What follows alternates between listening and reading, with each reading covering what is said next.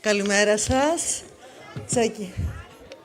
Πώς είστε? Ξεκινάμε τη δεύτερη μέρα, έτσι δυναμικά. Σας βλέπω έτοιμους να ακούσετε ενδιαφέροντα πράγματα όπως και χθες. Έχουμε τη χαρά σήμερα να ξεκινήσουμε το συνέδριο και τις συζητήσεις μας με έναν καθηγητή πανεπιστημίου, ο οποίος εξειδικεύεται στις διεθνείς σχέσεις.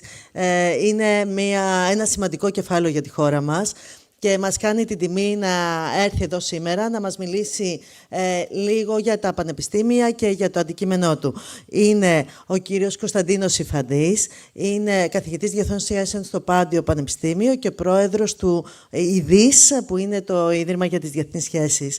Σας ευχαριστούμε πάρα πολύ για την παρουσία σας και για την τιμή που μας κάνετε. Παρακαλούμε να έρθετε στο βήμα.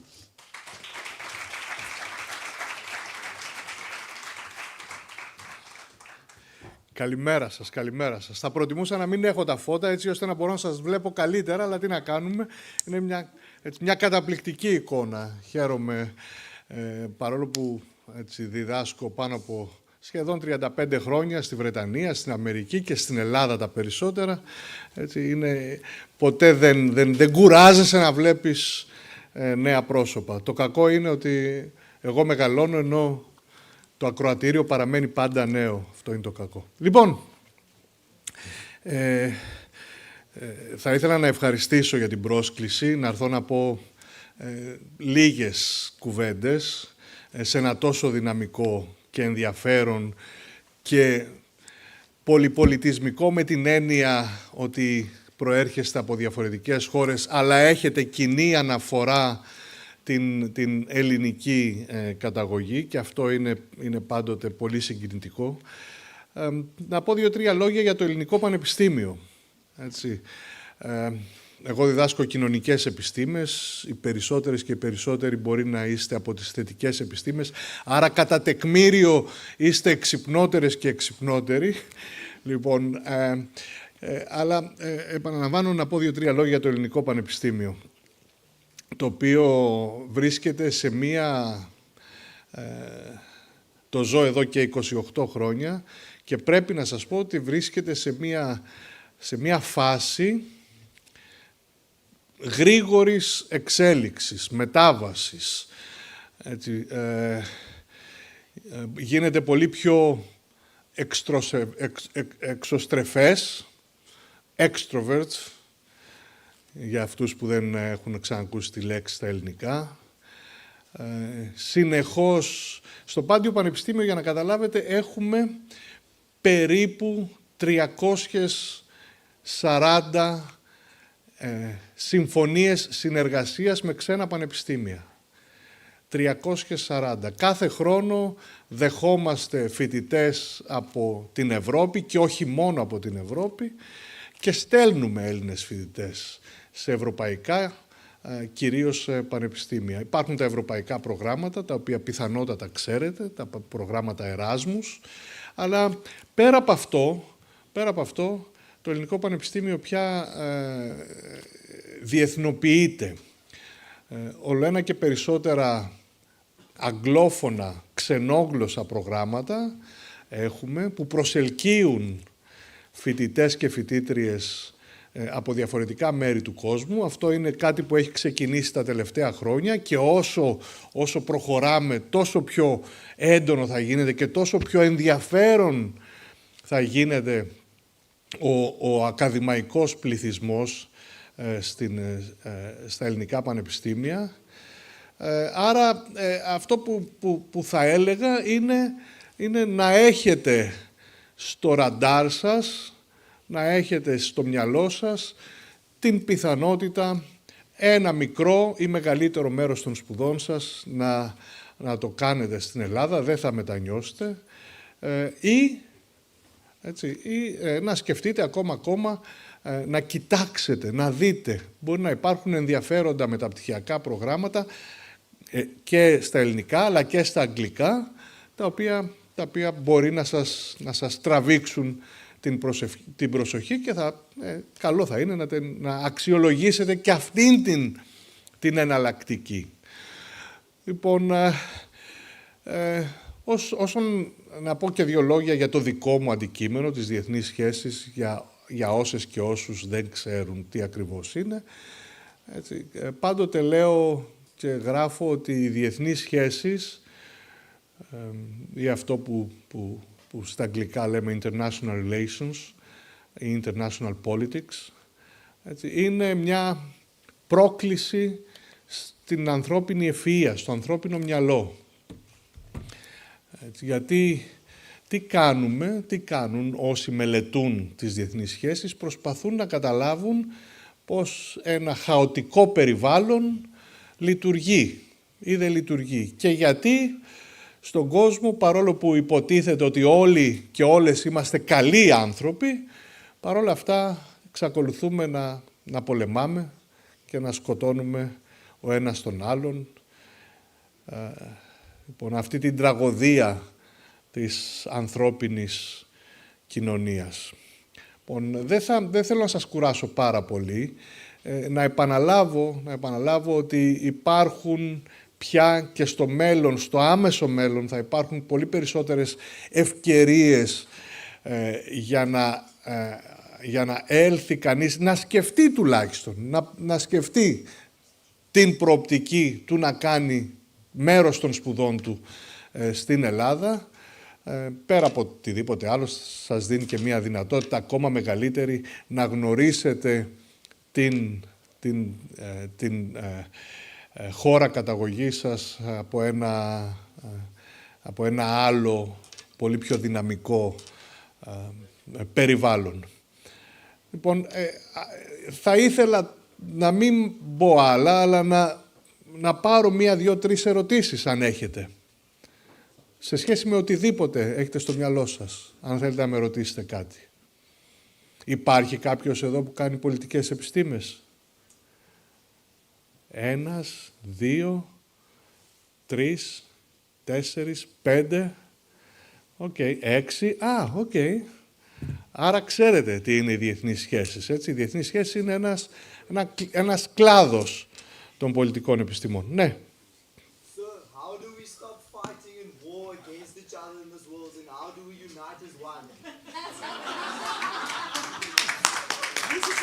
Okay.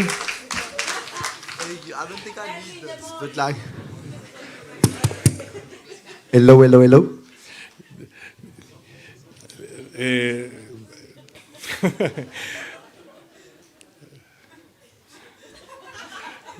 You want to leave me jobless, huh? Λοιπόν, πρώτα απ' όλα να ρωτήσω κάτι. Your accent is South Africa? Obviously. Is it? South Africa, #1. A month ago, I was at the University of Pretoria teaching. So. Wow. Hey. South Africa represent. We love you. Λοιπόν, η ερώτηση αυτή, πόσοι εδώ πέρα κάνουν physics? Λοιπόν, στη φυσική έχουμε, ποιο είναι το βασικό ερώτημα, το αιώνιο ερώτημα στη φυσική? Το αιώνιο ερώτημα είναι η αναζήτηση μιας μεγάλης θεωρίας, ένα grand theory που να εξηγεί τα πάντα. Έτσι, αυτό προσπάθησε να κάνει ο Πτολεμαίος, αυτό προσπάθησε να κάνει ο Νεύτωνας, αυτό προσπάθησε να κάνει ο Αϊνστάιν και αυτό ακόμα αναζητούν στη φυσική και δεν το έχουν βρει. Και πιθανότατα δεν θα βρούμε ποτέ ένα grand theory που να εξηγεί την αρχή του κόσμου και άρα όλα τα φυσικά φαινόμενα. Πόσο μάλλον έτσι, είναι αδύνατο να βρούμε μια θεωρία η οποία να μας πει πώς μπορούμε να τελειώσουμε τον πόλεμο. Υπάρχουν τέτοιες θεωρίες, έτσι. Αλλά δεν θέλω τώρα να σας βαρύνω με μια τέτοια φιλοσοφική στη βάση της συζήτηση. Έτσι, λοιπόν, αλλά είναι γεγονός ότι αυτό προσπαθούμε. Μελετώντας διεθνείς σχέσεις, προσπαθούμε να δούμε τις αιτίες του πολέμου και υπό ποιες συνθήκες μπορούμε να συνεργαστούμε και να καταργήσουμε τον πόλεμο. Υπάρχουν πάρα πολλές. Αν Ένας μαρξιστής θα σας έλεγε ότι αν επικρατήσει η επανάσταση, παντού η σοσιαλιστική επανάσταση, θα είμαστε όλοι ευτυχισμένοι. Άρα δεν θα πολεμάμε, θα καταργηθούν τα κράτη. Ένας φιλελεύθερος, liberal, θα σας έλεγε ότι αυτό το οποίο μας διαφθείρει είναι ότι έχουμε κακούς θεσμούς. Δηλαδή δεν έχουμε οργανωθεί σωστά ως κοινωνία. Λοιπόν, ένας ρεαλιστής, a political realist, would tell you that there is no escape from an ugly and brutish world. Hobbes. Όποιος κάνει πολιτική φιλοσοφία το ξέρει. Λοιπόν, άρα δεν ξέρω να σου απαντήσω. Έτσι,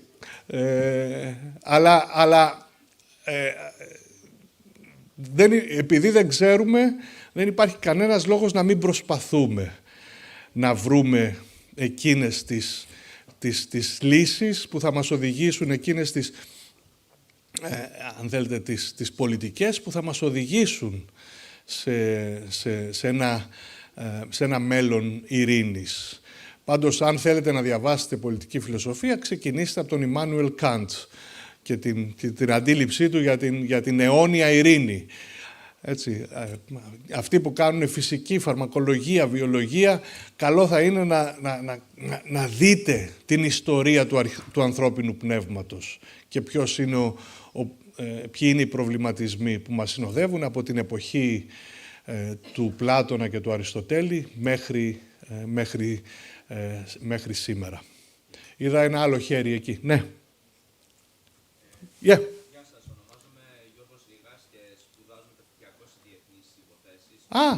Στην Οτάβα. Επιτρέψτε να ρωτήσω την ερώτηση μου στα αγγλικά, εφόσον είναι λίγο τεχνικό. Μ' ακούτε? Ωραία. So, Greece in the 21st century is a country that has a huge diaspora, as we're, I guess, a proof of, but at the same time, it's losing people every year to that diaspora in that sense, which jeopardizes perhaps its strategic importance in the region. At the same time, we can imagine that the diaspora enhances Greece's strategic importance in the world. So do you think there's a fine line that needs to be kind of met when it comes to growing the diaspora, ensuring its strength, all while ensuring that Greece's youth remains strong as well to preserve its strategic importance, not only in the region, but also to promote Hellenism across the world?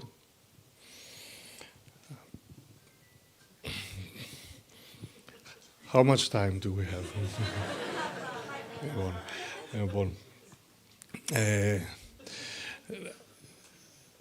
Δεν είναι εύκολο. Δηλαδή, ναι, η διασπορά, γενικά, diasporas are very important for those states that have them.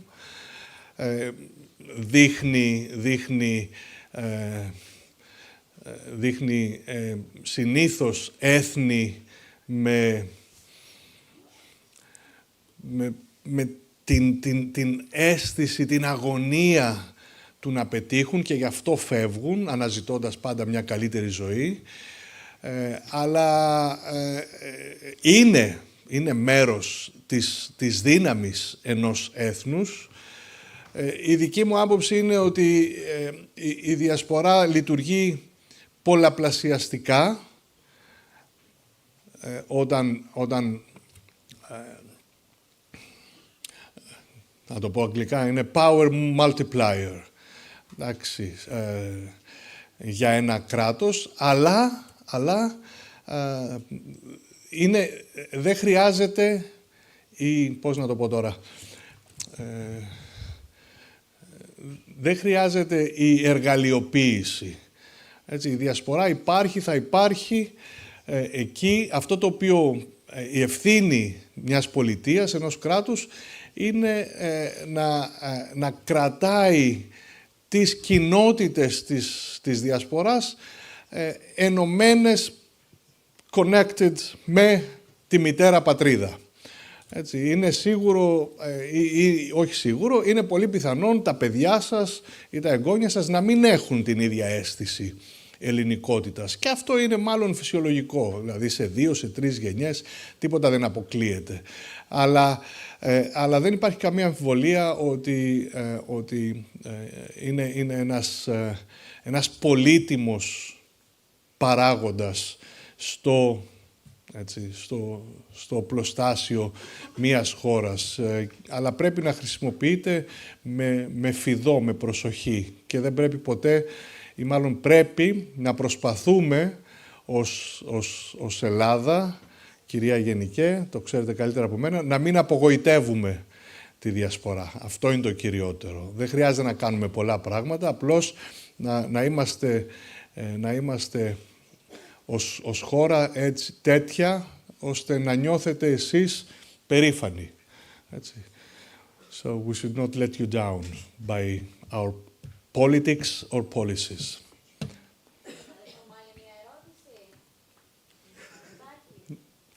Ναι. Ένα λεπτό, να πάρετε το μικρόφωνο. Στην ερώτηση την πρώτη. Πιστεύετε ότι η ενίσχυση του ρόλου του Διεθνούς Ποινικού Δικαστηρίου θα μπορούσε να συμβάλλει αποτρεπτικά για μελλοντικές πολεμικές σειράξεις? Βεβαίως. Να το πω. Κοιτάξτε.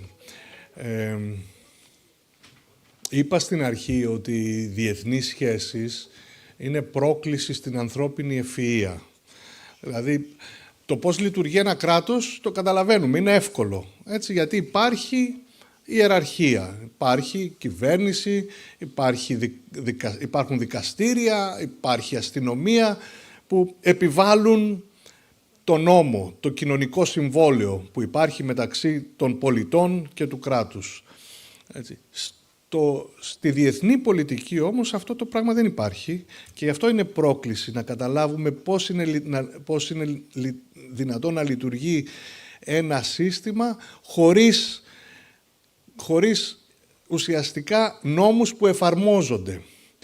Ποια είναι η λύση? Η λύση είναι συνεχώς να ενδυναμώνουμε τους διεθνείς θεσμούς. Με συγχωρείτε γι' αυτό, έπρεπε να το έχω κλείσει.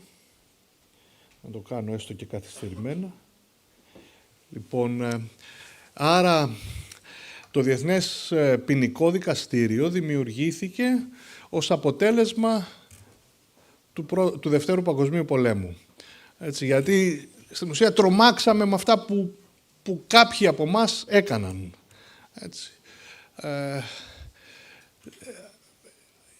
Ποιο είναι το δίλημμα πάντοτε? Το δίλημμα είναι μεταξύ κυριαρχίας, sovereignty, δηλαδή του κράτους μας, της πατρίδας μας, έτσι, σε ένα τέτοιο σύστημα το οποίο είναι άναρχο, και του να επιτρέψουμε σε ένα τέτοιο όργανο, σαν το Διεθνές Ποινικό Δικαστήριο, να δικάζει τους υπηκόους μας, our people. Λοιπόν, είναι πάρα πολύ μεγάλο το δίλημμα. Κάποιοι έχουν απαντήσει, οι Ηνωμένες Πολιτείες, παραδείγματος χάρη, δεν αναγνωρίζουν την αρμοδιότητα του Διεθνούς Δικαστηρίου για τους πολίτες. Στο τέλος, όλα αυτά θα λυθούν μόνο αν υπάρξει συμφωνία των μεγάλων δυνάμεων. Έτσι, δηλαδή, αν οι μεγάλες χώρες που έχουν τη δυνατότητα να επιβάλλουν ή να αγνοούν το διεθνές δίκαιο, αν βρεθούμε σε μια ιδανική κατάσταση που συμφωνήσουν ότι πρέπει να χάσουν ένα μέρος της ανεξαρτησίας τους προς όφελος της διεθνούς κοινότητας και της ειρήνης, τότε ναι. Εντάξει, σας ευχαριστώ εγώ.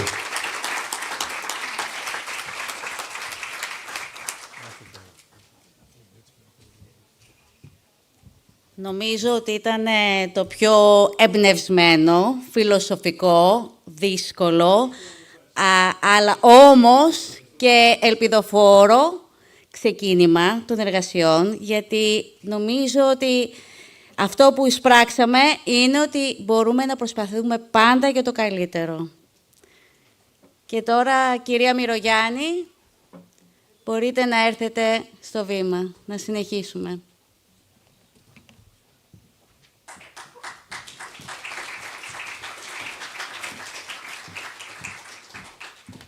Πρώτα απ' όλα να ευχαριστήσω τον καθηγητή, τον κύριο Ιφαντή, για την παρουσία του και για τις ερωτήσεις και τις απαντήσεις που δέχτηκε και να πω πόσο περήφανη είμαι για τις ερωτήσεις που κάνατε και για το επίπεδο των προβληματισμών που αναπτύσσουμε όλοι μαζί και έτσι μας δημιουργείται και η δυναμική να κάνουμε το διάλογο που ακριβώς αυτό είναι που θέλουμε να κάνουμε εδώ. Οπότε αυτή η διαδραστική συμμετοχή και με τον ενθουσιασμό που βλέπουμε, εντυπωσιάστηκα δε που κατάλαβε και την προφορά από την Νότια Αφρική. Αυτό δεν το περίμενα, για να είμαι ειλικρινής. Τώρα θα συνεχίσουμε με το επόμενο πάνελ. Έχουμε την τιμή και τη χαρά να έχουμε εδώ μαζί μας τον Υφυπουργό Ανάπτυξης για θέματα καινοτομίας.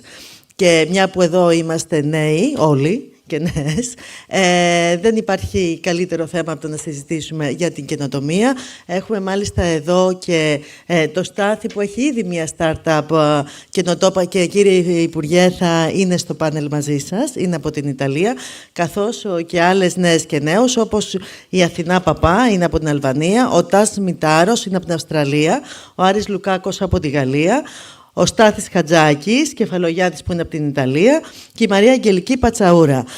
Κύριε Υφυπουργέ, περιμένουμε να ακούσουμε τα παιδιά και τη συζήτηση, την πολύ ενδιαφέρουσα που θα κάνετε.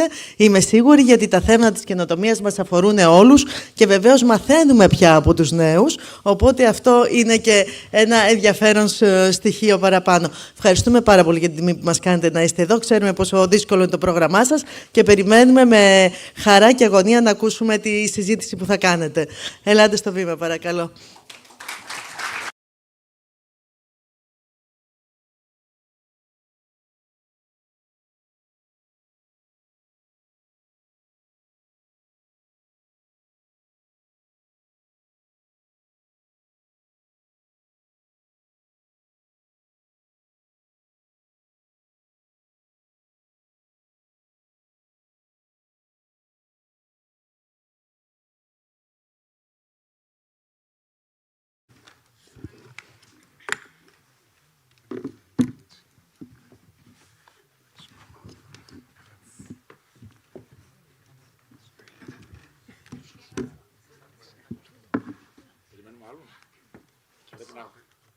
Φορέσουμε κάτι, μιλάμε κανονικά, είμαστε ok.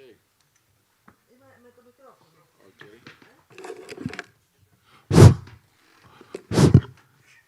Οπότε εγώ ξεκινάω 2 κουβέντες, λέω, και θέτω κάποιες ερωτήσεις στα παιδιά.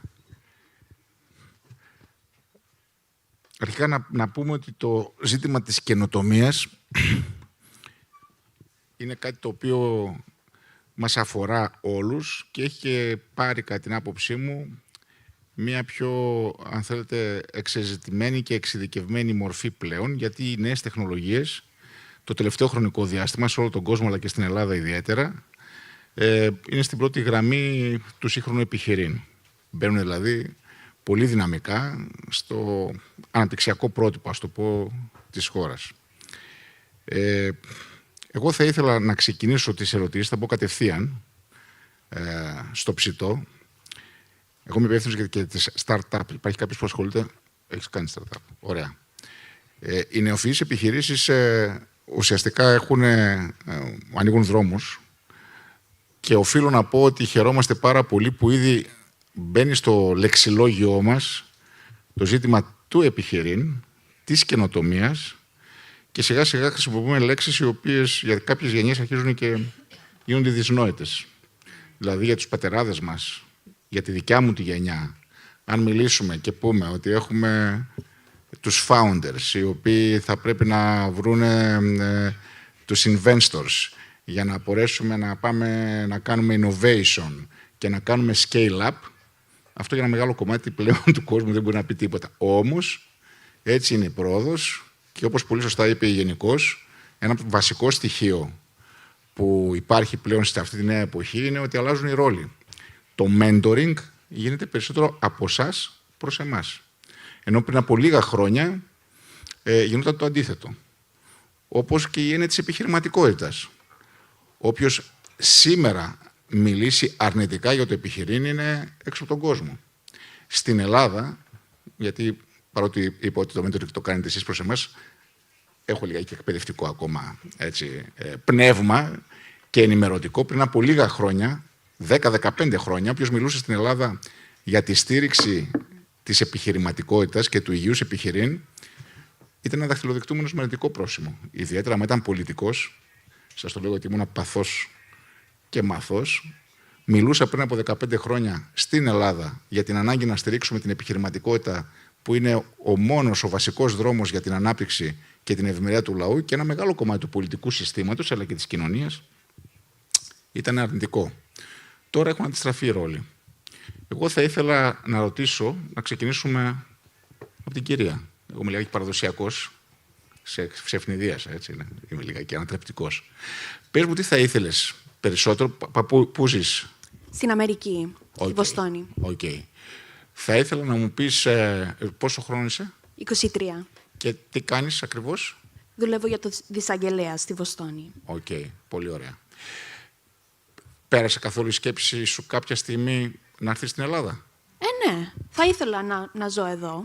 Πες μου τα 3 βασικά σου κίνητρα που θα ήθελες να στα δώσει η χώρα σου για να σκεφτείς πολύ σοβαρά να αφήσεις το μέρος όπου μεγάλωσες και να επιστρέψεις στη χώρα. Δουλειά, ζωή, κανονική και insurance. Insurance. Yeah. Πιστεύεις ότι η Ελλάδα... Ποια είναι η εικόνα που έχεις αυτή τη στιγμή για τη χώρα τα τελευταία χρόνια από εκεί που είσαι? Με αυτούς τους φίλους που συζητάς, με την οικογένειά σου, με το χώρο που κινείσαι και την καθημερινότητά σου? Προβληματικό, νομίζω. Προβληματικό. Ναι. Πού εστιάζεται περισσότερο το πρόβλημα με τις συζητήσεις που κάνεις για τη χώρα? Τι θα ήθελες να βελτιωθεί? Δεν ξέρω πώς να τα πω σε ελληνικά. Πες το αγγλικά. Πες το αγγλικά, θα καταλάβουμε. Reform στα policies χρειάζεται. Whether that's environmental or immigration-wise, there needs to be a lot of reform, I think. Okay. Πολύ ωραία. Έχεις startup? Ναι, έχω μια startup. Πες μας λίγα περισσότερο γι' αυτό. Αυτή η startup τη λένε My Mentor AI και basically θα μιλάω Greekish που είναι ένα μίξ από... Μίλα αγγλικά, αλλά όλοι καταλαβαίνουμε αγγλικά. Okay.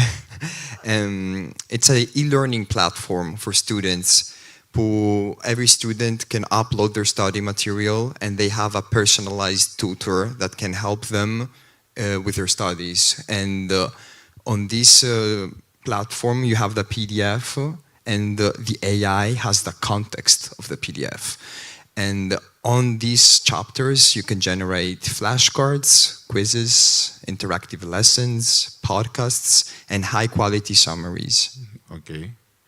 And for how long now have you been working on that? I've been working on this startup for like 2 years on the project. Are you alone or with a... I have a team. Okay. I have a team. I wouldn't be able to do it without a team. Right. In what stage are you right now? So right now, we just released 6 weeks ago our product on the market. It's our MVP, and we're testing the market. We had really positive feedback, and so we're going to continue with the project. Right. And we're in a fundraising moment right now. Okay. We were able. So you're searching actually for someone to sponsor the whole idea or to. Yeah. We already had initial investments from friends and family to be able to create the product. Mainly me and my founder put the money because especially when you do startup, you have to risk it. You have to put yourself in it, or else you won't have the motivation to go forward. And because of this, and because of we had the positive feedback from the market, we were able also to get a grant from the government of Italy that might help us.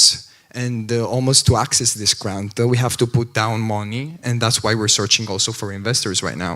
And we're in the phase that you described before, right. The phase where we are fundraising, which as a startup founder, I can say it's like the most difficult thing to do. Right. Because especially in countries, for example, Italy or like Greece, which do not have the mentality, the capitalistic mentality of, for example, USA. You're absolutely right. Yeah. It's really difficult to find investors because, for example, in the USA, you can sell your idea and people will invest on that idea. Here, or I don't know about here in Greece, but in Italy, investors have the mentality, where is this going to fail? How can it fail? How can I am sure that this is a safe investment? Right. But a startup in an initial phase is never going to be a safe investment. That's the whole point. And so there's like this loop where founders at my stage get stuck, where they need funds to scale up the product. But it's difficult to get funds because you don't have enough data from the market to show that this is a safe investment. That's a fundamental problem that many startup enterprises facing actually all over Europe, especially in Greece and Italy, where the ecosystem started to raise over the few last years. Because obviously there's not the, we don't have the culture actually, as you really mentioned, and because the whole, environment is completely different than in USA, where the entrepreneurs, they are encouraged to fail because when someone tries to make his own business, he has the right, and it might be a privilege to fail, because this is, something that it's a credit, not, a disaster, because you're taking the risk. That shows that you're taking the risk to go on and go on. And you're absolutely right. The problem here in Greece, especially, as far as I know, is that, the investors or business people, they don't really dare to risk a lot, actually, because they want to go the safe way, which means that, this way of thinking keep things very low, actually, at the end of the day. Yeah, you're absolutely right. So we need to work on that. And to be honest, over the last few years, that's why I mentioned before that the steps that we're making over the last few years, and this is not something that really happens out, from the sky. Actually, there's a strategy from Prime Minister Kyriakos Mitsotakis over the few years to become very friendly with the business and make people not be afraid to get into business and to risk, actually, and to help young people to go on. But this is an ongoing process, actually, and we are actually in the beginning. That's how I perceive the whole situation. You would like to say something? Yeah, I would like to add that what you said about the USA, that they encourage failing, is correct. And that's not a mentality that's really present here in Europe, because learning happens through trying and failing. And once you fail, you understand where the mistake was, and you can try again. You're getting better and better, right? Yeah, exactly. Right. And it's a learning procedure. Yeah. This block on failing is also blocking the growth, because you are not able to learn. And the faster you learn, the better you become. And that's why startups in the USA usually explode. They're flying, right? Yeah, because they have the ability, they're encouraged to fail and learn. Exactly. In America, if you go to an investor and say, I have 3 startups that have failed, they will consider you as a founder with experience. Right. That doesn't happen in Italy. Right. You're absolutely right. Your name, please? Άρης Λουκάκος. Hello. So, Χαίρετε. Έχεις κάτι να προσθέσεις πάνω σε αυτό? Ναι, εγώ έχω μεγαλώσει στη Γαλλία. Έχω μεγαλώσει με ελληνική δομή και αυτά που είπε ο συνάδελφος εδώ βλέπω ότι ισχύουν. Έχω γυρίσει εδώ στην Αθήνα και κάνω ένα μεταπτυχιακό. Έχω αρχίσει το Σεπτέμβρη. Το πρώτο σου πτυχίο που είναι? Στη Γαλλία. Σε τι αντικείμενο? Διοίκηση επιχειρήσεων. Και το Masters? International Business and Management. Ωραία. Και βλέπω ότι η νοοτροπία εδώ είναι διαφορετική στην Ελλάδα. Ότι δεν τολμάνε πολύ να αρχίσουν κάτι εδώ στην Ελλάδα. Η νεολαία μας. Ενώ στη Γαλλία είναι πολύ περισσότερα παιδιά που θέλουν να πιάσουν αυτό το κομμάτι της επιχείρησης και ίσως πρέπει να αναρωτηθούμε γιατί δεν τολμάνε εδώ. Εγώ έχω, και εγώ όπως εδώ ο συνάδελφος, δεν είμαι τόσο genius startup. Εγώ με εμπόρευμα ασχολούμαι. Έχω ένα e-shop, το έχω ανοίξει εδώ στην Ελλάδα. Έχω γυρίσει κιόλας γι' αυτό το λόγο και για το μεταπτυχιακό. Συζητήσαμε χθες για μερικά θέματα που δεν γνωρίζει η νεολαία, όπως οι βοήθειες που υπάρχουν για να ανοίξουμε μια νέα επιχείρηση. Και αυτό θεωρώ ότι είναι σημαντικό για να καταφέρει η νεολαία να τολμήσει περισσότερο, παραπάνω. Έχεις απόλυτο δίκιο. Βέβαια, να πούμε την αλήθεια ότι τα πράγματα ήταν πολύ πιο άσχημα πριν λίγα χρόνια. Ναι. Το όνειρο ενός νέου ανθρώπου πριν από 15 χρόνια δεν ήταν το ίδιο. Δεν ήταν το ίδιο. Ναι. Λυπάμαι να πω, αλλά αυτή είναι η πραγματικότητα. Δεν χρειάζεται να λυπόμαστε για δεδομένα. Πριν από 15-20 χρόνια, το όνειρο πολλών νέων ήταν να βρει μια δουλειά στο δημόσιο.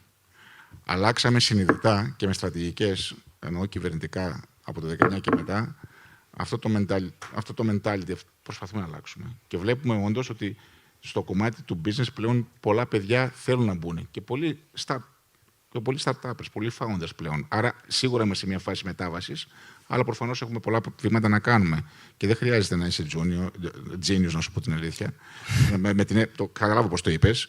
Μόνο και μόνο το γεγονός ότι μπήκες μέσα στο κομμάτι του επιχειρήν είναι πολύ σημαντικό και κατά την άποψή μου, γιατί και εγώ όλοι μας έχουμε μια προσωπική ιστορία, και εγώ από εμπορική οικογένεια κατάγομαι, πολιτής αυτοκινήτων ο πατέρας μου, λαμαρινάς ήταν, κατασκεύαζε αυτοκίνητα.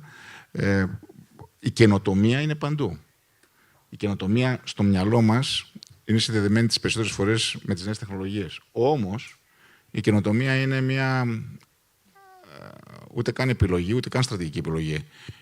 Είναι μια διαρκής κουλτούρα που πρέπει να έχουμε όλοι στο μυαλό μας. Στην επιχείρησή μας, εγώ θα σε έλεγα και στη ζωή μας. Ακόμα και ο τρόπος που κάνουμε αυτή τη συζήτηση, αν την κάνουμε αλλιότερα, δηλαδή αν καθώς θα τοποθετούσαν εσείς και με πυροβολούσατε εμένα, τότε ήταν μια καινοτομία. Ήταν αλλιώς. Άρα, οτιδήποτε, να το πω λιγάκι έτσι λυρικά, κάνουμε, σκεφτόμαστε, επιχειρούμε out of the box, είναι καινοτομία. Με στόχο βεβαίως να προσφέρει κάτι σαν προστιθέμενη αξία. Γιατί αυτό το έχουμε και στην έρευνα. Ξέρετε, οι ερευνητές πολλές φορές μπερδεύουν το κομμάτι της ευρεσιτεχνίας με την εξέλιξη και την καινοτομία. Δηλαδή, όταν κάνεις κάτι καινούριο, πρέπει να προσθέτεις κάτι στην κοινωνία. Να το πω πολύ απλά, μπορεί να γελάσετε κάποιοι, και ο κύριος Γρανάζης στο Mickey Mouse έκανε πολλές εφευρέσεις. Δεν είχε όμως τίποτα στο τέλος σήμερα σε αυτό για την κοινωνία. Πρέπει λοιπόν η εφεύρεση είναι άλλο, η ευρεσιτεχνία είναι άλλο, η καινοτομία είναι άλλο. Όλα μαζί πάντως στο τέλος πρέπει να καταλήγουν σε κάτι που θα βοηθάει την κοινωνία. Να έχει εμπορική αξία, είτε σαν προϊόν είτε σαν υπηρεσία, και να προσθέτει αξία στη ζωή μας. Μιλάμε τώρα ελληνικά, τα κάναμε mixed. Μιλάμε ελληνικά, μιλάμε. Πρότιμο στα αγγλικά. Στα αγγλικά. Αγγλικά, Ναι. okay. So, but tell us a few things about yourself, please. My name's Tas Midaros, and I'm from Australia. If there's something else I can add to this conversation, perhaps an optimistic point, is I think with the advent of artificial intelligence, this is potentially has the potential to disrupt, I guess, the barriers to entry to entrepreneurship. So this is perhaps taking a step back from what we've been talking about, where we're saying investment into entrepreneurship, but to go from, say, conception of an idea to actually executing on that idea. The advent of AI allows us to shortcut the skill gap that we have, where we can take that idea and where ordinarily we wouldn't be able to take it a few steps further and actually execute on it. With the addition of AI, we can get that extra step further. So I think it's not all doom and gloom.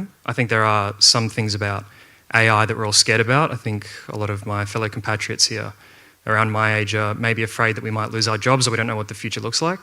But I think there is a lot of opportunity if we choose to embrace that, and especially how it relates to the startup ecosystem. Okay. Well, θα σας κάνω, I'll give you a question which is common for everybody. If you were an advisor, my advisor, consultant, and I would ask you, please give me a report tomorrow, 3 things that I have to do in order to make your life easier, people's life easier, and businesses' life easier. What would be 3 basic things? What would you advise me to do? You're hired. Not really, but okay. So, and I will be very rash. Give me tomorrow morning at 10 o'clock, unless you are fired. I'm thinking. I just put some pressure in the scenario, actually. But just give me a couple of ideas. I mean, what would you ask for someone who has the power to, to legislate, to make a legislation, to inspire people, everything that would be very useful for Greece and for Greek young people, actually. I'm gonna answer this question as a startup founder that advises like a powerful person in the government on what to do to remove this block of and fear of failing. And these three things would be, first of all, for example, in Delaware, it's really easy to create a company because you don't have to put down money as a founder. Okay. So if you make it easy economically for people to be able to create companies and quickly iterate on their ideas, that would help a lot. Like also economic incentives, which they are grants already, I suppose, that help people. Right. But also like from the tax point of view, help them on that. That's the first thing. Second of all, surely people have to be informed. Like this fear, to be able to deal with this fear of failing, there have to be like controlled scenarios where young people are put, for example, hackathons, right? Because hackathons, you can, you're given an idea and you have to develop this idea in like 24, 36 hours. And sometimes out of these hackathons, quality ideas that can be turned into businesses come out. And that really helps you to show you that there's nothing to fear in trying. There's nothing to fear in failing. Absolutely. And the third thing, because you asked for three things, right? Right, you remember very well. I might need a little bit more time for that one. Okay. Please. Εγώ το πρώτο πράγμα θα έλεγα η οργάνωση. Να υπάρχει μια καλή οργάνωση για να μην βουλιάζουμε, να ξέρουμε που πρέπει να αρχίσουμε, να έχουμε στόχους, θέλω να πω, κοντινούς στόχους για να φέρουν μελλοντικούς στόχους. Το δεύτερο πράγμα θα ήταν ότι η πληροφορία είναι δωρεάν και έχουμε πρόσβαση σε πολλές πληροφορίες και δεν χρειάζεται να περιμένουμε να μας έρθουν οι πληροφορίες. Μπορούμε να πάμε και να τις πάρουμε από μόνοι μας. Και το τρίτο, όπως το είχε πει ένας πρώην πρόεδρος της Γαλλίας, που είναι μέσα στη φυλακή τώρα αυτή τη στιγμή, ή βγήκε νομίζω, βγήκε. Έχει πει ότι τα λεφτά δεν φέρνουν την ιδέα, η ιδέα φέρνει τα λεφτά. Αυτό το πράγμα. Ευχαριστώ. I would say, this may be cutting it short, but speed, effectiveness, and consistency would be the three things that I would say. Okay, you give me some titles, okay? That's the shortest report I ever had, but anyway. Sorry! No, that's okay. That put me in the process, of thinking and being very creative. So, okay, thank you very much. If there's something in addition I can add to what my fellow panelists said, I think it's keep it simple, don't reinvent the wheel. So we just mentioned before that we have, or in the United States, there's a culture for failure, to encourage failure and to iterate and iterate. I think it would be very wise to leverage the existing network to learn from that rather than to try and create something ourselves totally from nothing.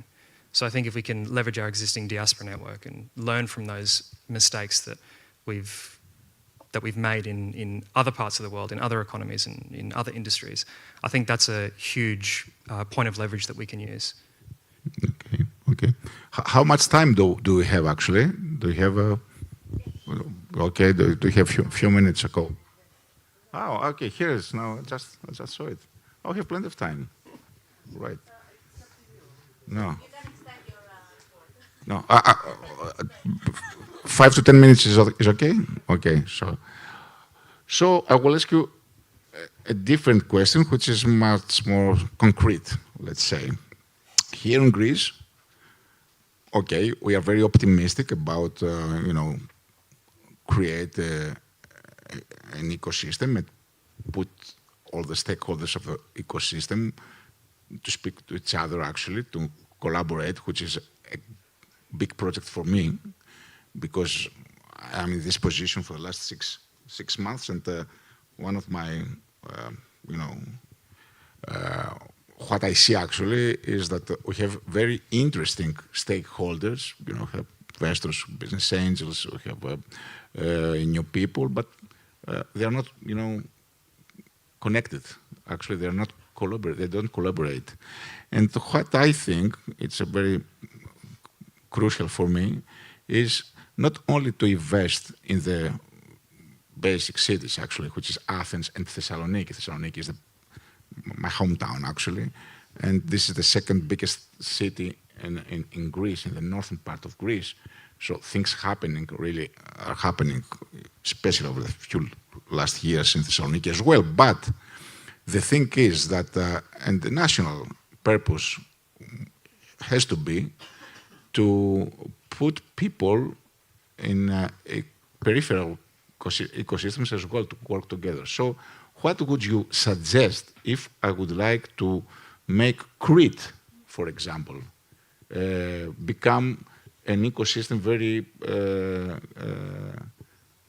positive ecosystem? What would you think to, what would you advise me exactly, again, but in very concrete way right now, to do if my purpose was in Central Macedonia, for example, to create an ecosystem to work for specific reasons? Because what I'm saying this, every area has its own needs and its own development, perspective. Actually, different way, the things are different in Crete, and the things are different in Thessaloniki. But we have to have a strategy for the whole country, actually. So, if I wanted to make the ecosystem of Crete, for example, to be very alive, what would you suggest to me to do? What do you mean with very alive? Sorry. We have the investors in Crete. You have the students. We have the enterprises, but they don't collaborate. They don't communicate. So, but we need to have a very, concrete way to develop, to collaborate. I mean, for example, I'm thinking, now I'm taking advantage of our meeting, and I'm getting some ideas, as I understand, for free. So you work for free for me. So I'm thinking to put everybody in a couple of 2 days in Crete, gathering all the stakeholders just to communicate and to see what's going on for the future of Crete, for example. What would you think about that? Or what else I should do? Okay, so actually I am from Crete, so... That's right, okay. From which town? From Iraklio. Iraklio, yeah. Nice. And so, sorry to interrupt you. Here in Iraklio we have the ITE. You know the ITE? Iraklio has one of the biggest research centers in Greece. Oh, yeah. We have. So ITE is the name of the research center based in Crete and in Iraklio. It's one of the 2 best research centers in so it's going to be the connection point for sure. Okay, so there's a difference, like you said, between invention and innovation, because invention is creating something new. Innovation is being able to find a necessity in the market that you can solve with that invention. It's another thing, basically. So to be able to bring something from invention to innovation, except the ideas, you need also execution, because ideas are worth nothing without execution. And to be able to execute, you also need funds, okay? So a thing I would advise to do is create something like the Diaspora Symposium, a place where you bring inventors, so like researchers, innovators, so basically businessmen, startups, and investors that are willing to do risky investments without actually blocking the development of the startups. If you bring these things together, you have the recipe to create a quick innovation, because you have the people that create new things. You have the people that bring those new things to everybody, and you have the funds that can let this happen, because funds and execution are strictly connected in the world we live in. Ωραία, thank you. Το ερώτημα είναι αυτό. Θέλουμε να βάλουμε όλους τους παίκτες με κάποιο τρόπο να λειτουργήσουν μαζί. Η Κρήτη έχει διαφορετικές αναπτυξιακές προοπτικές και διαφορετικές ανάγκες από ότι έχει ο Εύρος, παραδείγματος χάρη, η Ανατολική Μακεδονία και η Θράκη. Από ότι έχει η Δυτική Μακεδονία. Έχει και διαφορετικά assets.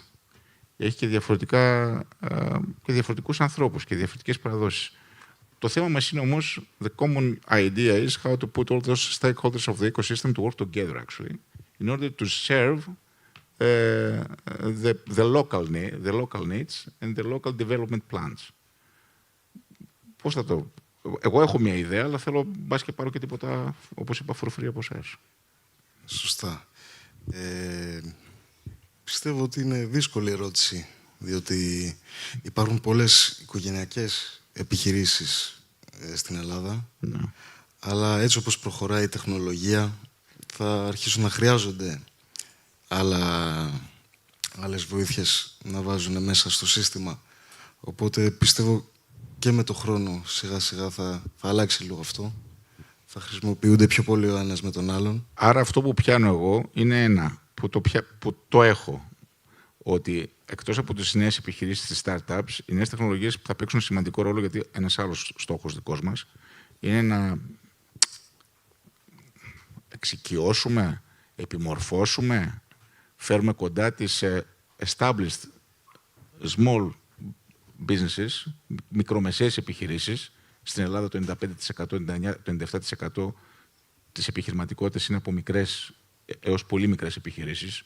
3, 5, 7 άτομα, οικογενειακές επιχειρήσεις, όπως είπες, που κατά την άποψή μου πιστεύω ότι με μικρή εισαγωγή των νέων τεχνολογιών και στις μικρές επιχειρήσεις θα μπορούσαμε να τους δώσουμε ένα μπουστάρισμα να ξεφύγουν από τα καθημερινά τους προβλήματα. Γιατί τα προβλήματα των μικρομεσαίων επιχειρήσεων, ξέρετε ποια είναι: το κόστος, το μισθολογικό κόστος, η αγωνία τους που μόλις ανοίγουν την επιχείρησή τους έχουν να πληρώσουν τουλάχιστον 100 ευρώ για την μισθοδοσία του ενός υπαλλήλου, για το ρεύμα, για το νερό. Έχουν το άγχος. Άρα, οι νέες τεχνολογίες, δικό μου πιστεύω, είναι ότι μπορούν να βοηθήσουν και τις μικρομεσαίες επιχειρήσεις. Οι μεγάλες επιχειρήσεις, μπορώ να πω, ήδη έχουν καταλάβει το νόημα του R&D, που τώρα είναι R&I σε πολλές. Έχουν επενδύσει αρκετά εκατομμύρια ή πολύ μεγάλες. Το ζήτημα είναι πώς θα μπορέσουν οι μικρές και πολύ μικρές επιχειρήσεις. Και αυτό που πιάνω δεύτερο κομμάτι, αυτό που καταλαβαίνω που μου λες, είναι πώς θα βάλουμε σαν stakeholders σε αυτά τα τοπικά αναπτυξιακά πλάνα και τις μικρομεσαίες επιχειρήσεις που ήδη λειτουργούν. Δεν χρειάζεται να είναι μονάχα, γιατί είναι και αυτοί κατά κάποιο τρόπο εν δυνάμει stakeholders του οικοσυστήματος τοπικού. Είμαι εκεί πέρα, σωστά δεν το μεταφράζω. Έτσι, ναι. Ναι. Δηλαδή, από τη μία, οι νέες τεχνολογίες θα μπουν μέσα στην λειτουργία των μικρομεσαίων επιχειρήσεων και από την άλλη, οι ίδιες θα συμμετέχουν στη διαμόρφωση του αναπτυξιακού πλάνου της περιοχής. Νομίζω ότι είναι πολύ καλό αυτό. Thank you. Σου ευχαριστώ. Εσύ με 3 λέξεις θα μου απαντήσεις, είμαι σίγουρος. Σε ξέρω πλέον. I know. Just give me the 3 critical words I need. No. I'm joking. Some ideas, like utilizing the Μ' αρέσει ο δωρικός τρόπος, να ξέρεις. Και εγώ Μακεδόνας είναι και μου αρέσουν τα στακάτα. Δεν χρειάζονται νέα. Α, Β, Γ. Δεν χρειαζόμαστε πολλά. Straight to the point. Right. You're absolutely right. You know, maximizing its location, implementing artificial intelligence to help maximize, and making it more, I guess, attractive to new startup companies to create more opportunities, I think would be a good start. Sure. Okay. Thank you. I think to take it back to first principles, it really comes down to human nature, and that's sort of the common thread amongst everything that we're talking about. I think if you want to get people to move elsewhere and operate somewhere they haven't before, they need incentives. And I think it's important to understand from their position, from an empathy-first approach, why would they want to do that? So how can we understand their position such that we can incentivize them to go from A to B? Okay. Και ξεκινάμε τον τελευταίο γύρο και θα πάμε από εκεί προς τα εδώ για να ολοκληρώσουμε. AI. Όλος ο κόσμος πλέον μιλάει για AI. Η χώρα μας έχει κάνει πολύ σημαντικά βήματα στο κομμάτι της τεχνητής νοημοσύνης, proactively θα έλεγα. Κάνουμε συνεργασίες με μεγάλους κολοσσούς τεχνητής νοημοσύνης, τόσο της Αμερικής όσο και την Ευρώπη. Πριν από 2 μέρες είχαμε σε επίπεδο πρωθυπουργού τη συνεργασία με τη Mistral AI, που είναι ουσιαστικά μια εταιρεία τεχνητής νοημοσύνης που ασχολείται με εκπαιδεύσεις του δημοσίου των ευρωπαϊκών χωρών. Είναι μια startup όμως που έχει μεγάλη επέκταση και έχουμε κάνει και μια συμφωνία με την OpenAI σε επίπεδο εκπαίδευσης το ένα σκέλος και σε επίπεδο startup το άλλο. Θα ήθελα όμως τη δικιά σας άποψη. Έχουμε 3,5 λεπτά, αναλογή στα 50 δευτερόλεπτα στον καθένα. Πώς βλέπετε αυτή την εποχή του AI, γιατί σίγουρα είναι μια νέα τεχνολογία, υπάρχουν και πολλές άλλες, ρομποτική, φωτονική, quantum, θα παίξουν και αυτές το δικό τους ρόλο. Όμως πιστεύω ότι η τεχνητή νοημοσύνη είναι κάτι παραπάνω από μια τεχνολογική εξέλιξη, είναι μια νέα εποχή ουσιαστικά. Οπότε θα ήθελα να μου πείτε τη δικιά σας άποψη, πώς βλέπετε και τη χώρα μας και τη λειτουργία της επιχειρηματικότητας μέσα σε αυτή την εποχή της τεχνητής νοημοσύνης, που σίγουρα έχει και προκλήσεις, έχει και ευκαιρίες, έχει παγίδες. Κάθε νέα εποχή τα έχει όλα. Παρακαλώ. I think for AI, it can be daunting to begin the journey. And I speak from personal experience, and I'm sure people in the room agree with that. I think it's about getting that initial push to get people to dip their toe into AI to begin with, so that you can foster a culture where people are confident to take the reins and continue that. In terms of where AI is going and all the technologies that you mentioned, it's a difficult question to answer because we're at the beginning of this journey and it's so new. But I think it definitely has the potential to disrupt many industries and especially to benefit Greece greatly. And I think that if we can, as I mentioned before, leverage the diasporic network and how AI is being used in other industries perhaps more developed, then that should shortcut the path to value. Okay, thank you. I do agree that AI can be daunting and that with most industries it could easily be replaced. But I think looking at the brighter side of it, we could, especially for Greece, using it from the environmental aspect of monitoring emissions and etc., it could benefit the country in that aspect if we utilize it properly. Right. Yeah. Thank you. Και εγώ αυτό θα έλεγα, ότι είναι σημαντικό να το χρησιμοποιούμε και να ξέρουμε να το χρησιμοποιούμε για να προχωράμε πιο γρήγορα σε κάποια θέματα, να γλιτώνουμε χρόνο, αλλά επίσης είναι καλό να κρατάμε και τις ρίζες μας, να σκεφτόμαστε με το δικό μας μυαλό και όχι με την τεχνητή νοημοσύνη και να είναι πιο πολύ ένα object που να μπορεί να μας πάει λίγο παραπέρα. Αλλά το σημαντικό είναι να κρατάμε το δικό μας μυαλό. Πολύ ωραία. It's a difficult question, and I could speak hours about it, so I'm going to try to compress everything.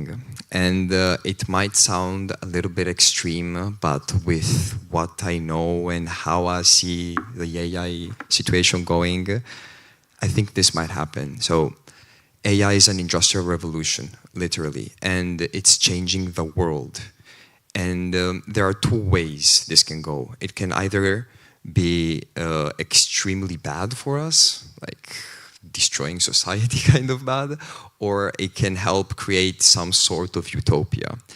And what difference, what decides which way we go is how we act, because what AI does is just repeat patterns. There's not a real understanding of the world, at least for now, until we develop world models, which are not just based on text, but on whole experiences of like we perceive the world, 3D world. Maybe there the AI could learn. But in the situation we are now, it just reflects patterns that it sees. So when we train it, if we show trying to control information or racism or war, that is what the AI will reflect.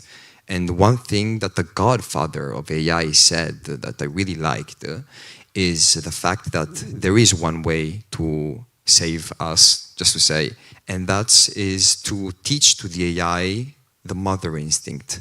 Because if you think about it, there's the mother and the newborn.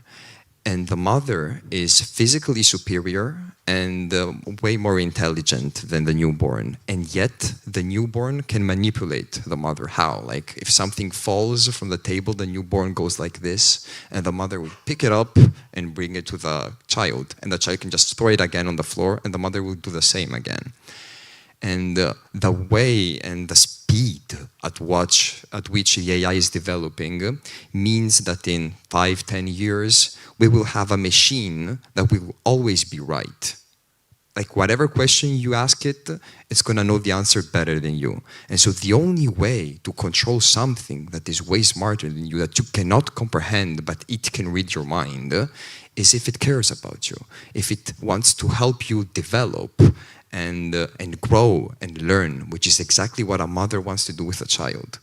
So if we're able to bring in the training models examples of like the mother helping the child and try to put this instinct in the AI, we might help ourselves go in a direction where AI won't ruin us. Okay.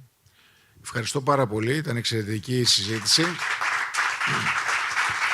Κλείσαμε με την τεχνητή νοημοσύνη και θέλω να ευχαριστήσω άξιους εκπροσώπους υψηλού επίπεδου της φυσικής νοημοσύνης. Να είστε καλά, συγχαρητήρια.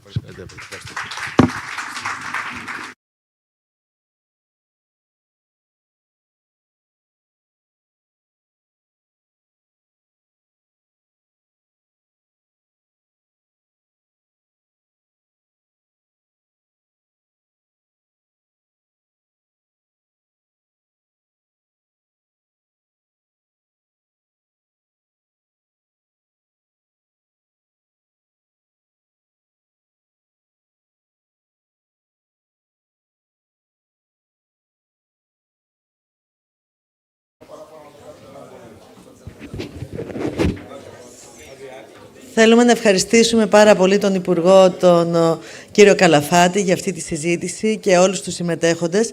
Η αλήθεια είναι ότι η καινοτομία είναι παντού και αυτό που ήταν καινοτόμο είναι το ότι έκανε την ερώτηση τι θα συμβουλεύατε εσείς, γιατί γι' αυτό είμαστε εδώ. Λίγη ησυχία τώρα, παρακαλώ. Να σου πω, South Africa, Mike. Ναι. Λίγη ησυχία. Ωραία, ναι. Μπράβο, πολύ ωραία, ευχαριστώ. Λοιπόν, το βασικό είναι το ερώτημα, το τι θα συμβουλεύατε εσείς τον Υπουργό και αυτό είναι το καινοτόμο αυτού του συνεδρίου. Θα καλέσω τώρα στο βήμα τον κύριο Παπαλόη, που είναι πρεσβευτής από πέρυσι, να μας πει τις δράσεις που έκανε για τη διασπορά. Κύριε Παπαλόη, σας περιμένουμε. Ευχαριστώ πολύ.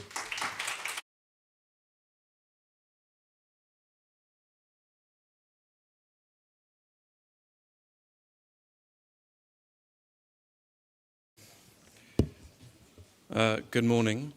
My name is Pavlos Aristotelis Papalois. I spoke briefly yesterday. By way of a brief overview, I'm a trainee solicitor working in the City of London. My presentation today isn't so much about an initiative in London, so much it is about the little moments that we as members of the diaspora all share together. If we can go to the next slide. Okay.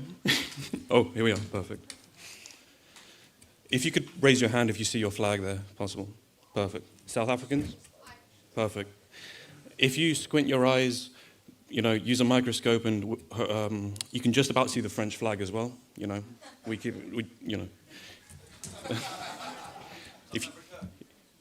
Always, bro. Perfect. So the first little moment I'd like to share is something called the name day telephone conversation. For some reason or another, we all have an uncle called Dimitri. I'm not sure why. And when you ask your parents who Uncle Dimitri is, they come up with the most elaborate explanations. He's your 12th cousin, 4th removed. He might have lived, opposite your house. Point is, you have to speak for him for 10 minutes, and it's something that, as diaspora members, we've all had to encounter. Regardless of your religious convictions, Easter Mass is one of the most celebrated moments in the entire calendar. And the moment when the resurrection happens and the torch and the fire is passed around, you feel a sense of belonging and cultural unity at that moment. And obviously, you know, it's the fasting comes to an end at that point as well, so it's also a momentous occasion. And lastly, if you can see here, it's a bit difficult. I managed to land myself on the 0.5% of Yannis Parios listeners on Spotify last year. Thank you. My family call it an addiction. I call it passion at the end of the day. You know how it is. This is another just little moment which, as members of the diaspora, we all share. We have that one piece of music which we listen to relentlessly. I was going to put smoking here, but, you know, it's a bit of a controversial one. Again, you ask your doctor, they tell you to quit smoking, but winners never quit, so you know how it is. So lastly, I just want to say that, you know, with the United Nations here, we have members of, you know, various countries here from the Commonwealth, EU, all different countries. But at the end of the day, we're one big happy family. Thank you very much.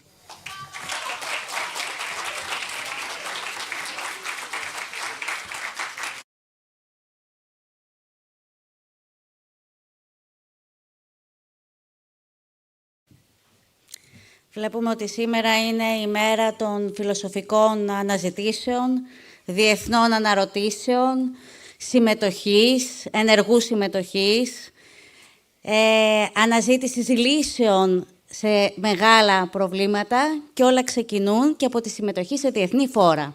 Έτσι λοιπόν, το επόμενο πάνελ έχει θέμα ακριβώς το ρόλο της νεολαίας και τη συμμετοχή της στα διεθνή φόρα και θα καλέσουμε την Πορφιλένια Κανελοπούλου, η οποία έχει και την νομική εμπειρογνωμοσύνη να μας συζητήσει το θέμα, με τη Χριστίνα Σταφυλάκης από τον Καναδά, την Χρύσα Πιταροκύλη από τη Γερμανία, την Άρτεμι Σιδηροπούλου από την Νορβηγία, τη Γιωσεφίνα Ρίβελ Ιωαννίδης από την Παραγουάη και τον Άρη Μόρος από το Περού.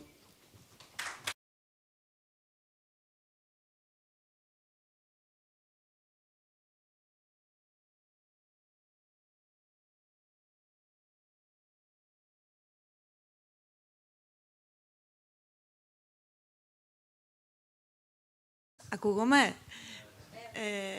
Αξιότιμη Γενική Γραμματέα, αξιότιμοι φίλοι, κυρίες και κύριοι, φίλοι του Συνεδρίου της Διασποράς. Σας καλωσορίζουμε στο πάνελ μας, που είναι η συμμετοχή των νέων στα διεθνή φόρα. Θέλω να πω ότι είναι η δεύτερη φορά που συναντιόμαστε.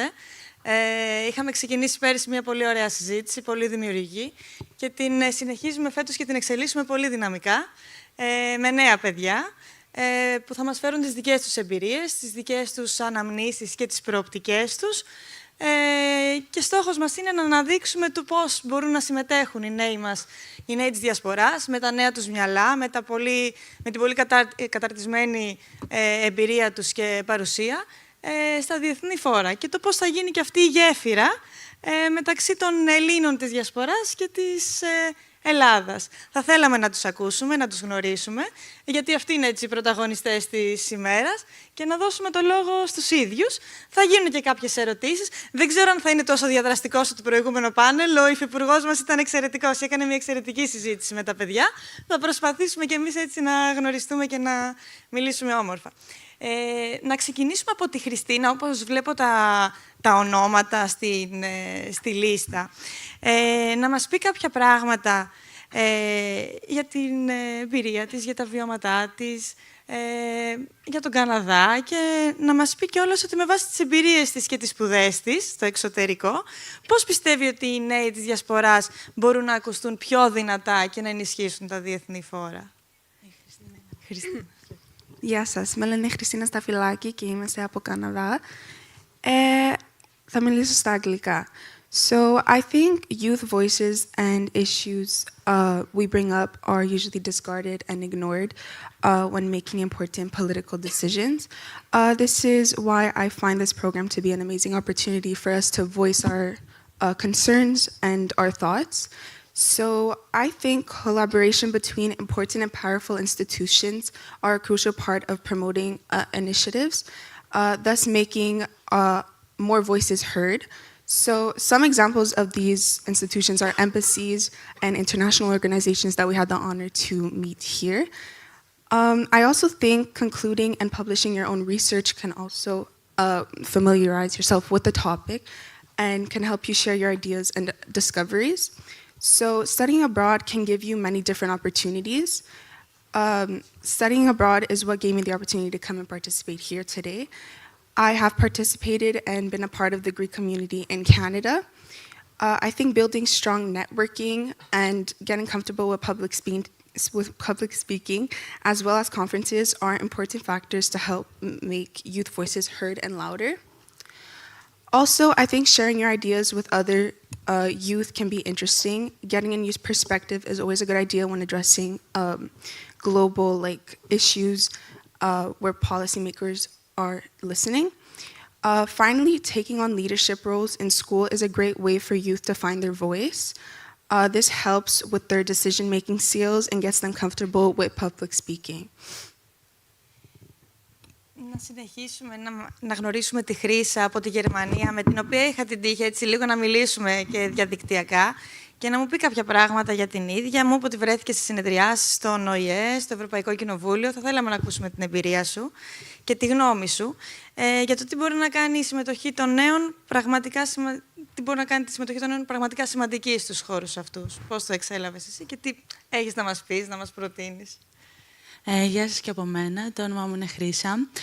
Σπούδασα νομική στο Εθνικό και Καποδιστριακό Πανεπιστήμιο Αθηνών. Είμαστε και συνάδελφοι. Και τώρα σπουδάζω νομική στη Νομική Σχολή του Μονάχου με κατεύθυνση στο Διεθνές Ποινικό Δίκαιο. Έχω συμμετάσχει σε διάφορες συνεδριάσεις του ΟΗΕ και του Ευρωπαϊκού Κοινοβουλίου και σε διάφορα συνέδρια, ξεκινώντας από την Ελλάδα, βάζοντας κάποια θεμέλια, σιγά-σιγά συνεχίσαμε προς το εξωτερικό. Θεωρώ ότι η συμμετοχή των νέων στα διεθνή φόρα είναι εξαιρετικά σημαντική. Είναι ένας μοχλός δημοκρατίας, προόδου, ανανέωσης και είναι πολύ σημαντικό να δίνουμε στους νέους αυτή την ευκαιρία. Αρχικά οι νέοι αντιπροσωπεύουν νέες οπτικές, νέες απόψεις, φέρνουν απόψεις που έχουν περιεχόμενο καινοτόμα πράγματα. Συνεργάζονται πάρα πολύ στενά. Τα αποτελέσματα που μπορούν να φέρουν είναι εκπληκτικά. Δεν το περίμενα σε τέτοιο επίπεδο. Νέοι να συνεργάζονται στενά από διαφορετικές χώρες, χωρίς να γνωρίζονται προηγουμένως και να φέρνουν εξαιρετικά αποτελέσματα. Φέρνουν απόψεις που οι προηγούμενες γενιές είτε δεν είχαν σκεφτεί, είτε απλά τις θεωρούσαν δεδομένες. Επίσης, είναι πάρα πολύ σημαντικό οι νέοι να συμμετάσχουν σε διεθνή φόρα, καθώς αυτοί οι νέοι μπορεί να είναι η επόμενη γενιά πολιτικών. Αντιπροσωπεύουν τις αποφάσεις του μέλλοντος, αντιπροσωπεύουν την επόμενη γενιά. Αλλά πέρα από αυτό, ακόμα και σήμερα, οι αποφάσεις που παίρνονται στον ΟΗΕ, οι αποφάσεις που παίρνονται στην Ευρωπαϊκή Ένωση, αλλά και σε όλα τα διεθνή φόρα, μακροπρόθεσμα, αυτή τη γενιά θα επηρεάσουν περισσότερο. Οπότε πρέπει και οι νέοι να συμβάλλουν, πρέπει να ακουστούν. Η συμμετοχή τους είναι πάρα πολύ σημαντική, γιατί η ζωή στο μέλλον θα τους ανήκει. Τώρα είναι η γενιά των γονιών τους, πριν ήταν η γενιά των παππούδων τους και σε λίγα χρόνια θα είναι η δικιά τους γενιά. Και στο τέλος θεωρώ και είναι κάτι ακόμα πιο σημαντικό, γιατί βλέπουμε πολλές κρίσεις σήμερα. Θεωρώ ότι η συμμετοχή των νέων συμβάλλει στην δημοκρατική νομιμοποίηση των θεσμών. Βλέπουμε κάποιους ανθρώπους σήμερα να αμφισβητούν τις αποφάσεις του Ευρωπαϊκού Κοινοβουλίου. Να υπάρχουν διαφορετικές απόψεις για τον ΟΗΕ, για το Διεθνές Ποινικό Δίκαιο, για το Διεθνές Ποινικό Δικαστήριο. Έτσι, βλέποντας όμως νέους να συμμετάσχουν σε αυτά τα όργανα από διαφορετικά επίπεδα, διαφορετικές φυλές, χώρες, μορφωτικά επίπεδα, διαφορετικά επαγγέλματα και συμβάλλοντας και συνθέτοντας αυτό το μεσαϊκό, είναι πάρα πολύ σημαντικό, γιατί έτσι καλλιεργούμε την πεποίθηση στην κοινωνία ότι πρέπει να εμπιστευόμαστε τους θεσμούς, πρέπει να εμπιστευόμαστε την παγκόσμια κοινότητα και τη συνεργασία. Και έτσι έμπρακτα μπαίνουμε στους ιστούς της κοινωνίας και καλλιεργούμε τις απόψεις, τις ιδέες και τις αντίληψεις της ενίσχυσης και της συνεισφοράς της παγκόσμιας κοινότητας στην ανθρωπότητα. Μου άρεσαν πραγματικά πάρα πολύ και οι απόψεις σου και η τοποθέτησή σου. Και ενώ είχα στόχο έτσι, να κάνουμε ένα κύκλο ερωτήσεων, μία ερώτηση στον καθέναν και να συνεχίσουμε, θα ήθελα να σε ρωτήσω. Βλέπεις τον εαυτό σου να έρχεσαι στην Ελλάδα και να εξασκείς εδώ το επάγγελμά μας και θεωρείς η δικηγορία και οι νομικές επιστήμες και στο διεθνές επίπεδο θα σε βοηθούσαν και θα ήθελες να ασχοληθείς, ας πούμε, και με την πολιτική γενικότερα ή στην Ελλάδα ή στο εξωτερικό? Δεν ξέρω. Επειδή σε άκουσα πάρα πολύ έτσι, με πολύ στοχοπροσήλωση και πολύ ωραία τοποθέτηση, ήταν μια σκέψη που μου ήρθε τώρα και θα ήθελα να σε ρωτήσω αν θες μας λες. Η αλήθεια είναι ότι έκανα άσκηση στην Ελλάδα, ας το πούμε δικηγορία, και μου λείπει πάρα πολύ. Μου λείπει πάρα πολύ να πηγαίνω κάθε μέρα στην Ευελπίδων, κάθε μέρα στα δικαστήρια, το μάχημο αυτό, η μάχημη δικηγορία. Πάρα πολύ, μου λείπει πάρα πολύ. Παρ' όλα αυτά, δεν αποκλείω σε καμία περίπτωση την ενασχόλησή μου με διεθνείς οργανισμούς και πιο συγκεκριμένα με τον ΟΗΕ σε καμία περίπτωση. Δεν ξέρω, είμαι 50-50. Δεν ξέρω αν θα μείνω στην Ελλάδα. Είμαι ακριβώς στο σημείο που δεν ξέρω αν θα μείνω στην Ελλάδα ή αν θα συνεχίσω. Για τους δικηγόρους, βλέπεις ότι υπάρχουν καλές προοπτικές, ότι έχουν βελτιωθεί τα πράγματα σε σχέση με παλιότερα. Δηλαδή, η εμπειρία σου στα δικαστήρια. Επειδή και εγώ κάνω μάχημη δικηγορία, καθημερινά δικαστήρια, Ευελπίδων, εφετείο και πάλι από την αρχή. Πώς το βίωσες εσύ εδώ, ερχόμενοι από το εξωτερικό στην Ελλάδα, αυτή τη δικηγορική καθημερινότητα, ας πούμε, τη δική μας? Εντάξει, τα πράγματα φαντάζομαι καμία σχέση. Είναι αρκετά δύσκολα και ειδικά οι αμοιβές. Καλό είναι, όπως έχουν πει, να υπάρξει μια κατώτατη αμοιβή για τους ασκούμενους. Αυτό ήταν κάτι το οποίο προωθήθηκε τα τελευταία 2 χρόνια. Εγώ, ας πούμε, σαν νέα ασκούμενη, σε δικηγορικό γραφείο καλό, έπαιρνα 300 ευρώ για να δουλεύω από το πρωί έως το βράδυ. Τα τελευταία 2 χρόνια, πάντως, όντως με απόφαση του Δικηγορικού Συλλόγου, έχει μπει ένα κατώτατη αμοιβή, η οποία είναι 600 ευρώ. Εντάξει, έχει γίνει μια αύξηση, έχει βελτιωθεί. Βλέπουμε ότι υπάρχει ένα... Σίγουρα όμως πρέπει και στη δικαιοσύνη να πιέσουμε, δεν ξέρω, να πάρουμε περισσότερους δικαστές, δεν γνωρίζω, να βγαίνουν πιο γρήγορα. Και αυτό έχει βελτιωθεί τα τελευταία χρόνια. Χρειάζεται σίγουρα να προχωρήσει κι άλλο. Είναι δικάσιμο σε 10 χρόνια. Αυτά πρέπει να αλλάξουν, πρέπει να τρέξουμε. Πρέπει να τρέξουμε πολύ γρήγορα. Έχει μπει και ένα πλαφό να είναι σε ένα έτος να έχει βγει, ας πούμε, μια απόφαση σε ένα εξάμηνο, γιατί παλαιότερα μπορεί να περιμέναμε και 2 χρόνια για να βγει μια απόφαση. Και πλέον δεν είχε και νόημα έτσι, η απόφαση αυτή, και γιατί είχαν λυθεί και οι αντιδικές οι ιδιωτικές μεταξύ τους. Τέλος πάντων, για να μην σας κουράζουμε με τα δικηγορικά, γιατί είναι μια άλλη συζήτηση. Θα περάσουμε στην Άρτεμις από την Νορβηγία, την οποία θα ήθελα να μας πει, και έτσι μίλησαμε και με την Άρτεμις, να μας πει κάποιες απόψεις δικές της, να γνωριστεί, να μάθουμε τα δικά της βιώματα και τη δική της προσωπική εμπειρία και να μας πει και αν θεωρεί σημαντική και η ίδια την συμμετοχή των νέων στα διεθνή φόρα. Τι θα ήθελες να μας πεις γι' αυτό? Καταρχάς, λέγαμε Άρτεμις Σιδηροπούλου. Όταν ήμουν 10 ετών, μετακομίσαμε στην Νορβηγία. Οπότε τα τελευταία 12 χρόνια ζω εκεί. Έχω μεγαλώσει εκεί. Θεωρώ ότι γενικώς είναι πολύ σημαντικό να γνωρίζουμε διαφορετικές κουλτούρες και διαφορετικά να είμαστε αρκετά open-minded. Δηλαδή, θεωρώ ότι σαν ένα άτομο που έχει κάνει migrate σε μια χώρα σαν την Νορβηγία,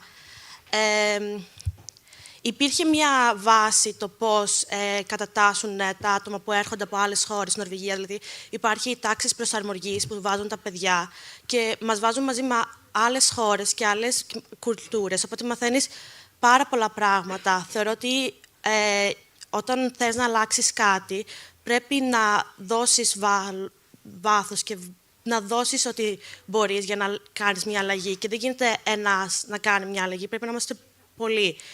Σαν Ελληνίδα τώρα, στην Νορβηγία είναι λίγο διαφορετικά από ό,τι έχω ακούσει από όλους πώς είναι η ελληνική κουλτούρα στην Νορβηγία. Δεν είναι τόσο κοντά. Δηλαδή, κάποιες από αυτές τις χώρες έχω ακούσει ότι κάνουν πολλά πράγματα και η δικιά μας κοινωνία κάνει πάρα πολλά πράγματα. Απλά σίγουρα θα μπορούσαν να γίνουν κάποια καλύτερα πράγματα για να ενταχτούμε καλύτερα και να βάλουμε κάποια από τις ελληνικές σκέψεις στην νορβηγική κοινία. Θεωρείς ότι οι Έλληνες διασποράς μπορούν να συμβάλλουν στις διεθνείς συζητήσεις? Θεωρείς ότι υπάρχουν εμπόδια, δίνεται χώρος? Στη Νορβηγία θεωρώ ότι δεν υπάρχουν εμπόδια. Είναι μια τόσο ανοιχτή χώρα και τόσο... Δηλαδή, δεν υπάρχει... Μπορείς να πεις οτιδήποτε, να είσαι όποιος κι αν είσαι. Δεν υπάρχει καμία διαφορά. Είσαι άσπρος, μαύρος, κίτρινος, μπλε. Δεν υπάρχει τίποτα. Δηλαδή, άμα εσύ θες να κάνεις τη διαφορά και ενδιαφέρεσαι, υπάρχει τρόπος να ακουστείς. Σε ευχαριστούμε πάρα πολύ, Άρτεμις. Να περάσουμε στη Ζωζεφίνα από την Παραγουάη, να τη γνωρίσουμε.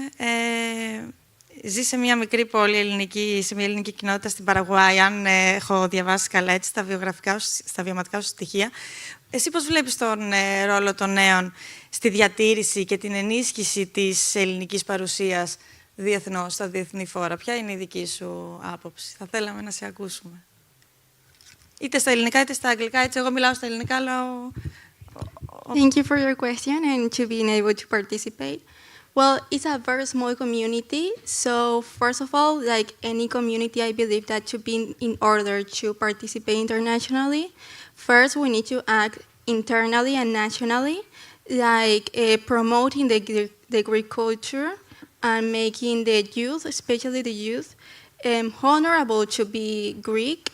And that way we can promote that externally, and in the future maybe like, since it's a really small country and community, maybe that I collaborate with other countries. Like for example, yesterday I was hearing to the presentation of one ambassador of Brazil, and I really thought it would be really interesting like, to merge this community, since like, the Greek community are maximum like 7 families. So it will be like, really interesting like, to merge both communities, and I do believe we can get something really pretty out of that. And also, I believe that the technology is really important.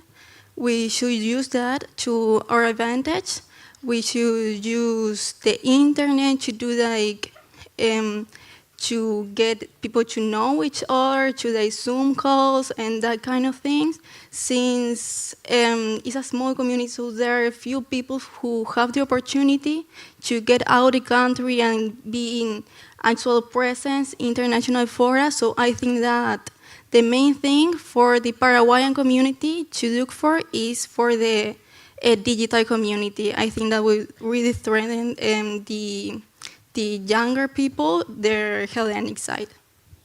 Να σε ρωτήσω για κάτι άλλο. Είδα ότι έχεις σπουδάσει μηχανικός περιβάλλοντος. Στον τομέα του περιβάλλοντος, έχεις αναρωτηθεί, ας πούμε, τι προτάσεις θα μπορούσαν να γίνουν? Υπάρχει χώρος για να ασχοληθείς με αυτό το κομμάτι και σε διεθνή φόρα? Θα μπορούσες να συμβάλλουν Θέλω να το συνδυάσω δηλαδή και με το δικό σου επαγγελματικό χώρο και την εκπαίδευσή σου και το κομμάτι του περιβάλλοντος σε πιο διεθνές επίπεδο. Δεν ξέρω αν θες να μας πεις κάτι γι' αυτό ή αν έχεις σκεφτεί. Yeah, of course. I just finished high school. I didn't start yet studying environmental engineer. That's what I'm looking forward to do next year.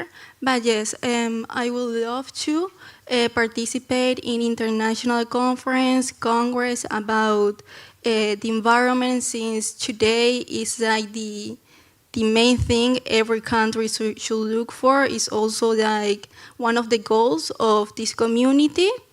So yeah, I think it was a good decision. I really like the environmental engineer career, and I do look forward to participate to help Greece also create a more green and safe place for the planet. I would really love to do that. Πολύ ωραία τοποθέτηση. Μπράβο, Ζωζεφίνα. Να περάσουμε στον Άρη, που δεν τον έχουμε ακούσει καθόλου και είναι ο τελευταίος της παρέας μας και αφήσαμε τον άντρα για το τέλος. Ζεις στο Περού, έχεις μεγαλώσει στο Περού. Πώς πιστεύεις ότι... Καταρχάς θα θέλαμε να ακούσουμε έτσι και κάποια στοιχεία για να δικά σου βιωματικά, την προσωπική σου εμπειρία. Πώς πιστεύεις ότι οι νέοι της Διασποράς, της ελληνικής κοινότητας στο Περού, μπορούν να ενισχύσουν τη φωνή τους και την παρουσία τους. Στην ουσία είναι μια ερώτηση που θέλω να την κάνω σε όλους, γιατί θα ήθελα πραγματικά να ακούσουμε την δική σας άποψη και αυτός είναι έτσι και ο στόχος. Καλημέρα σε όλους. Είμαι ο Άρης Μόρος από το Περού. Στο Περού η κοινότητα είναι μικρή, μόνο έχουμε μία. Μόνοι μας εμείς κάνουμε τα πράγματα. Δεν έχουμε αουδήσει από τη πρέσβη. Είμαστε πολύ λίγοι και τώρα η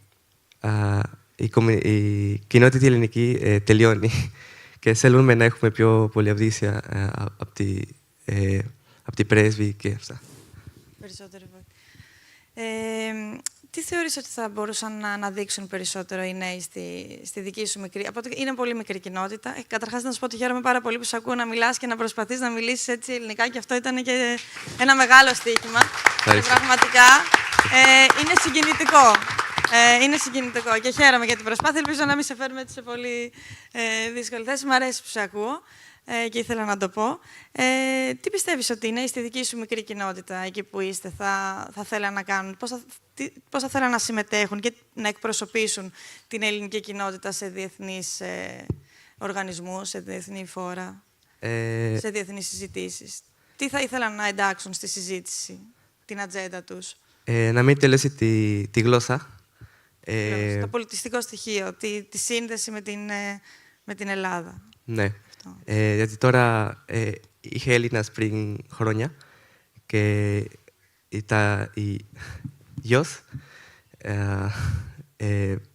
δεν τους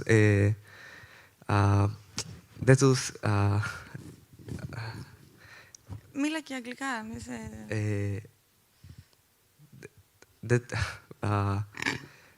Πώς λέτε, δεν μάσουνε τα ελληνικά στους γιος του. Δεν μαθαίνουν. Ναι, δεν μαθαίνουν και τα μαθήματα δεν έχει δάσκαλους από Έλληνες. Ναι. Οπότε είναι δύσκολο να διατηρηθεί η ελληνική γλώσσα εκεί, γιατί δεν υπάρχουν δυνατότητες ώστε να πηγαίνουν τα παιδιά να εκπαιδευτούν ή να υπάρχει αυτή η διατήρηση και η συνέχεια της γλώσσας. Εσύ έχεις σκεφτεί, ας πούμε, κάποια πρακτική, κάποια έτσι, πρόταση που θα μπορούσε να ενισχύσει αυτή τη διατήρηση και αυτή τη γεφύρωση, ώστε να μην υπάρχει αυτό το χάσμα? Δηλαδή, δεν ξέρω, ίσως η πρεσβεία, είπες, θα μπορούσε να κάνει κάποια πράγματα. Ή το σημερινό συνέδριο που δίνει τη δυνατότητα σε παιδιά, σε Έλληνες του εξωτερικού να έρθουν και να υπάρχει μια σύνδεση με τα παιδιά που ζουν στην Ελλάδα. Έχεις κάτι άλλο στο μυαλό σου που θα ήθελες να το προτείνεις? Έχουμε και τη Γενική Γραμματέα εδώ, οπότε θα ήταν άμεση. Όχι όλη η γλώσσα. Και αυτό θα ήθελα να το ακούσω από όλους, αν έχουν κάποια πρόταση για αυτό το κομμάτι. Όχι μόνο η γλώσσα. Για τα πολιτιστικά στοιχεία γενικότερα. Όλα αυτά, ναι, και την κουλτούρα. Ναι. Και την κουλτούρα, ναι, τις παραδόσεις. Το θρησκευτικό κομμάτι, δεν ξέρω αν είναι κάτι το οποίο σε αγγίζει, το νιώθεις ότι είναι κάτι το οποίο συνδέει τους Έλληνες σε κάθε γωνιά της Ελλάδας, πέρα από τη γλώσσα. Δεν ξέρω αν θέλει κάποιος να μιλήσει γι' αυτό. Να μην μονοπολίσω τον Άρη. Θες να μας πεις εσύ, η Ζωζεφίνα, η Άρτεμις, η Χρύσα, για αυτό το κομμάτι? Για το θρησκευτικό ή γενικά? Γενικά, για την πολιτιστική κουλτούρα, για τις παραδόσεις. Εγώ θεωρώ, για πριν που έλεγες για πρακτικές, θεωρώ γενικά ότι κάτι πρέπει να γίνει σε συνεργασία το Υπουργείο με τα πανεπιστήμια, να πιέσει λίγο, να ενημερώνονται περισσότερο οι φοιτητές για τα προγράμματα Erasmus Plus κτλ. Δηλαδή και εμείς ενημερωνόμαστε λίγο από φίλους, από συμφοιτητές και πιο πολύ πώς να πας σε άλλο πανεπιστήμιο να κάνεις Erasmus. Εγώ, ας πούμε, όταν ήμουν πρώτο ή δεύτερο έτος, δεν είχα ιδέα ότι μέσω Erasmus Plus μπορείς να πας στο εξωτερικό και να κάνεις πρακτική κάπου.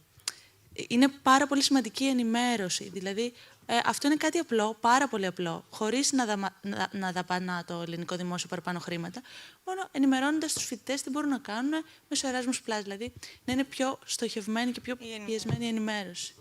Επίσης, είναι πολλές χώρες που δεν συνεργάζονται με την Ελλάδα. Η Νορβηγία, ας πούμε, δεν συνεργάζεται. Δεν υπάρχει σχεδόν κανένα πρόγραμμα με Erasmus Plus που μπορείς να κάνεις Νορβηγία, Ελλάδα. Δηλαδή, ο μόνος τρόπος που θα μπορούσα εγώ ποτέ να σπουδάσω, πρέπει να κάνω ένα μεταπτυχιακό στην Ελλάδα. Και επειδή λόγω ότι δεν ζω στην Ελλάδα τα τελευταία 12 χρόνια, μπορεί να μιλάω ελληνικά, αλλά να γράψω και να διαβάσω δεν πάει στο ίδιο level όπως πάει τα Ελληνόπουλα. Οπότε, εγώ για να σπουδάσω στην Ελλάδα πρέπει να σπουδάσω σαν international student. Οπότε, αυτόματα, η οικονομική το ποσό που ζητιέται είναι αρκετά μεγάλο για να κάνεις αυτό κάτι, ναι. Την αρχή αυτή εδώ. Η τεχνολογία, πιστεύετε ότι θα μπορούσε να βοηθήσει και να ενισχύσει τη φωνή των νέων στα διεθνή φόρα, στις οργανισμούς? Δεν ξέρω αν θα ήθελα να ρωτήσω κάποιον συγκεκριμένο, να σας ακούσω όλους πώς βλέπετε δηλαδή, την εξέλιξη της τεχνολογίας, του AI, της τεχνητής νοημοσύνης και αν θα μπορούσε αυτή να συνεισφέρει με κάποιο τρόπο στη σύνδεση αυτή. Θα την κάνω αυτή την ερώτηση σε όλους, οπότε να μην ρωτάω τον καθένα. Να ξεκινήσουμε από τον Άρη. Με την AI, νομίζω ότι μπορεί να μάθουμε πιο πολύ τη γλώσσα, να μας οδηγάει και να ξέρουμε πιο πολύ από την κουλτούρα, να ρωτήσουμε πιο γρήγορα από εκεί. Άρα είναι μια πρακτική που ναι. συζητούσαμε πριν, ότι η τεχνολογία είναι κάτι στο οποίο μπορεί να βοηθήσει. Όταν δεν υπάρχουν, ας πούμε, σε ελληνικές κοινότητες οργανωμένες, μεγάλες, στο Περού, ας πούμε, ή σε άλλες περιοχές, ή εκπαιδευτικά ιδρύματα εκεί που θα φέρουν αυτή τη σύνδεση, η τεχνολογία ή ο καθένας μόνος του, μέσω αυτού του τρόπου θα βρει για να προχωρήσει. Ναι. Εσύ, Χριστίνα, θα ήθελες να προσθέσεις κάτι άλλο, να σε ακούσουμε? Ναι, νομίζω που το AI μπορεί να είναι καλό, πώς να είναι κακό. It could be good and bad. It could be good, like, for example, in your case, like, if you, like, don't have a big, like, organization, it could help, like, maybe help you, like, learn Greek, and it could help you be more in touch with the Greek culture that if you're not really surrounded. Και, ναι. Να περάσουμε σε σένα, στη Ζωζεφίνα. Well, I believe technology is really important, as I said, because since it is a diaspora and people are all over the world, some of them does not have the means to travel, to come to Greece very often. So technology is something they always have with them. They can access it at any time. So I think whether our conference or videos or AI is a way that people all over the world, doesn't matter where you are, you can connect with your Greek roots. Θα μας πεις και εσύ, οι δικηγόροι συνήθως είναι αυτοί που μιλάνε περισσότερο. Το έχω δει. Μίλησέ μας. Θεωρώ η τεχνολογία είναι πολύ σημαντική. Μας βοηθάει να ζήσουμε καθημερινά. Θεωρώ η μισή ζωή μας σχεδόν είναι τεχνολογία. Σίγουρα να κάνουμε επαφές με άλλους ανθρώπους κτλ. Παρ' όλα αυτά, όπως είπα και πριν, για πρακτικές, ας πούμε, στο εξωτερικό, πρέπει να βοηθήσουμε λίγο παραπάνω τα πανεπιστήμια σε ακαδημαϊκό επίπεδο. Δηλαδή, για παράδειγμα, αν είναι 3 άτομα υπεύθυνα για πρακτικές Εράσμους, να μην είναι μόνο 3, να είναι 4. Να είναι όχι 4, να είναι 6 για παράδειγμα, να είναι περισσότερο, να ενισχύσουμε αυτό το κομμάτι. Είναι εξάλλου χρήματα της Ευρωπαϊκής Ένωσης, δεν επιβαρύνεται το ελληνικό δημόσιο. Και κάτι ακόμα πιο σημαντικό, πάλι σε ακαδημαϊκό επίπεδο, μπορούμε να ενισχύσουμε την έρευνα. Είναι πάρα πολύ σημαντικές συνεργασίες με άλλα ακαδημαϊκά ιδρύματα. Βγαίνουμε στο εξωτερικό οι Έλληνες, βλέπουμε τι σημαίνει έρευνα, βλέπουμε τι σημαίνει ακαδημαϊσμός και ερχόμαστε σε επαφή και με άλλους Έλληνες. Και έτσι και η ομογένεια αυξάνεται, πληθύνεται, χαίρεται που συναντά νέους ανθρώπους, νέους φοιτητές. Κάποιοι μένουν, πολλοί φεύγουν. Οπότε θεωρώ σίγουρα η τεχνολογία και όλα αυτά μπορούν να συμβάλλουν, αλλά η ανθρώπινη επαφή, δηλαδή περισσότερη ενίσχυση των πανεπιστημίων, περισσότερα ερευνητικά προγράμματα, περισσότερες συνεργασίες με ερευνητικά Ινστιτούτα και πανεπιστήμια, μπορούν να συμβάλλουν πάρα πολύ για αυτή την ανταλλαγή και την ενίσχυση της διασποράς. Ωραία, σας ευχαριστούμε πάρα πολύ. Να μας πεις και εσύ, Άρτεμις. Εγώ συμφωνώ με όλα που έχουν πει τα παιδιά. Και θα ήθελα να κάνω και μία ερώτηση σε όλους πάλι. Αν μου απάντησε η Χρύσα, αν θα βλέπατε τη ζωή σας στο μέλλον εδώ, αν θα κάνατε το βήμα να έρθετε και να εγκατασταθείτε, να δραστηριοποιηθείτε εδώ, και ποια θα ήταν τα κίνητρά σας για να έρθετε ή μάλλον και ποια θα τα αντικίνητρα, δηλαδή οι δυσκολίες που πιστεύετε ότι θα αντιμετωπίζατε. Να ξεκινήσω από την Άρτεμις, θα το πάμε έτσι. Δεν ξέρω βασικά, είναι λίγο δύσκολη η ερώτηση, γιατί προσωπικά δεν μπορώ να δω τον εαυτό μου στο κοντινό μέλλον τουλάχιστον να ζω ξανά στην Ελλάδα. Γιατί κάποιες άλλες... Δεν λέω ότι θα ζω στην Νορβηγία, γιατί όντως κοιτάω κάποια μεταπτυχιακά στο εξωτερικό να κάνω. Είσαι 12 χρόνια στην Νορβηγία. Ναι. Υπήρχαν λόγοι που... Ναι, ήταν ένας, νομίζω οι περισσότεροι που φύγαν γύρω στο 2013 με 10 τότε, ήταν βέβαια οικονομικός λόγος και οι περισσότεροι που φεύγουν πλέον είναι ακόμα οικονομικός λόγος. Αυτή η αστάθεια στο οικονομικό κομμάτι είναι πολύ δύσκολο και ειδικά όταν έχεις μεγαλώσει σε μια χώρα που δεν υπάρχει τόσο πολύ αυτό. Γιατί η Νορβηγία είναι μια από τις πιο πλούσιες χώρες και είναι πάρα πολύ ακριβά να ζεις στην Νορβηγία, αλλά πολλά από τα πράγματα που σου παρέχει λίγο σε κρατάνε ακόμα εκεί, γιατί μπορεί να είναι ακριβά, αλλά έχουμε δωρεάν health, δηλαδή άμα χρειαστούμε οτιδήποτε, που να πάμε. Καλύτερο σύστημα υγείας. Ναι. Έχουν γίνει όμως βήματα τα τελευταία χρόνια. Σίγουρα. Αλλά... Αν ξεπεράσεις έτσι κάποια εμπόδια, έρχεσαι συχνά εσύ στην Ελλάδα. Δηλαδή κάθε πότε έρχεσαι? Κάθε καλοκαίρι και εντάξει, ανάλογα.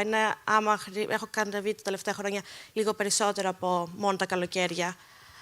Αλλά δεν ξέρω, είναι λίγο δύσκολο για μένα. Η Ελλάδα ήταν διακοπές και είναι ένας πάρα πολύ ωραίο μέρος για να έχουμε διακοπές. Επειδή έχω ζήσει και στην Ελλάδα κάποια χρόνια, μπορεί να ήταν αυτά τα πρώτα μου 10 χρόνια, αλλά έχω οικογένεια. Έχεις οικογενειακούς έχω οικογένεια που ζει εδώ. Αλλά δεν βλέπω τον εαυτό μου τουλάχιστον στα επόμενα 5-10 χρόνια να γυρνάω Ελλάδα και να μείνω μόνιμα τουλάχιστον.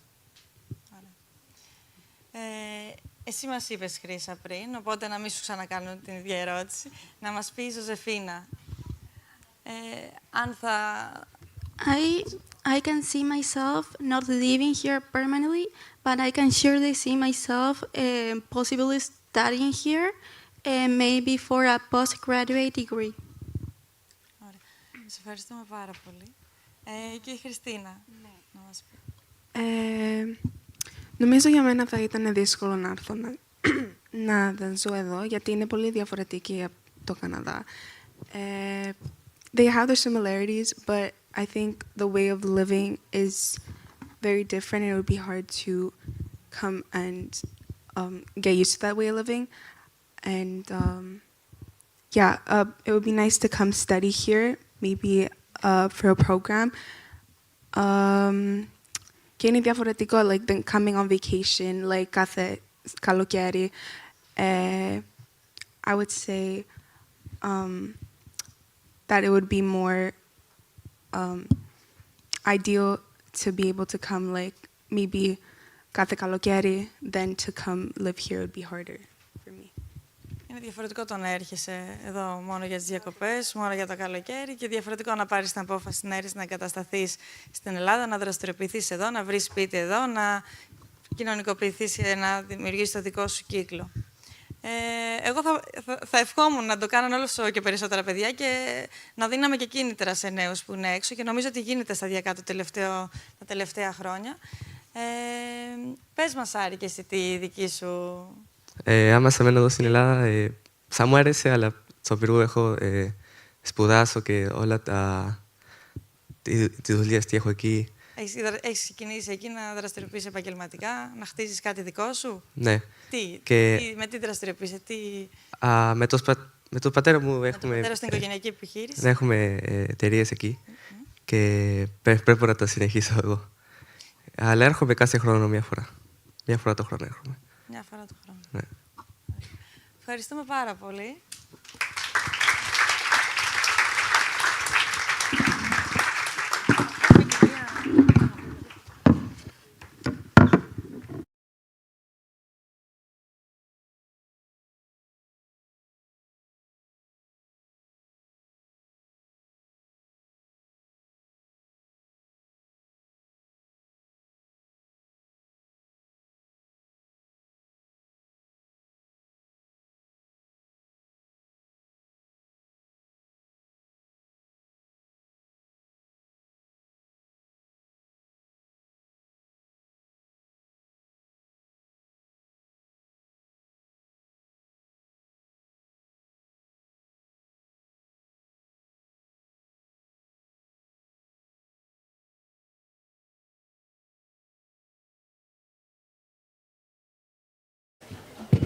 Να ευχαριστήσουμε λοιπόν την Πορφυλένια και τους νέους που είχαμε αυτή την πραγματικά πολύ ενδιαφέρουσα συζήτηση. Χαίρομαι που συζητάμε για το αν θα γυρίσει κάποιος στην Ελλάδα ή όχι, οπότε και αυτό είναι σημαντικό να έχουμε στο μυαλό μας και τους προβληματισμούς γύρω από αυτό, αλλά και την προοπτική. Θα κάνουμε τώρα ένα coffee break και μετά θα μπούμε για να συνεχίσουμε με το πάνελ που θα επικεντρωθεί στην ενέργεια, στα ενεργειακά, για να ακούσουμε και σε αυτό το τομέα που επίσης μας απασχολεί πάρα πολύ. Τι έχετε να πείτε. Ευχαριστώ πολύ.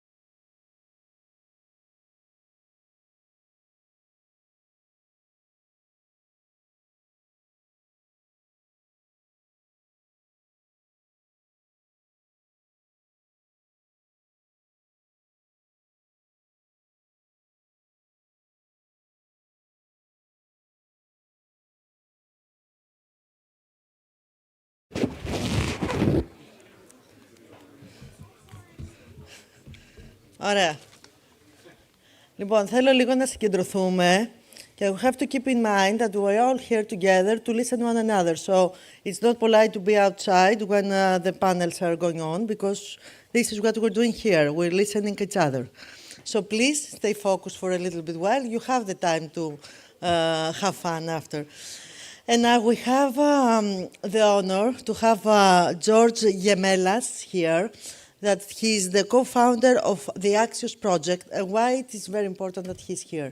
He's actually one of you. He's a person from the diaspora. He has decided to come and to stay and be in Greece, in Athens. Discussing earlier, I understand that he's not one of the people that he used to come the summers with his family a lot, but he decided and he chose to stay in Greece right now, exploring the opportunities of a new businessman in Greece. So it is very important for us to have his perspective.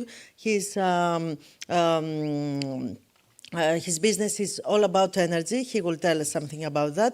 And he will have a very interesting discussion about the youth in energy transition, opportunities for employment, entrepreneurship, and participation. And his panel participants are Evyania Hatch from Australia, Dimitrios Makris-Fotopoulos from USA, Myrto Katsouli from France, and Christoforos Koubisti, I don't know if I did, yes, okay, from USA. So please come to the panel. Με πολύ χαρά να σας ακούσουμε.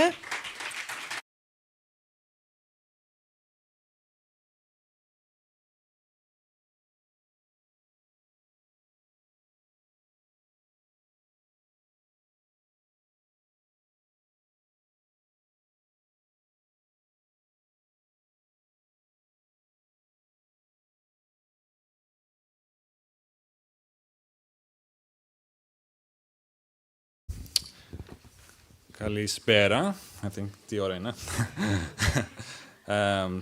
It's such an honor to be here and to be with you.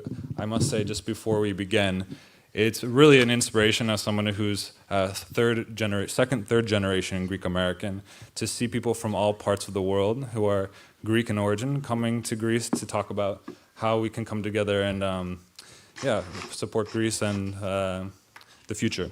So yes, the topic of today is energy. And energy is one of the most fast-moving topics in the world today. I'm an energy and environmental professional from the United States. I've worked on policy for the last 8 years. And in the last few years, I've been increasingly interested in energy and environment in Greece, which is a very important topic, because Greece is impacted by climate and significant environmental impacts, but also it's becoming an increasing leader on these topics. So today, the way we'll structure this is I wanted to offer some remarks to help discover with you why energy, because I assume most of you are not specialized in this.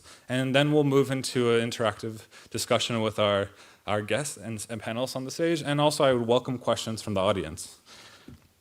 So to begin, I have 5 points for you of why energy. So energy is a very important topic for the world right now because of AI. I know it's something we've talked about on the previous panels. Energy is interrelated with AI because you need a lot of energy to power data centers, which power AI. Without energy, there's no data centers and there's no AI, and so technological advancement will slow or stall. It's also a big geopolitical issue because the countries that have more energy will be able to advance this innovation. And right now there's a race at the global stage of who can bring more energy online to build data centers and also unlock AI. So actually the former CEO of Google, Eric Schmidt, says that it's not the inventions of AI that will limit it, but actually it's whether or not we can meet energy demand. So this is unlocking a huge conversation in the United States and Europe and the world of how do we do that? How do we bring more solar, more wind, more fossil energy, more nuclear online? And it's really rewired the whole conversation around these topics so quickly. Greece is implicated in this. and this is my second point, Greece has become a regional energy hub. I don't know, from a few different perspectives. First, it's become a natural gas hub, importing natural gas from the United States and from Central Asia, and displacing Russian gas throughout Europe. This is a really critical geopolitical development. Without it, Greece would not be as relevant as it is today on the regional stage. Also, Greece has become a leader in renewables. Greece's solar and wind are huge power sources. I mean, in the summer, you've seen the sun, you've seen the wind. It's extremely powerful. So Greece actually in the summer is becoming a net energy exporter, which is, I think, the first time in its history, which means it's able to wield its strength on the national stage. This leads me to the third point. There's huge global changes, and there's huge changes here in Greece. What does this mean for young people? Well, it means opportunity and challenges that need to be solved. We're going to need entrepreneurs to figure out how do you bring on electricity to the grid fast. We need people to figure out how do you build out the grid and upgrade it using technologies like AI. We're going to need lawyers to help facilitate these deals.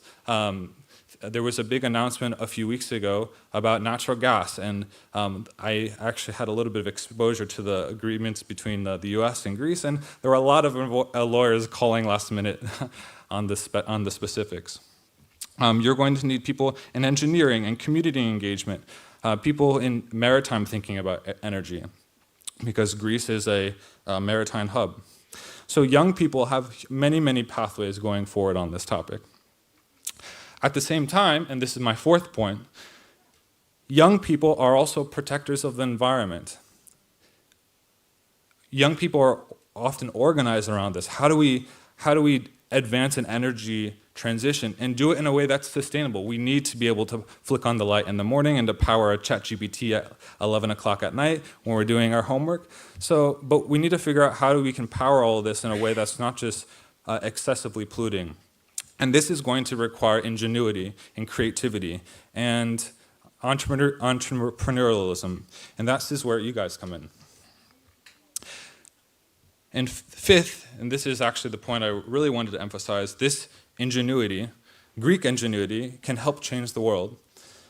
There's one great example that I'll give on the Greek diaspora and energy, which is the story of George Mitchell. George Mitchell, in the 90s, changed the trajectory of energy for the whole world. Why? How? He discovered fracking, hydraulic fracturing, which is the process of drilling down into the earth and finding bubbles of natural gas and be able to extract them. He was the son of a Greek immigrant from Varahati, I think, in the Peloponnese. He got into the oil business in the mid-20th century, and then at the end of it, he was able to figure out, which was a mystery to people, how do you actually extract all this energy that's underneath the ground? And he did it. He became a billionaire. He changed the trajectory of geopolitics in the world by this invention, by making America energy independent and also displacing a lot of power from OPEC countries. So this is actually a story of hope too on the environment, in the following way, and actually Mr. Mitchell was a big proponent of the environment, because it actually helped to lower carbon emissions by offsetting coal. Anyways, a lot of technicality, but the point is that Greeks can help solve the world's energy and environmental problems, and we have a big opportunity to do that. So I was hoping to maybe talk a little bit about this, and I'll sit down, and the opportunities. So let's begin. Okay. So, hello. I was hoping to start with why energy? Why are you interested in energy? And Christophoros, you have an interesting story. And tell us about what you study and why this field interests you. Hello? All right. So the reason, first it's a two-part answer. So the first thing, I'm interested in physics as a whole because I think I think that I found a purpose in understanding how the universe works. Now, the reason I want to specialize in nuclear energy is that I found it interesting, how you can produce so much energy with so little damage to the environment. Most reactor plants, they produce an enormous amount of CO2 when they're powered by coal. But when you have a nuclear fission reactor that uses uranium, all you get at the end is a few chunks of decomposed metal. It's so much more sustainable and healthy for the world. So that's why I find it interesting. It is very interesting. And actually, the university you're at, Purdue, has one of the most famous Greek diaspora professors on nuclear, Professor Tsoukalas, who is one of the leading researchers on nuclear power. And actually, this is another great example of ingenuity within the diaspora. If you look at the nuclear energy industry, there's a lot of really smart Greeks who are on the cutting edge. This is actually, I think this is powering what Greece's transition to nuclear, which I think will happen over the next several years. That's fantastic. And I wish you luck in your very difficult physics study. Thank you. Thank you. So, following up on this, though, so there's a lot of career paths that will come out of energy in the environment. And I was wondering, Myrto, if you would maybe talk a little bit about how you see energy in career pathways. And then we'll also go to some of the others. Hello, I would like to speak in Greek if I may. No. Okay. Λοιπόν, κοιτάξτε, εγώ είμαι... Can I talk a little about myself, because I have no correlation to the subject matter whatsoever. So, εγώ είμαι απόφοιτος νομικής Αθηνών. Έχω περάσει τα 22 από τα 24 μου χρόνια στην Ελλάδα, οπότε είμαι γέννημα θρέμα, το αρτόφιο. Τα τελευταία 2 χρόνια είμαι στη Γαλλία και μέσω μεταπτυχιακών σπουδών. Και τώρα στην ουσία παρακολουθώ τη σχολή των δικηγόρων για να ασκήσω το επάγγελμα του δικηγόρου στη Γαλλία. Πόσοι συνάδελφοι πιάσαν στο πάνελ.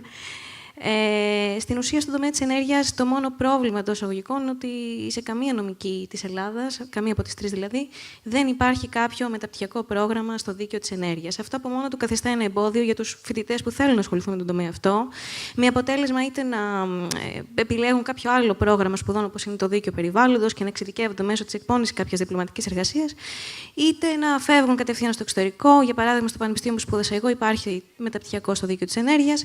Και μάλιστα στη Γαλλία συγκεκριμένα στα μεταπτυχιακά προβλέπεται υποχρεωτική πρακτική άσκηση μέσα στο πρόγραμμα σπουδών, με αποτέλεσμα οι φοιτητές να εισάγονται στην αγορά εργασίας πολύ πιο γρήγορα και πολύ πιο ομαλά, ειδικά στον κλάδο μέσα των νομικών, που είναι απαραίτητο να έχεις ένα δίκτυο για να μπορέσεις να κάνεις τα πρώτα σου επαγγελματικά βήματα. Excellent. Christopher, I mean, you tell us a little about your career trajectory too. I mean, you're studying physics. What kinds of pathways are available to you? So for me, I really only plan on focusing on nuclear energy. And if I were to pursue nuclear engineering, a full-size nuclear power plant is about it takes up a square kilometer and it can employ almost 800 people. There's a lot of different jobs I could do, but what I would like to be, is in the center as a technician, making sure that there are no safety errors, because although it can be very safe for the environment, a single issue or a single instance of cutting costs can lead to catastrophe, which is, it's important for people to care about what they're doing. And I really care about nuclear energy, so, I'd like to be in the center of the works. And there's a whole industry being created around it. Evgenia, I was wondering if you could talk a little bit about career pathways, opportunities that you see from your perspective. You're from Australia, if I'm not mistaken. Δουλεύει. Ναι. Ωραία. Γεια σας, με λένε Ευγενία, είμαι από την Αυστραλία. Θα συνεχίσω στα αγγλικά, γιατί αυτό το λεξιλόγιο είναι δύσκολο. Ναι, βέβαια. Ναι, αυτά. Περάστε. So, in Australia, renewable energy is really starting to boom. Last year in 2024, we were at, I think, 42% of renewable energy use, like of our total power generation. And we've set a goal for 2030, which is 80%. I think we're going for. It's ambitious, and to achieve that, we're going to really need to improve the infrastructure in the country, because we generate a lot of renewable energy through solar, through wind, hydro power, all of that, but the storage isn't there. So it's being lost, essentially, this energy. So to improve this infrastructure, we need to create all of these jobs. For instance, construction, operation, to maintain these systems. And so by doing that, we can create partnerships, I believe. That's usually, I think, how it's done in Australia, power partnerships. And for instance, there's a corporation in Greece, I think it's called Mytilineos, and they are partnering with Australia to build, I think, some kind of energy grid. That's going to open up a lot of opportunity for people, and I think the diaspora as well, and Greeks as well, to just come together and work on these projects to bring more energy to the Australian consumer. And also, I think AI will bring a lot of job opportunity, because any discussion about AI, especially in renewable energy and I think sustainability, all of that, needs to recognise the amount of resources that AI uses. So if I'm not mistaken, AI, every prompt that you pump into the machine takes 1 bottle of water, I think, to cool down the system. So 1 bottle of drinking water, that's kind of a really big burden on the environment. So we need to come up with, I think, methods of using that sustainably, and that will be a sector for entrepreneurship, I think. I 100% agree, and we better ask ChatGPT smart questions instead of a silly one. So, no, but it works both ways. I mean, AI demands a lot of energy, but at the same time, it can provide efficiencies that previously were unimaginable by being able to optimize. But you need people to design those systems, and this is where a lot of the entrepreneurships can come from. Actually, I've met a few Greeks since moving to Greece in July who are working in the entrepreneurial space, and it's very interesting because one of the startups is about balancing the grid across Europe, because the European electricity grid has differentials in price and power sources, and Greece actually often gets the brunt of it. And yeah, this Greek entrepreneur, he's trying to figure a way to make sure the sale of energy is well balanced, and that's being made because he's a data scientist. He's figuring out with very complicated algorithms that I don't understand, but he's probably going to help lower costs of energy for Greeks here. This is absolutely essential, to go back to the stewardship question, because we're at an exciting point of technological advancement, but we also need to do it in a way that is respecting and honoring our shared environment. That actually leads us to our next question. I mean, apart from career paths, what other ways can the Greek diaspora be engaged on this? And Dimitrios, I was wondering if you could share a little bit about your time in America thinking about these problems. Of course. I also want to say good morning, George. It's nice to see you again. Nice to see you. George and I have known each other before. We were both on the alumni executive board of the Pan-Hellenic Scholarship Foundation, which is based in Chicago and donates over $200,000 annually in scholarship to Greek American young adults who are supporting academic excellence. So it's nice to see you. Nice to see you. So I'd like to take the opportunity to talk about a few different initiatives that are based in the Chicagoland area in the United States about supporting sustainability efforts and the environment. So one thing that I was actually a part of as staff director at Finari Camp, which is a Metropolis of Chicago camping ministry, was we're very focused on keeping our campsite environment clean and healthy. So we've organized trash cleanups among our campers to be able to take care of that campsite. We've done diakonia projects, service projects, which support surrounding communities and help uplift them in our Chicagoland area. And we also separate our food waste from our drink waste so that we can better put towards compost efforts that support the farmland in the area. And as it's a green facility, we like to call this our Green Orthodox Initiative, not a Greek Orthodox Initiative, but a Green Orthodox Initiative, which is a little fun play on words that we have. At Ionian Village, which is another camping ministry of the Archdiocese of America, which I spoke about a little bit yesterday during my presentation, we also focus on some sustainability efforts within that campsite. Obviously, we try to keep our camp clean.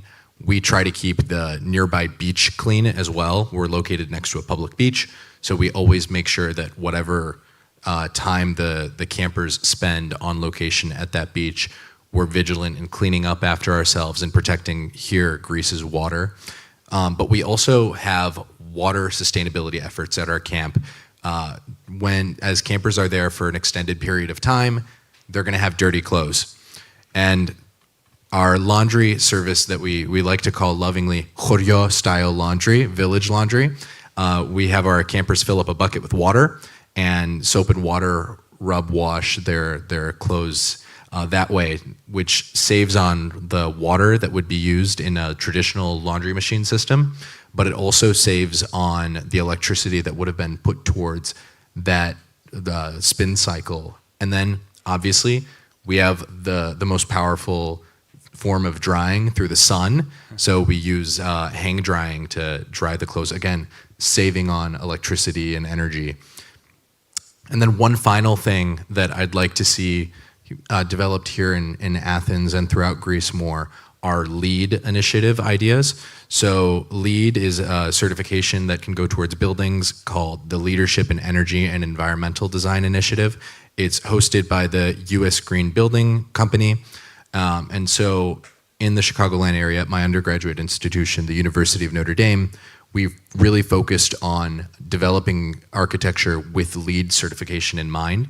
So this involved doing things with our buildings that would limit their energy impact and increase sustainability efforts. So the university has one of the largest green roofs within the state, if not the larger region. And so this means that there's a roof and there's plants that are been put on top of the roof in order to increase the building energy efficiency, improve the air quality of the area around, increase noise reduction for the building, and improve the stormwater management in the area. And Greece and Athens at large can incorporate so many of these LEED initiative ideas to their architecture. Already we've seen in Athens there are buildings that have trees maybe planted on the top or in the sides. There's a really notable one on Sigru that has, I believe, an olive tree sticking out of the side of the building, which not only helps our environment, but it's aesthetically pleasing as well. And beyond Athens, we can also increase our recycling efforts in Greece and throughout Greece. Athens has a recycling system, but there's no reason other cities can't develop this same kind of initiative as well. Thank you. That reminds me of this tension, which is between, I think, energy advancement and also stewardship, because we obviously have an impact on the planet. We also want to be able to have technologies to be able to run our lives in a more efficient way, to power our ChatGPT searches in a way that's sustainable. So we need bright minds to be able to figure out how to do that. And I think we're at the cusp of a really exciting moment. The question is this, which side of it ends up winning out? And my hope is that we can do all of this in a sustainable way. Actually, in this regard, I wanted to mention a few more entrepreneurs in the diaspora that are doing work on energy and the environment, who I think can be a point of inspiration. So let me tell you a little bit about the Axios project, which is an initiative that I co-founded, which aims to galvanize Greeks around environmental and energy challenges in the country. And in this work, actually 2 years ago, we came to Greece and we filmed a mini documentary around climate impacts in Greece. Greece happens to be a climate hotspot because of where it's situated in the Mediterranean, which means it will warm faster and hotter than the world average. This is, I think, a hugely important thing for Greeks of the diaspora, because we should care about the environment through our love for Greece. It's one of the, it's one of the hotspots. The fires burn every summer. It's too hot. Agricultural crops are impacted. So with I think Greeks should have a natural desire to want to care about the environment. And so in this project, our aim is to bring people like yourselves into the movement and help to figure out some of these challenges. And there's a few, I think, exemplary examples besides the one I gave about George Mitchell, who's since passed, who are active today. There's a guy in Chicago, actually, who's part of the Hellenic Scholarship Foundation Network. His name is Jimmy Samardzis, and he happens to be the CEO of one of the largest sustainable aviation fuel companies. He was, I think, the youngest VP of Delta, of United, and then ended up becoming one of the leads of a very successful sustainable aviation fuel business. Another example, a professor at Yale University, is the godfather of green chemistry, Paul Anastas. He's a Greek American. So there's actually Greeks already very involved on these topics who are trying to figure out how do we advance energy development and also environmental stewardship. So I guess I wanted to also make this a little bit of interactive to the audience as well, because I recognize that energy is a specific topic and can be esoteric.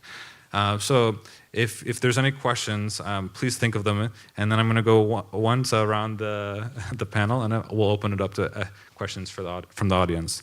So my last question is, I've mentioned a few people in the diaspora who are working on energy and the environment. What does it mean to have people in your field who are Greek? How does it motivate you? It could be in energy, it could just be in another field, but I think we all can appreciate the value of having another Greek in the field that you're interested in. Mirta, do you want to start if you're interested? Εννοείται. Καταρχάς, εμένα με εκπλήσει και με χαροποιεί το γεγονός ότι οι Έλληνες δεύτερης και τρίτης γενιάς είναι τόσο ενεργά συμμέτοχοι σε μια τέτοια μεγάλη πρωτοβουλία. Είναι πολύ σημαντικό που ασχολούνται με τέτοια θέματα. Απλά το πρόβλημα είναι ότι μόνο οι Έλληνες δεύτερης και τρίτης γενιάς θα ασχοληθούν όντως, έχοντας αυτά απλά τα συναισθήματα που έχουν για την πατρίδα. Γιατί καλώς ή κακώς οι Έλληνες πρώτης γενιάς με πολύ χαμηλούς μισθούς δεν μπορούμε να κάτσουμε παραπάνω, είναι γεγονός. Και το πρόβλημα στην ενέργεια δεν είναι πώς θα ενισχύσουμε μόνο τις μεγάλες δομές που υφίστανται στα αστικά κέντρα όπως είναι η Αθήνα και η Θεσσαλονίκη, αλλά και πώς θα επεκταθούμε παραμεθόροι. Γιατί, για παράδειγμα, εγώ προσωπικά μένω σε μια πόλη της Γαλλίας που είναι 21η σε έκταση, στο Aix-en-Provence, δεν ξέρω αν το γνωρίζει κανείς. Στην ουσία, μια τέτοια πόλη πρέπει να στοχεύσουμε και στην Ελλάδα, όπως είναι η Βέρεια, όπως είναι η Δράμη, όπως είναι η Καλαμάτα, για να εκμεταλλευτούμε και τους φυσικούς πόρους, αλλά και το εργατικό δυναμικό των παραμεθόριων αυτών περιοχών. Προσωπικά, αν με ρωτάτε, δεν έχω σκοπό να γυρίσω στην Ελλάδα. Ο συνάδελφος, δικηγόρος δηλαδή, εν δυνάμει, λυπάμαι, δεν θα λαμβάνω 600 ευρώ για να ασχολούμαι με τον τομέα της ενέργειας, ενώ μπορώ να το κάνω κάλλιστα στο εξωτερικό, με πολύ υψηλότερες αμοιβές. Καλώς ή κακώς έτσι είναι τα πράγματα. Λυπάμαι που το λέω για τους Έλληνες διασποράς. Η Ελλάδα διώχνει τα παιδιά της, δεν τα κρατάει. Εύχομαι απλά για τις επόμενες γενιές να μπορέσουμε να το αλλάξουμε αυτό και μέσω αυτών των πρωτοβουλειών που είναι πάρα πολύ ωραίες. Αλλά μέχρι να γίνουν πράξη και να υλοποιηθούν, εγώ θα έχω μεγαλώσει στη Γαλλία, θα έχω βρει την οικογένειά μου, θα έχω φτιάξει το σπίτι μου και απλά μετά θα είναι πάρα πολύ αργά και οποιαδήποτε ενδεχόμενη επιστροφή απλά θα έχει καταστεί μια σκέψη που προέκυψε σε μένα την περίοδο που δυσκολευόμουν, δηλαδή τώρα στα 24 μου χρόνια. Δεν θέλω να πω κάτι περισσότερο, ούτε να συγκινήσω το κοινό, αλλά αν μου επιτρέπετε θα ήθελα να παραθέσω μια φράση ενός μεγάλου Έλληνα ποιητή, του Γεωργίου Σεφέρη, όπου και να ταξιδέψω η Ελλάδα με πληγώνει και ελπίζω απλά η διαχρονικότητα αυτής της φράσης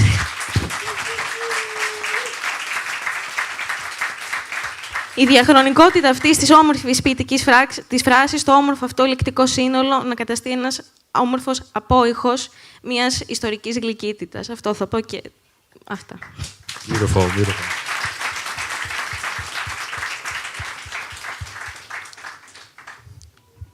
On the question of having Greeks as examples in your field of study, Evgenia Chrysoforos Dimitrios, would you like to touch on that? Ωραία. Έλα να σκεφτώ. Νομίζω in the job market, in, I guess, entrepreneurial spaces, a lot of it, I think, is dependent on who you know and networking amongst each other, because as Greeks, έχουμε φιλότιμο και we like to help each other and to bring community into everything that we do. And I think when you bring that into a professional space, you create just this positive feedback loop where we bring each other up and we can create something better because of that. And when you have role models to look up to, you can see other Greek people doing things that help this sector, help renewable energy, because when you see that, you can imagine yourself in that position. And there's a lot of mentorship there. I know how important it is to have Greek mentors and to learn from them and aspire to be like them and then offer that to the new generation, the neolea. And so I think it's crucial. And yeah, I hope that Australia and all these other countries as well that we have represented here will offer that and bring a more renewable future, because it's important. It affects health, it affects development, and it's so important that we buckle down on this. And yeah, I agree. Thank you, Christopher. So what I'm going to talk about your friend in the Chicago lab. So okay, it's somebody that I look up to. I wouldn't say that we would be friends, but I once volunteered at an event of the Hellenic Innovation Network, and this man by the name of Sterios Logothetidis, he came in, and he works. First of all, he's a professor at the Aristotle University in Thessaloniki. He's been there for 35 years. But what he also does, he works for this company called Organic Electronic Technologies, and he leads their nanotech center. And what he works on is semi-transparent photovoltaics, which it's like it collects solar energy, but it's something you can put on a window. And for cities like Chicago with skyscrapers that, it's almost 90% windows, that's such a huge source of even more energy that we could be collecting. I focus on nuclear energy, it's my passion. I think it's cool stuff, but there's so much more energy to be found in other areas. And the reason I bring this up is because this man is a professor, but he's also an entrepreneur. He's somebody that I can look up to because he just works so hard. And he's Greek. I love it. Dimitrios? Thank you. Something that comes to mind to me as someone in the medical field when we consider how Greeks can inspire us and help us to move forward is to look to our history and our past. There's so many names that come to mind in the medical field specifically. Hippocrates, others, even Capodistrias and his work in the medical field, and modern people who have contributed to Greek medicine, such as the inventor of the Pap smear test. I think when we apply this to an environmental perspective, it's also important to look to Greece's ancient history for inspiration moving forward, with odes to goddesses like Demeter, exalting the earth, the Yi. There's so much that we can obtain from looking to our history in order to move forward into the future. I 100% agree. So we have about 4 or 5 minutes remaining. I would welcome any questions for us on the panel about energy, environment, and stewardship. Ella. I don't have much questions. I'll just for the ladies some toilet paper, some Ευχαριστούμε πάρα πολύ. That's very sweet. Thank you, very sweet. Thank you.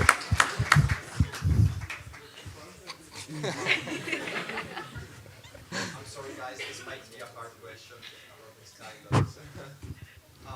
For Evgenia, that you were talking about the cooling, right? Different alternatives to cooling, to energy, water, right? So you know about the Perrier effect, the thermoelectric, it's like a way to cool down using electromagnetism, where when you have heat and electricity and current in a way, if you invert the current, the heat also inverts. So you can like bring the heat out of the data center, for example, or the server in this way. And what do you think about data centers in space? Which space is really cold and could be used as a way to cool down data centers. And then I have a second question, but let's first answer this one. I'm going to say that this isn't my subject matter expertise. So I actually study law and international studies. So this is more just drawing from my general knowledge. I haven't actually heard about those initiatives, but they sound amazing and we need them because I think the rate that AI is currently growing, we need to stay in the loop and keep up with it because if we're not careful, there's an example in I think the US, I'm not exactly sure where, but there is a little town near an AI center and their water, the water pressure is non-existent. Like it's like little drips coming out of the tap. So those initiatives, if you do know more about them, I'd invite you to speak where I am not an expert, but those sound great. And well, I was going to jump in and say, this is where Greek ingenuity needs to come in. Someone needs to figure that out. Someone needs to figure out how to cool these very hot data centers that use a lot of electricity. And so this is a career path for young people to sort out. Your second question. Okay, this is for George and for Christoforos because it has to do with nuclear energy. So you talked about nuclear fission, right?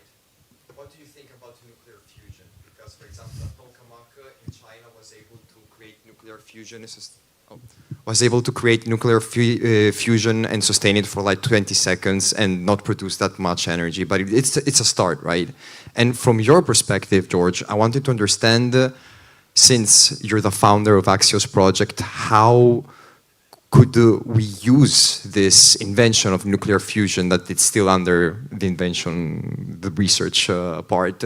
How could we kind of like economically, socially bring this into the society? I don't know if my question is clear. Yeah, your question is clear. So I'll repeat for the audience.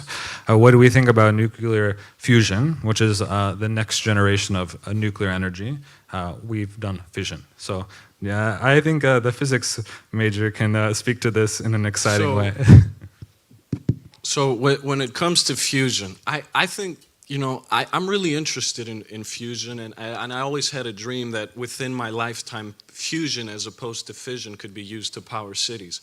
But fusion takes a lot more energy to start. Although the output compared to fission is a much higher percent, it's so much more difficult to start, and then it's so much more expensive to keep controlled, you know? So from a physics standpoint, as a physicist, and you know, as with most other physicists, we want fusion, but it's more of an engineering problem of containing it and keeping it going. Could I track back to your cooling question? Of course. Yeah. So the first point, the way heat is lost, it has to be conducted into another material. So when there's a hot object in space, a vacuum can't absorb heat because there's no particles in the vacuum for that energy to be transferred to. So things in space usually either stay really hot or they stay really cold. Now it is, you know, significantly easier to cool things in space, you know, because there's so much more area for particles you place in there to you know, to absorb that energy. But then another interesting thing about cooling is that there, as opposed to, you know, a very, very large nuclear reactor, there's also things called small modular reactors. You know, they're more like 10 meters by 20 meters. And something like that could be, you know, it could be used to power a small island. And theoretically, it could be cooled by the ocean next to the island that it's powering. That's a really interesting approach. So I have a last question. I think we've run out of time, but I did want to answer your last question as a closing point, which is, you know, my vision for the Greek diaspora is for us as young people to help solve some of these great challenges that beface us. And I think we see on stage some really bright minds who can help us do that, from the law perspective, from the physics perspective, from within medicine. Every industry will require energy and affects the environment. So it's my hope and desire that the Greek diaspora can help, and you all as young people, stewards of the environment, to do this in a sustainable way. So with that, we're at the end, and I thank you for your time. Thank you all. Yeah, μπορώ να ρωτήσω, can I just ask one question with the permission of Kira Exidya? Ωραία.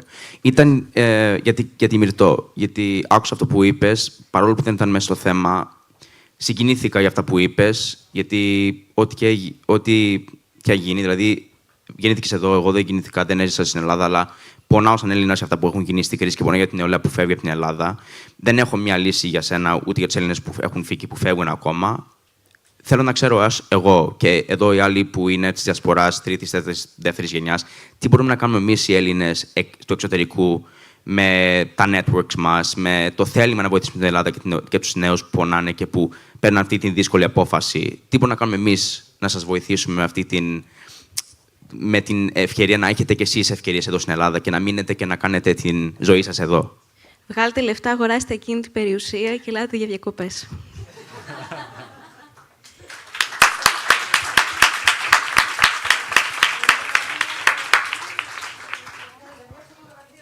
Okay, thank you. Thank you all.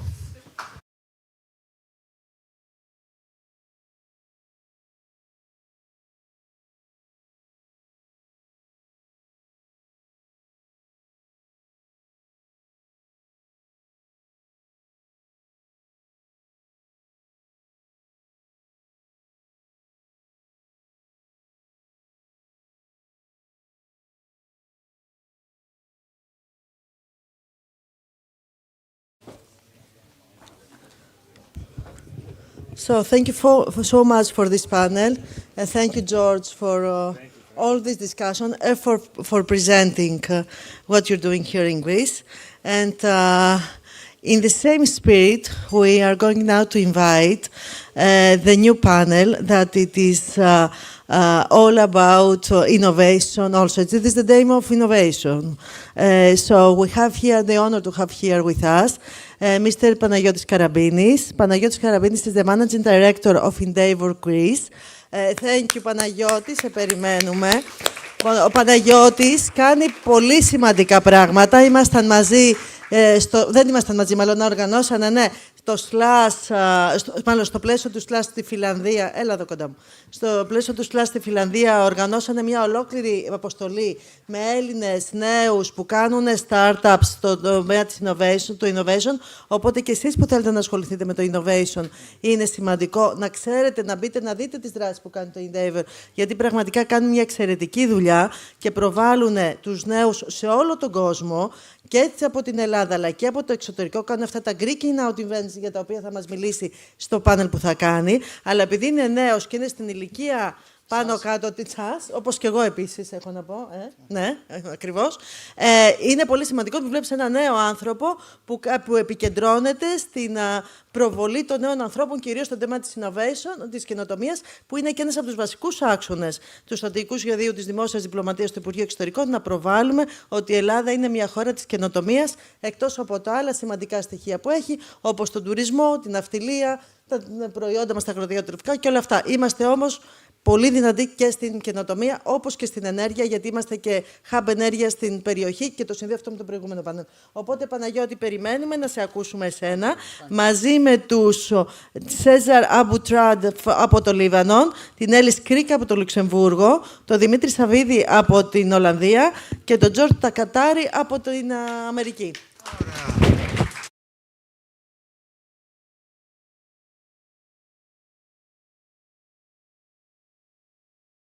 Wonderful. We'll do the panel in English if that's okay. Because we want to be global. So this is a wonderful symposium. I think it's the second one. It's a great idea. And I think that's Mayra, your idea to start such a conference and invite young Greeks from all over the world, no matter the tier and the connection that they have with Greece, second, first, third, whatever. That's amazing. I mean, I can imagine this being thousands of children and thousands of people coming up, and I can imagine this becoming the #1 diaspora meetup for Greece, right? In Greece, and that's wonderful. Congrats to all, and I would love to also add value to this thing. The first thing I want to say, we are. I hope this is not mine. I have alarms all day long because every 2 hours we need to feed our kid. It's 15 days old, and I have. Thank you. Thank you. I'm missing time with my son for you guys. That's how important you are. And you are truly important to Greece.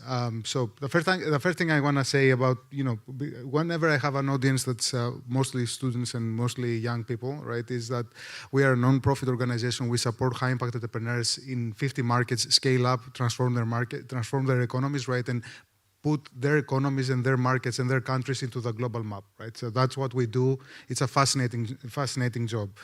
And with mapping, once we do that and once we make sure that we have founders who are huge success stories, we're mapping their origins, we're mapping their track, right? And understand what makes an entrepreneur an outlier, what makes them an incredibly successful, once-in-a-million time founder, right? And then two things that you need to know and that both concern you here, right? All of you and of course my wonderful panel, which they're all fascinating guys, and I will shut up so they can speak, right? Is that two things make an incredibly successful founder. The one is that they are global citizens.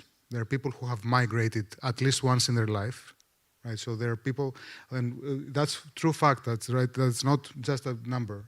70% of the founders who create unicorns, right, $1 billion companies, are people who have migrated with their parents or at their university years abroad. So that's one thing. You are all part of that. You're all global citizens. You're all ticking that box, right? The second one is that at some point in their lives, they either started a startup that failed or they worked for a startup that succeeded, right? So the number one advice that anyone can give you right now in your life as you go into the professional career, right, is either you start a startup and you start your own business, you do things that, you try things, you fail, and you fail spectacularly, right? The more spectacularly, the more success will come to you later on, right? Or you go and work for another startup. Don't line up to work for Procter & Gamble or Coca-Cola or EY. I hope there's no one here. I hope there's a light and I cannot see if there's something coming my way. But go work for or Google, right, or Facebook or Meta. They're not startups. Go work for a startup. Go work for Blue Ground or Hack the Box or whatever, and we'll discuss, all of this, or OpenAI or whatever, right?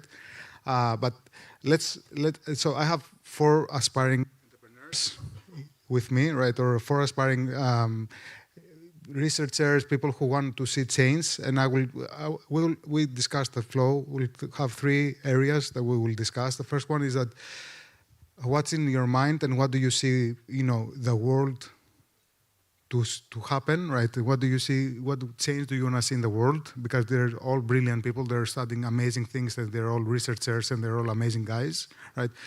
No Greece, no whatever, right? Just you in the world, right? And then we will double click on the Greekness of you, right? How can we make sure that what's happening in Greece is more connected with a global Greek diaspora, right? And then the third area is that how can we accelerate what's happening in Greece from where we are as a diaspora, right? You are, I'm not. So let's start with you, yourself, and the world. What do you do? Who you are? What's in your mind? And let's do this. Θα μιλήσω στα ελληνικά αρχικά και την υπόλοιπη κουβέντα θα την κάνουμε στα αγγλικά. Καταρχάς, να ευχαριστήσω τη Γενική Γραμματεία και όλους τους διοργανωτές. Ονομάζομαι Γιώργος Τάταρης, έχω μεγαλώσει στην Αθήνα και τα τελευταία 10 χρόνια μένω στο Houston. Αυτή τη στιγμή σπουδάζω μοριακή βιολογία και γενετική στο Rice University.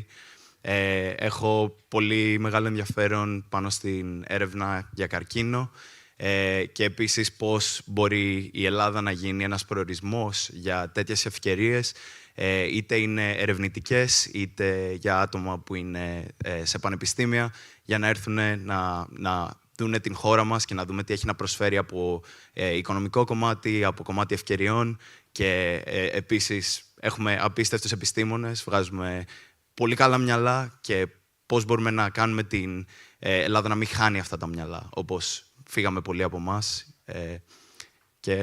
Και πάλι ευχαριστώ για την πρόσκληση. Perfect. So, no English.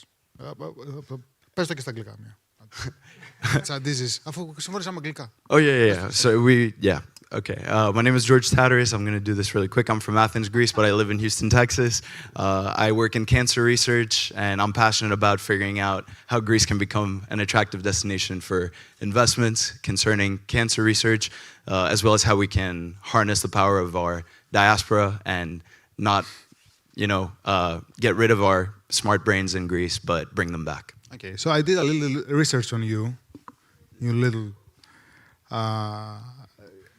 I expected pushback from you. No, but I know that you are a rebel. I've seen you in the streets of Houston throwing things at cops and... No. Come on, tell us about this. Tell us about your activism. Why? So throughout high school, I worked in gun violence prevention. As many of you know, the U.S. is well known for our gun violence, and that's something I try to really focus on. That passion for the common good, I guess, has taken a shift now that I'm in university and I'm interested in pursuing medicine, but I'm still very passionate about decreasing gun deaths, and I think healthcare and biology play a critical role in that goal of mine. Wonderful. So it's yes. And I did not throw stuff at cops. Disclaimer. Look, what's out for ICE? They're coming for you, right? I bet you do a lot less activism these days. But that's wonderful, and I think that that it's also part of who we are, like, and how we approach things. What made you go study such a hard field, and how is it going so far? It's going excellent. I'm starting medical school in the fall. It's been very rewarding, not only seeing the scientific aspect of it with cancer research. I work on modifying immune cells so they attack specific cancer types, but also seeing the patient experiences and talking to people from all walks of life. Houston is one of the most diverse cities in the world, and I think that diversity is something that is crucial to its success as an investment destination, and something Greece should also take advantage of, our diversity and our diaspora. That's wonderful. Ellie, you also do research, right? We have 3 biotech guys here, right? So let's go for a coffee. These are the smart people. Sure. Tell us more. Is it? Okay, it's working. So hi, my name is Ellie Skrika. I was born and raised in Luxembourg. Both of my parents are Greek, though. Currently, I'm studying in London, pharmacology, so I'm research-based as well. In general, I think regarding the first question, which was like, what would I like to see kind of more, is connection, and how, as diaspora, we're able to give something back to our country, to our patrida. But yeah. How are studies going? What are you learning? What fascinates you about the research so far? I mean, for me, I've always known that research was the field I wanted to go into, because both of my parents are in economics and finance. And I just think it's nice to know that with research, we're able to discover things that can help save people. That's what I like. I really just love helping people, and through this, I'm able to do that. So it kind of led me to the path that I'm in now. Wonderful. And Dimitri, you also do biotech research? Biology, yeah. Yeah, tell us more. Hello, everyone. But you were born and raised in Greece, right? Yeah, I was born and raised in Athens. It's my... Sorry? Yeah. Same as you, right, George? Yeah. Correct. Yeah, it's my 4th year abroad. So I did my bachelor's degree in cell biology and physiology in Lille, France. And now it's my 1st year of master's degree in biomedical sciences with a specialization in molecular medicine in the Netherlands. Wonderful. Yeah. Before we come to you, Cesar, tell us, are there any Greek societies in your universities? Are you connected with any Greek communities there? I mean, the one fascinating thing that you need to know, right, is the Greek tech ecosystem, the Greek innovation ecosystem, which is global, because it's a lot of it's being driven by diaspora leaders and diaspora founders, diaspora VC investors, a lot of it, right? The #1 industry right now that's driving Greek innovation and Greek technology is biotech. right? And you have no idea what the depth of, leadership and power that is going through diaspora Greeks into that industry, right? Just to give you I'm sure most of you know, but the CEO of Pfizer, he's not just Greek, he's Greek. I mean, he speaks spasta English, right? He has a Greek accent in his English, right? Nye Kelly, right? So the CEO of Pfizer, or the CEO, the chairman of Biogen, Stelios Papadopoulos. By the way, all of these guys are very involved with Endeavor. We are working with them very closely. The CEO of Biogen or the CEO of Vir Technologies, which is a huge biotech company, is also Greek. So, what are you seeing? I mean, we hope that we will see a next generation of Greeks continuing that tradition. We work with a lot of founders in the biotech industry that are kicking it, killing it completely, right? Like Causally and, a lot of other, companies. But are you seeing this in the universities as well? Are you seeing a lot of activity from Greeks in the universities? Converse? I'd say, yeah. Professionally, there's a Hellenic Professional Society of Texas where we get to meet incredible people. A lot of the Greek population of Houston is in STEM, so there's a lot of great mentoring coming from there. I actually refounded the Hellenic Student Association at my university. It had been inactive since 2008. So with that, we're building slowly a network that will eventually lead us to excel in the way that you're talking about. Oh, that's wonderful. You? Yeah, same here, honestly. At my university, we've also got a Hellenic Society. So through that, it's just students that come together and create, Greek initiatives. We celebrate like Tsikhnopemti, we come together and do stuff. But also regarding the actual academics, a lot of our professors are Greek, which is great because we get to see how, the Greek minds aren't just sort of, even when they go out, they still contribute and add so much to the research. And they come back as well a lot of the time. So. I love that you bring the professors aspect in this conversation as well, right? I mean, there's an amazing community that I'm fascinated by. We work very closely with them. It's a new one. It's called the Hellenic Institute of Advanced Studies, right? It's mostly US, but it's growing up and it's touching the entire world right now. It's professors of Greek origin, right, from top universities in the world, right? There's thousands of them. Thousands of them, right? The great thing, I mean, whenever we have also researchers, right? Thousands of researchers that are of Greek origin around the world, right? So they are uniting into an association which is called HIAS, Hellenic Institute of Advanced Studies, and more. And they want to start contributing and getting connected with the Greek ecosystem, right, and the Greek community back. Right? Imagine doing their sabbaticals to big corporations in Greece, right? Because professors abroad, they do a lot of sabbatical work, right? And imagine working and teaching at Greek universities or connecting Greek universities with their universities, Harvard and Stanford and Yale and all of this, and MIT and Oxford. So yeah.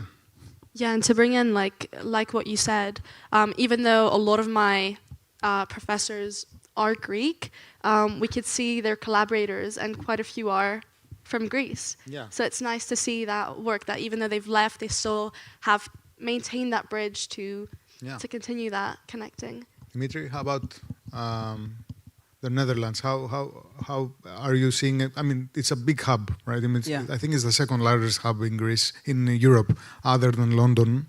Then it's, I think, Amsterdam. But yeah, tell us. So I don't live in Amsterdam, but where do you live? In Nijmegen. It's another city.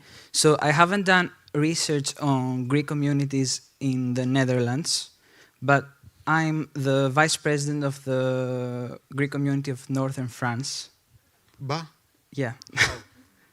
You saw a gap there. Yeah. But how come Northern France? You're in the Netherlands. Yeah, but I was 3 years in Lille, so that's my second year. Okay. Of, wonderful. Being the vice president. Wonderful. But how is the community there? Is it active?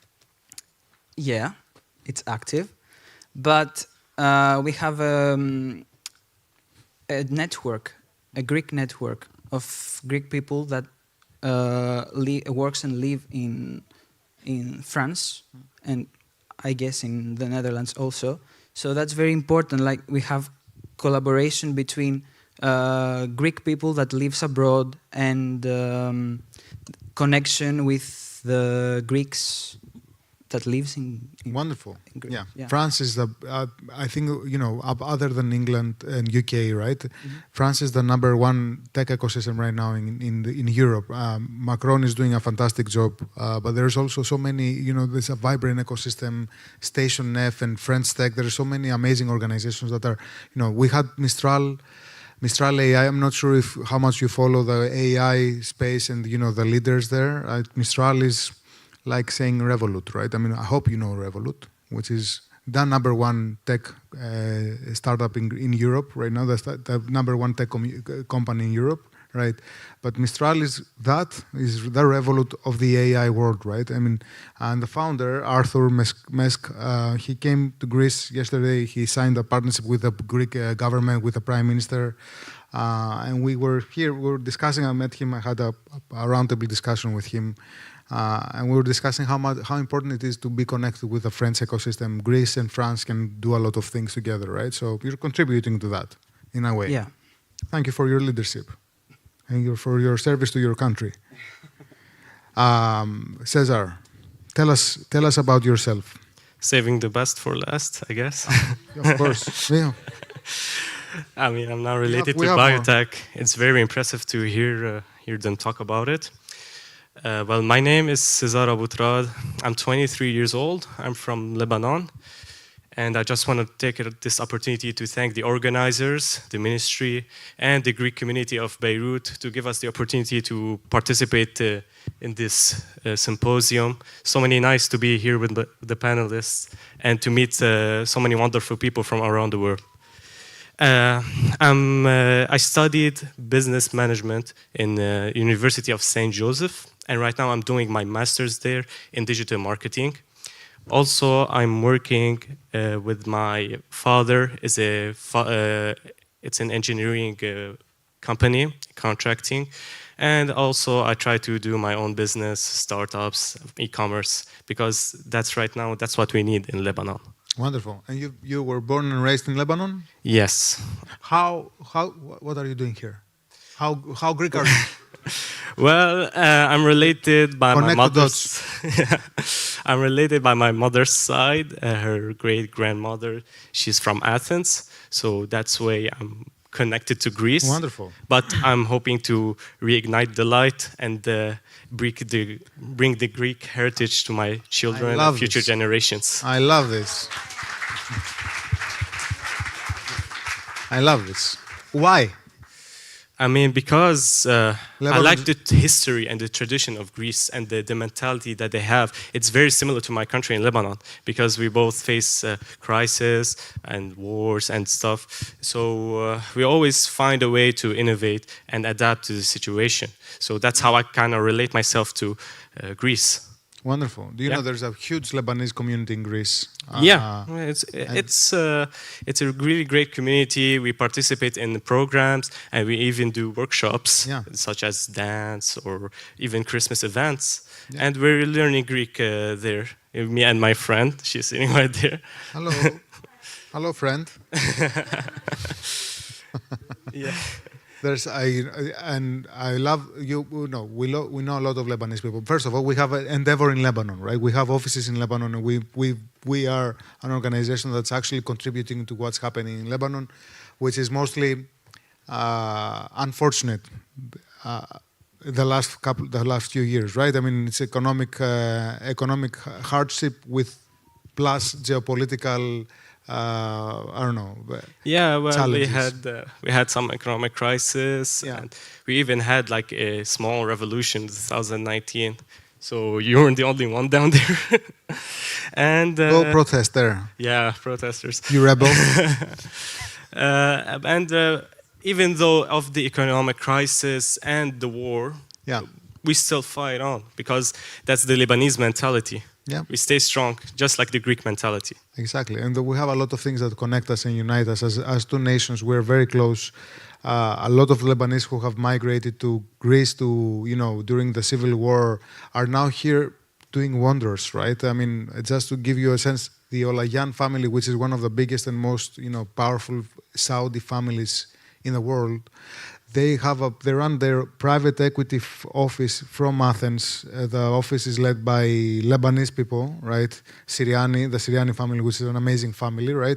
And they are employing hundreds of people in Greece, doing world-class investments all around the world from Greece, right? And that started around the 90s.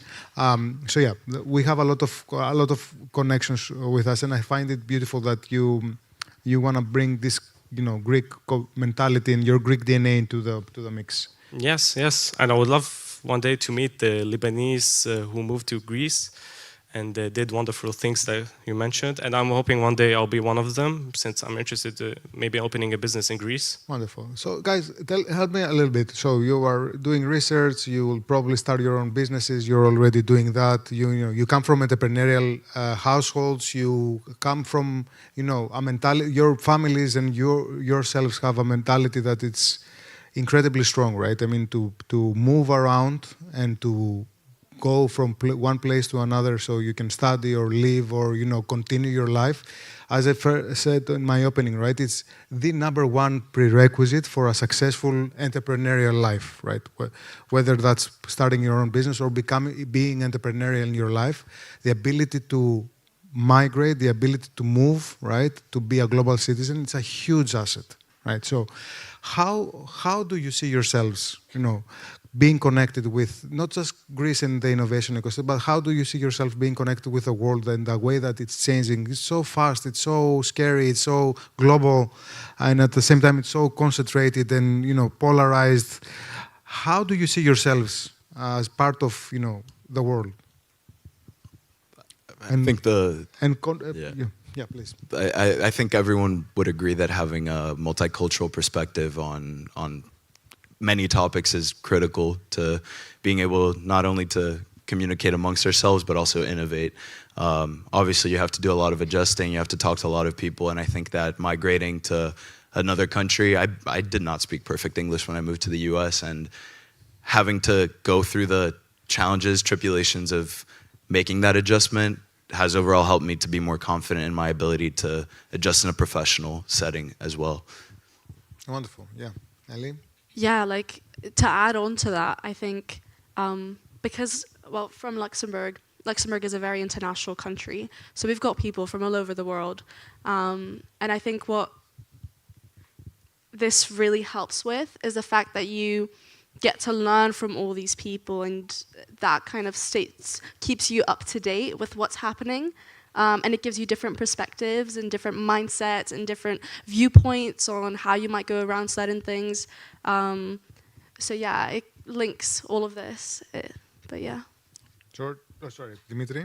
So if I want to say something about this, it will be that when you take the decision to go abroad and see something else, you get so much experience and you're getting independent. And that's the good thing of moving abroad. Absolutely. Yeah. Absolutely. Cesar? Well, I can't relate to them because unfortunately I wasn't living in Greece and I went abroad. I was born and raised in Lebanon. Yeah. But I can understand the difficulties that they had because we also have them. It's very similar, right? It's very similar. In what way exactly can you say it's similar? It's also a country that's, the economic turbulence and everything we can relate a lot. It's pushing. Lebanon as Greece have suffered from migration waves and migration waves over migration waves. Oh yeah, there's millions of Lebanese people in Brazil, in Australia, and so many other countries. Like each time I meet someone, they're from Canada, Australia, they tell me oh, there's a lot of Lebanese there. So yeah, we're and they're also very active. They're also super active. They are extremely active. I heard one time that the one Lebanese became a president in Brazil, I think. I don't know if... Oh, really? Yeah. There you go, guys. So we're active. That's a very good strategy for our country. So you become presidents in Netherlands and US and France or Lille, right? And then we can make deal. Let's do it. Do business. That's how it goes. But they're also very active in Lebanon. They're contributing, they're giving back and paying it forward to Lebanon. Yes. Right? Lebanese there. We always find the way to adapt. Each crisis, each problem we have, we always take care of it, and we always adapt. We find a way because that's how we are. Wonderful. So let me take you to the last question, right? Which is, how do you envision yourself being connected with Greece going forward? Is this something, how aware are you of what's happening right now? Are you more optimistic about the country? Of course, it's a broader picture, right? I mean, I'm not sure if you're optimistic more or less about the world and what's happening right now. I wouldn't blame you if you were more pessimistic, right? I mean, it's so much going on. But when you're thinking about Greece, right, all of you, all four of you, how do you think you can stay connected more, or how do you see Greece being part of your future life going forward? I left from Greece in a time when the situation was very grim. And I think over the years, having come back over the summers as a tourist, and I know that's not the full picture, I've seen that actions have been taken to make Greece a more attractive destination, not only for investors, but also Greeks abroad, or that has been one of the goals of the Secretariat, and I understand that. I do think there's a lot of progress that needs to be made with making us Greeks of diaspora aware of the opportunities that the Greek government offers, whether it be tax incentives, whether it be improvement of working conditions. I think one of the main reasons Greeks don't want to come back to Greece is because we hear a lot about working conditions. Wages are quite different, and that's understandable. We hear about the changes in the law. I don't know how fully representative that is of the 6-hour or 6-day work week and what is it, 12-hour? That's a PR disaster, by the way. Yeah, That's not the case. So that reached me. Happy to answer exactly. this. That's not the case, by the way, guys. We don't work 6 days out of in a week, right? Greece has a huge hospitality sector, right? So the government and the Ministry of Labor has to innovate in a way that we can allow a huge hospitality sector that needs to be, more flexible, right? To be able to employ people for more. Totally. So that's the case. Whenever you see something weird coming from a labor perspective in Greece, at least the last few years, not sure about the future or before that, but it's because there's peculiarities in the Greek economy, right? I am an employer. I employ people, and trust me, Greeks work a lot. Greeks work a lot, right? But we work a lot in a voluntary because we love to, right? It's not that the government or anyone is enforcing us to work 6 days. Mm-hmm. The wages, I'm with you, right? The tax incentives, I'm with you. They're also great. They can be more, but that 6-day week, that's not true. Yeah. So unfortunately, we hear more about the negative aspect of being in Greece than the positive. So my point is that making the positive aspect more visible to all of us is something that will bring us back. Wonderful. Ailey? Sorry, let me say that this is why you're here, so you can see the Exactly. Exactly. And you can say what is happening. And be the advocates of what's happening into your communities, right? And it's not just Greeks, by the way, right? What's happening in Greece right now, and I might add this to the conversation, is that we are becoming an attractive destination for internationals as well. Right. We're introducing new visa programs where if you're a startup or if you're a big investor in technology, right, no matter where you're coming from, you will be eligible to stay and spend your years in Greece, right, and do your business, work with a Greek startup, do your investments in technology from all over the world, right? So we need to become how important is this, by the way? Is it, when you're thinking of coming back to Greece, right, is this, how important it is for you to be a place, a country that has more people, more international mindset and perspective? I mean, from where I grew up, it is quite important for me. I value it a lot. But as you said, with these new schemes, it gives people living abroad the opportunity to come here and make it a lot easier for them, which is really nice.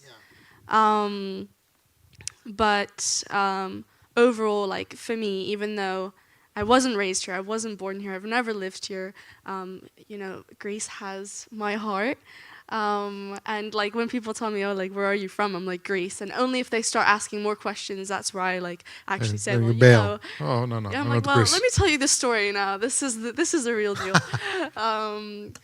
But, you know, on the long sort of, from someone who hasn't lived here, we've gone through some difficult years, but we're seeing development, we're seeing improvement.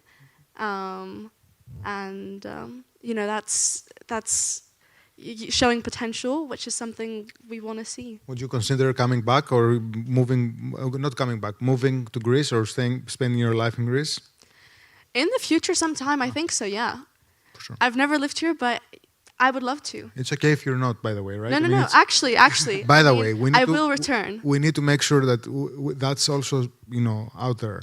A country that is trying to attract all the diaspora back, right, and they're trying their hardest to bring the diaspora back, is not the right strategy, right? Diaspora networks can serve a country perhaps way better from where they are, right, and where they're establishing new assets, new networks, new capabilities, right, for sure. But yeah. I would like to add that a good first step would be to have better funding of research projects and research institutes. Yes. So that researchers can come back or just move in Greece to Greece.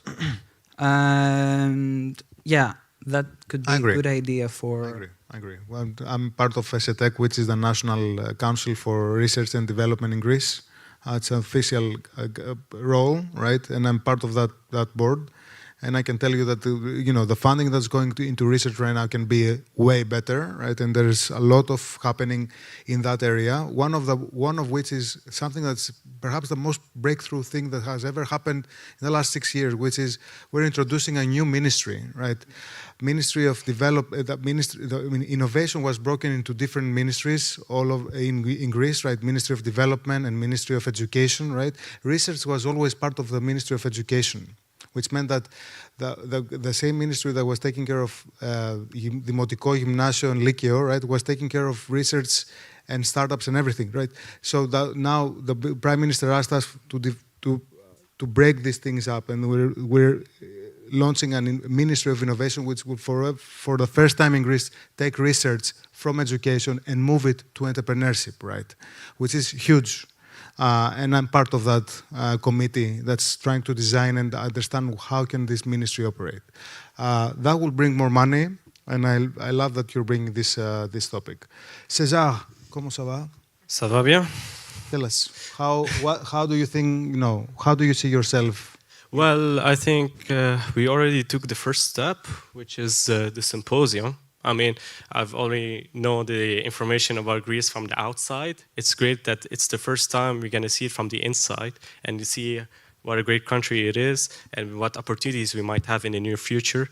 And I also learned a lot about you, your business, and it's interesting for me as an entrepreneur, as a business student. And hopefully one day we can do a collaboration between Lebanon and Greece. And that would be great, to be honest. Wonderful. Just to finish up, just a quick poll. Can you please raise those who are not living in Greece, can you raise your hand? Okay, wonderful. Who from you would be open to come to live and spend, your life in Greece? Okay, so yes, that's about right. That's about right. I mean, 50% of the people would be now open. I'm sure that over the next few years, as things get more mature in Greece, right, this number will grow. But the thing is that, if one way or another, we can contribute to this country from where we are or where we're going to live in the future, right, by being active and pushing forward and pushing the people who are in charge to do more, right, by, we're using our activist and our need for change, right? Our activist mode and our need to change. So keep doing what you're doing. You're all four fantastic people, and it's been a privilege talking with you today, guys. Thank you so much. Thank you very much. Thank you.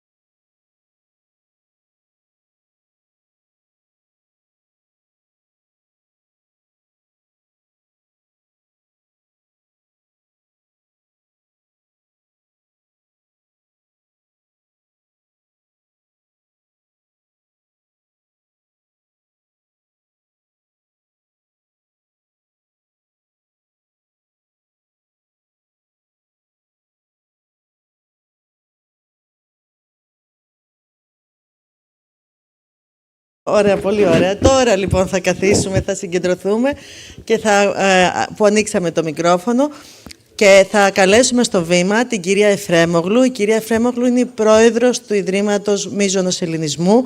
Είναι ο χώρος στον οποίο βρισκόμαστε. Είναι ένα ίδρυμα με το οποίο η Γενική Γραμματεία έχει υπογράψει μνημόνιο συνεργασία, όπως είχε υπογράψει πριν και με το Endeavor, που ήταν ο κύριος Καραμπίνης που έκανε το πάνελ, που κάνει πάρα πολλές δράσεις για την ομογένεια. Είναι εξάλλου και η ουσία του καταστατικού και της δράσης. Κάνει πάρα πολλά πολιτιστικά. Θα έχει την ευκαιρία να μας κάνει ένα χαιρετισμό και να μας πει για τις δράσεις της η κυρία Εφρέμογλου και την ευχαριστούμε πάρα πολύ για όλη της τη συνεργασία.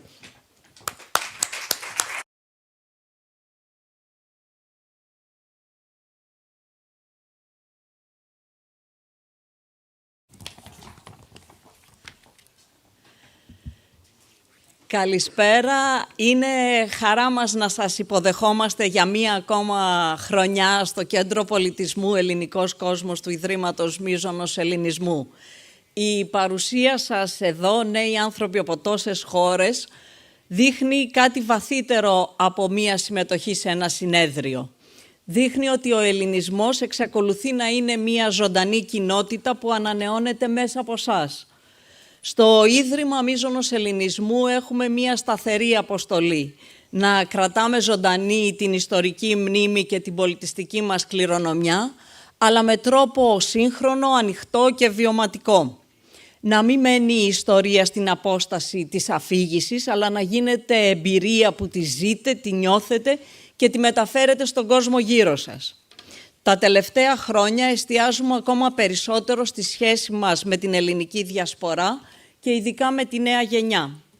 Ξέρουμε ότι πολλοί από εσάς μεγαλώσατε μακριά από την Ελλάδα, άλλοι μιλάτε τη γλώσσα καθημερινά, άλλοι την ανακαλύπτετε ξανά, άλλοι τη γνωρίζετε μέσα από ιστορίες της οικογένειας. Για όλους εσάς θέλουμε η επαφή με την Ελλάδα να είναι ζωντανή, αυθεντική και προσωπική. Γι' αυτό αξιοποιούμε την τεχνολογία, ώστε να γεφυρώσουμε αποστάσεις που κάποτε έμοιαζαν μεγάλες. Με τις ψηφιακές μας παραγωγές και τις εφαρμογές εικονικής πραγματικότητας, μπορούμε πλέον να φέρνουμε την ιστορία κοντά σας με τρόπους που ξεπερνούν τα όρια του χώρου και του χρόνου. Να περπατάτε μέσα σε μνημεία, να ζείτε γεγονότα που σημάδεψαν τον ελληνισμό, να αισθάνεστε μέρος αυτής της μακράς διαδρομής. Έτσι, σήμερα θέλω να σας προσκαλέσω σε ένα ταξίδι. Ένα ταξίδι γνώσης, ιστορίας και ταυτότητας, μέσα από το e-pavlahistory.gr, το ψηφιακό κόμβο του Ιδρύματος Μίζωνος Ελληνισμού, όπου θα βρείτε ένα πραγματικό θησαυρό, δωρεάν υλικό στα ελληνικά και στα αγγλικά, που καλύπτει ολόκληρη την ελληνική ιστορική διαδρομή. Από τα προϊστορικά χρόνια και την αρχαιότητα μέχρι το Βυζάντιο, την Οθωμανική περίοδο και την νεότερη ιστορία. Ένα σύμπαν περιεχομένου που σας περιμένει να το εξερευνήσετε, και αυτό είναι μόνο η αρχή. Γιατί στο Είμαι Flix, την πλατφόρμα μας, θα συναντήσετε εικόνες, ήχους, αφηγήσεις που ζωντανεύουν μπροστά στα μάτια σας. Βραβευμένα ιστορικά ντοκιμαντέρ, εντυπωσιακές τρισδιάστατες αναπαραστάσεις, θεατρικές παραστάσεις, συνεντεύξεις, συνέδρια, παρουσιάσεις. Όλα προσεκτικά επιλεγμένα, όλα με έναν και μόνο στόχο. Να νιώσετε τον ελληνικό πολιτισμό όχι απλώς σαν πληροφορία, αλλά σαν εμπειρία. Και όλα αυτά στη διεύθυνση flix.fhw.gr. Με αυτά τα εργαλεία μπορείτε να διατηρήσετε τη σχέση με τη γλώσσα, τις ρίζες και την ιστορία μας. Και ακόμα πιο σημαντικό, να χτίσετε μια ουσιαστική, προσωπική, αληθινή σύνδεση με την ελληνική πολιτιστική κληρονομιά. Σας καλώ λοιπόν να δράξετε την ευκαιρία.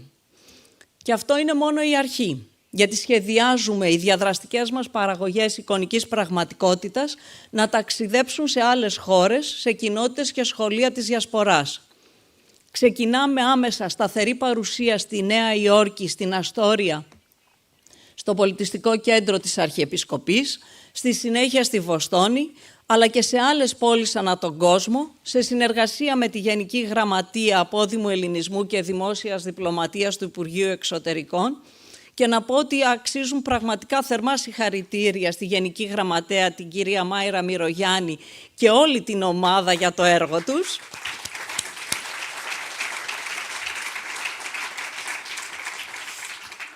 Η εμπειρία του συμποσίου δίνει σε όλους μας την ευκαιρία να ακούσουμε τις δικές σας φωνές.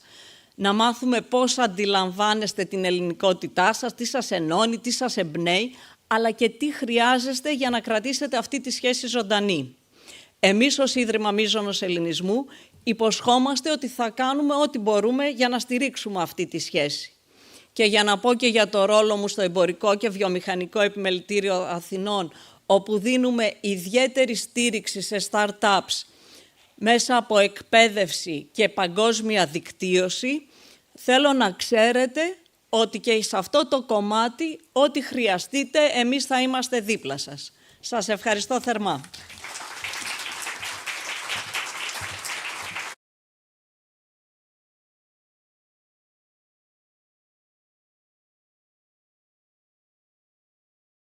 Ευχαριστούμε πάρα πολύ, Σοφία. Η αλήθεια είναι ότι η επικοινωνία που έχουμε και η αμεσότητα, ξέρετε, είναι σημαντικό και να ταιριάζεις με τους ανθρώπους. Έχουμε κοινούς στόχους και φαίνεται.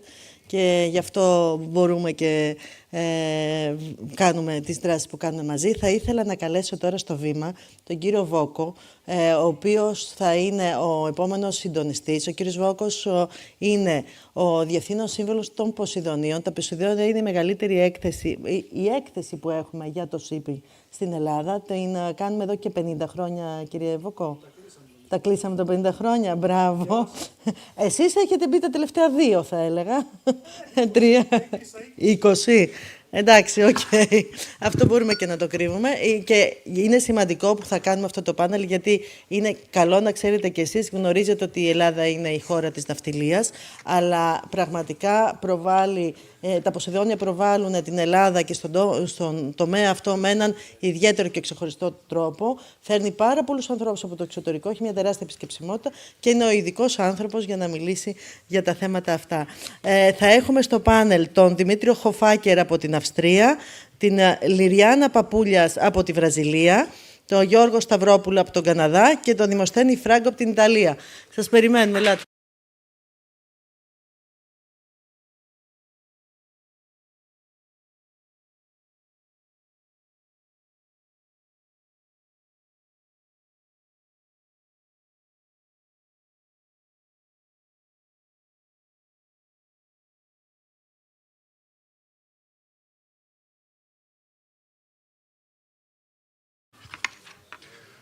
Με ακούτε? Τέλεια. Έχω μικρόφωνο. Θα ήθελα να σας καλωσορίσω όλους στο σημερινό συμπόσιο. Θα ήθελα να σας ευχαριστήσω όλους που συμμετέχετε. Δεν είναι μικρό πράγμα να έρθετε από τα πέρατα του κόσμου, να γνωρίσετε την πατρίδα σας. Κάποιοι μένετε εδώ και την ξέρετε καλύτερα, κάποιοι ήρθατε από πολύ μακριά. Και σας το αναγνωρίζουμε και το εκτιμούμε. Και θα ήθελα να ευχαριστήσω και τη Γενική Γραμματέα για την γενική αυτή πρόσκληση να στήσουμε αυτό το πάνελ. Γιατί η ναυτιλία? Θα μου επιτρέψετε να πω ένα πράγμα μόνο. Κάποιοι από εσάς ίσως το ξέρουν, κάποιοι δεν το ξέρουν. Υπάρχει μια βιομηχανία που είμαστε πρώτοι στον κόσμο. Υπάρχει μια βιομηχανία που όπου πάει ο εκπρόσωπός μας να μιλήσει, οι άλλοι σηκώνονται προσοχή. Δεν θα ακούσετε από πολλές βιομηχανίες της Ελλάδας να μπορούν να σας το πούν αυτό. Μόνο η ναυτιλία. Όταν γίνεται διάσκεψη στην Ευρωπαϊκή Ένωση, όταν γίνεται διάσκεψη στον IMO, που ουσιαστικά είναι τα Ηνωμένα Έθνη της ναυτιλίας, όταν μιλήσει ο Έλληνας Υπουργός ή όταν μιλήσει ο εκπρόσωπος της Ένωσης Ελλήνων Εφοπλιστών, οι άλλοι ακούνε και ακολουθούν αυτά που θα πούνε. Στο τέλος αυτού του πάνελ θέλω να κρατήσετε 2 πράγματα. Τη σημασία της ελληνικής ναυτιλίας παγκοσμίως και να εξετάσετε αν μπορούμε να σας βάλουμε το μικρόβιο της ναυτιλίας μέσα σας, γιατί σίγουρα η ελληνική ναυτιλία πιθανώς να σας χρειαστεί. Τώρα θα ήθελα να παρουσιάσω το πάνελ και να μάθω στην πράξη. Ξέρετε τίποτα για την ελληνική ναυτιλία? Θα ξεκινήσω με τον Δημοσθένη. Μ' ακούτε? Καλησπέρα. Καλησπέρα. Γεια σας, είμαι ο Δημοσθένης. Είμαι από την ομογένεια της Ιταλίας, από το όμορφο Μιλάνο. Τα τελευταία 2 χρόνια ζω εδώ στην Αθήνα, σπουδάζω στην ΑΣΟΕ. αποφάσισα να έρθω εδώ να σπουδάσω στην Ελλάδα. Μπορεί να ακουστεί μια ανορθόδοξη κίνηση. Παρ' όλα αυτά δεν το μετανιώνω, έστω προς το παρόν. Πιστεύω ότι για εμάς τους νέους η ναυτιλία πρέπει να είναι, στην Ελλάδα έστω, είναι ένας χώρος όπου η τεχνολογία, η καινοτομία και η παγκόσμια κινητικότητα συναντιούνται. Διαβάζοντας μερικά δεδομένα, ξέρουμε ότι ο μέσος μισθός στον χώρο της ναυτιλίας, στον ιδιωτικό τομέα, είναι τριπλάσιος από το μέσο μισθό στην Ελλάδα. Η ναυτιλία στην Ελλάδα δημιουργεί ένα τζίρο 40 δισεκατομμύρια δολαρίων και τα 14 δισεκατομμύρια δολάρια από αυτά γυρνάνε πίσω στην Ελλάδα. Θα μπορούσαμε ίσως να ισχυριστούμε ότι οριακά οι εφοπλιστές ανεβάζουν και κατεβάζουν κυβερνήσεις, αλλά ίσως να είναι ακραίο. Ξέρουμε επίσης ότι γύρω στο 20% της ιδιοκτησίας στόλους είναι σε ελληνικά χέρια. Είμαστε πρωτοπόροι και ανταγωνιζόμαστε με παγκόσμιες δυνάμεις όπως η Κίνα, η Ιαπωνία και είμαστε μοναδικοί εκπρόσωπος της Ευρώπης, που είμαστε πολύ περήφανοι γι' αυτό. Θα έλεγα επίσης ότι ίσως είναι και λίγο στο DNA μας. Από την αρχαιότητα εμείς, από τον 6ο, από τον 7ο, 8ο αιώνα π.Χ., εμείς κάναμε εμπορικές απικίες. Όπως στην Ιταλία, Μάνια Γκρέτσα, στην σημερινή Ουκρανία, Οδυσσό, στη Γαλλία. Άρα ίσως δεν είναι μικρόβιο αυτό, αλλά είναι μέρος του DNA μας. Αυτό. Ωραία. Θα περάσω τώρα στον Γιώργο το Σταυρόπουλο, από το μακρινό Καναδά. Έχετε ακούσει για ναυτιλία και Ελλάδα? Ίσως επειδή είμαστε λίγο μακριά, σαν χώρα, η πληροφόρηση πάνω στην ναυτιλία δεν είναι συχνό φαινόμενο. Δηλαδή, όπως είπατε και εσείς στην αρχή, υπάρχει μεγάλη βιομηχανία της ναυτιλίας εδώ, στον Καναδά, και που το αναλογεί το αντίστοιχο Υπουργείο, σωστά. Στον Καναδά δεν υπάρχει αυτό το ανάλογο Υπουργείο. Δεν έχουμε ένα Υπουργείο που ασχολείται μόνο με τα θέματα της ναυτιλίας. Αυτό ίσως, όπως καταλαβαίνετε, έχει να κάνει και με το γεωγραφικό χώρο του Καναδά, που όπως δεν υπάρχουν πολλοί προορισμοί για να γίνει αυτό. Τώρα, θεωρώ και το μεγαλύτερο πρόβλημα πάνω σε αυτό είναι και τα πανεπιστήμια. Στο Καναδά, στα πανεπιστήμια υπάρχουν πολλά groups.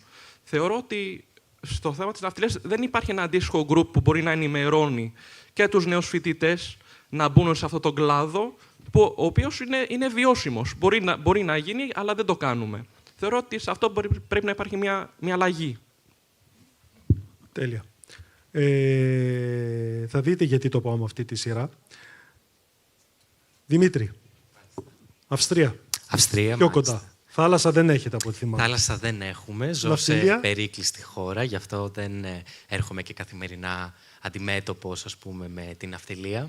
Αλλά πιστεύω, όποιος έχει δει την Ελλάδα σε ένα χάρτη ή έχει πάει στον Πειραιά για να πάει στο αγαπημένο του νησί, έχει καταλάβει ότι η Ελλάδα βρίσκεται γεωγραφικά σε κομβικό σημείο. Είμαστε η πόρτα προς την Ευρώπη για όσους έρχονται από την Ασία ή από μέρη της Αφρικής.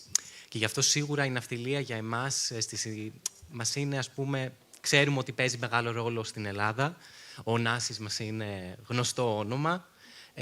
Πέρα από αυτό, βεβαίως, επειδή στην καθημερινότητά μου δεν έρχομαι αντιμέτωπος με την ναυτιλία, τόσο μεγάλη σχέση δεν έχω, αλλά ότι γνωρίζουμε ότι είναι και οικονομικά ένας πολύ σημαντικός παράγοντας, αυτό βεβαίως.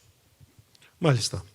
Και τώρα θα περάσω στην εκ Βραζιλίας ορμόμενη Λιριάννα, η οποία όμως έχει σχέση με την ναυτιλία και δείχνει πού έχει φτάσει η Ελλάδα, πού έχει φτάσει στην ναυτιλία. Liriana, thank you for joining us from Brazil. You are the only person on this panel who is actually actively involved in shipping. We would like to hear your feedback.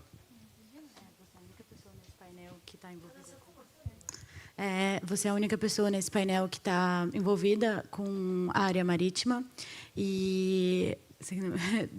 ele quer saber o seu feedback sobre isso. Tipo, como é que é?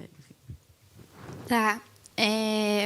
Bom, falando um pouquinho mais sobre a minha família, o meu avô era grego e ele foi para o Brasil e lá ele fundou a empresa Brasil Marítima. So her grandfather was Greek, and when he went to Brazil, he founded this business that was called, what is the name? Qual é o nome? Brasil Marítima. Brasil Marítima, which means Brazilian Maritime. Yes. And go on. Pode continuar. Desculpa. E minha mãe seguiu na carreira com a empresa se tratava de fornecimento de navio e reparos. E minha mãe Her mom followed through her grandfather's steps, and the main business was to repair the ships and exportar, né? And exportation. E o meu irmão também trabalhou na área, minha mãe seguiu... Tu falou a partir da minha mãe? Não, né? A minha mãe seguiu com a empresa em Santa Catarina, abriu uma filial lá, e o meu irmão também trabalhou na área. They have a second business. They opened, the first one was very successful, so they opened the second one, and her brother also followed the steps of his mom and then his grandfather. Meu tio ainda hoje trabalha em Porto, vive em Porto. Ele vive diariamente a realidade do setor marítimo. E minha tia, ela também abriu uma autoescola de embarcações. So her uncle still works at the port. So he lives every day the reality of working in the sector. And her aunt opened also a school to learn how to not drive, I don't know the word, but like to sail things. To learn how to sail. Sailing school, yes. E é uma honra estar participando desse tema, porque é uma coisa que toca diretamente com a minha tradição, da minha família e de milhares de outros descendentes gregos. And for her, it's an honor to participate in this panel and to be here because this is a close reality to her. So, and it's very important. It's a family tradition, and she's very happy to be here. Thank you very much. So for you to translate into Portuguese, I will also say and add something in English. There's always a Greek in Brazil. Just allow me to say that in the 1980s, my father went to Brazil, where he started the first shipping exhibition, which was then called Rio Mar. So at the moment, my brother still lives in Rio de Janeiro and has an events company over there. So there is a big Greek community, I hope, in Brazil now. O pai dele também foi para o Brasil, fez uma exibição de navios e dessa área também. E o irmão dele ainda está no Brasil, no Rio de Janeiro, então também é uma realidade da família. Θα περάσω λίγο πάλι στα ελληνικά. Ωραία λοιπόν. Έχουμε μια ικανότατη ελληνική διασπορά, νέα παιδιά πολύ ικανά. Το ερώτημα είναι, θα θέλατε να έρθετε στην Ελλάδα να δουλέψετε στην ναυτιλία και αν ναι, τι νομίζετε ότι μπορείτε να προσφέρετε? Δημοσθένη. Εντάξει, είναι πολύ στοχευμένη ερώτηση, έτσι. Σίγουρα πιστεύω ότι στην Ελλάδα, έστω στον κλάδο της ναυτιλίας, υπάρχει μια αίσθηση επιχειρηματικότητας, επειδή είμαστε κατά κάποιο τρόπο αναγκασμένοι να κουβαλάμε την Ευρώπη σε αυτό το τομέα. Εμείς πιστεύω, ειδικά τα παιδιά της διασποράς που έρχονται ίσως από χώρες που έχουν μεγαλύτερη εξοικείωση με το tech κομμάτι, θα μπορούσαν να προσφέρουν τη γνώση τους όσο αφορά την ανάπτυξη συστήματων automation κτλ. Ίσως είμαστε ακόμα λίγο πίσω στην Ελλάδα ως προς μια ψηφιακή ανάπτυξη και με τη χρήση του AI. Το IMO έχει βάλει ένα στόχο μέχρι το 2040, 11 με 17% των πλοίων να είναι αυτοματοποιημένα. Παρόλο που στην Ελλάδα μπορεί να υπάρχει το προσωπικό, ίσως εξειδικευμένο προσωπικό από το εξωτερικό, που να κατέχει περισσότερες γνώσεις, θα μπορούσε να μας βοηθήσει αυτό. Και στο κομμάτι το ESG, τα πράσινης μετάβασης, παιδιά που έρχονται από χώρες που είναι λίγο πιο οικίες με αυτό το θέμα, θα μπορούσαν ίσως να μας βοηθήσουν εδώ στην Ελλάδα. Αυτό. Δημήτρη, τι θα μπορούσες να μας φέρεις εσύ? Θα ξεκινήσουμε τη δεύτερη ερώτηση, τι μπορούμε να προσφέρουμε. Πιστεύω ότι εμείς που έχουμε μεγαλώσει στο εξωτερικό, σπουδάζουμε στο εξωτερικό, αποκτάμε γνώσεις που ίσως, εν μέρει δηλαδή, χωρίς να υποβαθμίζω τα ελληνικά πανεπιστήμια, είτε δεν διδάσκονται στην Ελλάδα ή και διδάσκονται με άλλο τρόπο στην Ελλάδα. Εμείς λοιπόν μπορούμε να υπάρξουμε συνδετικός κρίκος μεταξύ της ελληνικής ναυτιλιακής βιομηχανίας και της καινοτομίας του εξωτερικού. Μπορούμε να τα συνδέσουμε αυτά, να είμαστε μία γέφυρα. Εκεί νομίζω είναι η αξία των Ελλήνων της Διασποράς στον ναυτιλιακό τομέα. Αυτό είναι, ας πούμε, το κυρίως πράγμα που μπορούμε να προσφέρουμε. Τέλεια. Γιώργο. Εγώ νομίζω ότι στη φύση του ο Έλληνας είναι φιλόδοξος, ειδικά όταν μιλάμε για την νεολαία. Μεγαλώνοντας εγώ στο Μοντρεάλ, από τη φύση είμαστε τρίγλωσσοι, οπότε σε ένα χώρο όπως είναι η ναυτιλία που είναι παγκόσμιο, μιλάμε για παγκόσμιο εμπόρευμα, είναι σημαντικό να μιλάει ο υπάλληλος με πιο πολλές γλώσσες. Δηλαδή, οι γλώσσες για μένα είναι ένα διαβατήριο που είναι πολύ χρήσιμο, ειδικά στην ελληνική ναυτιλία. Τέλεια. Λιριάννα, a question for you. Do you think that Greek shipping creates awareness in Brazil? You're part of the industry, but do your fellow students, your fellow friends, hear about shipping in Brazil, or is it something which is totally out there for them? Você faz parte dessa realidade, desse comércio marítimo, mas os seus amigos no Brasil, eles conhecem também a parte marítima, esses trabalhos no Brasil, as pessoas, é algo que todo mundo conhece, ou você, porque a sua família manteve a tradição? Não, é porque nessa em específico dentro, eu conheço mais pela minha família. Mas a cidade onde eu moro, São Francisco do Sul, ela é uma cidade portuária. Inclusive, os gregos, quando chegaram ao Brasil, foram justamente para São Francisco do Sul. E lá, meus amigos, como você perguntou, eles têm um conhecimento base mais pela cidade em si, do porto. So her friends have basic knowledge of shipping in Brazil because her city is one of the key ports in Brazil.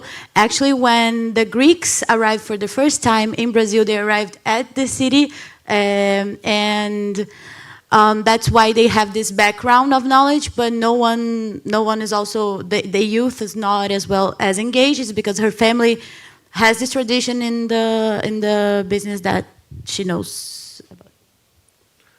One more question. Is there a Greek community in this port and in Brazil?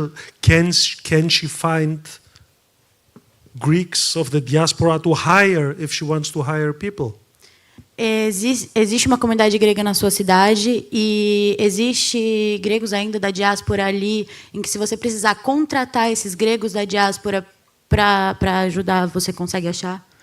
Na minha cidade, não, mas pela região do sul, sim. Mas na minha cidade, not actually in her city, but in the region, yes. Nem comunidade, nem profissionais. And in her city, there is not a Greek community anymore. Everyone migrated to São Paulo, Rio, and Brazil, and so on. Okay, thank you.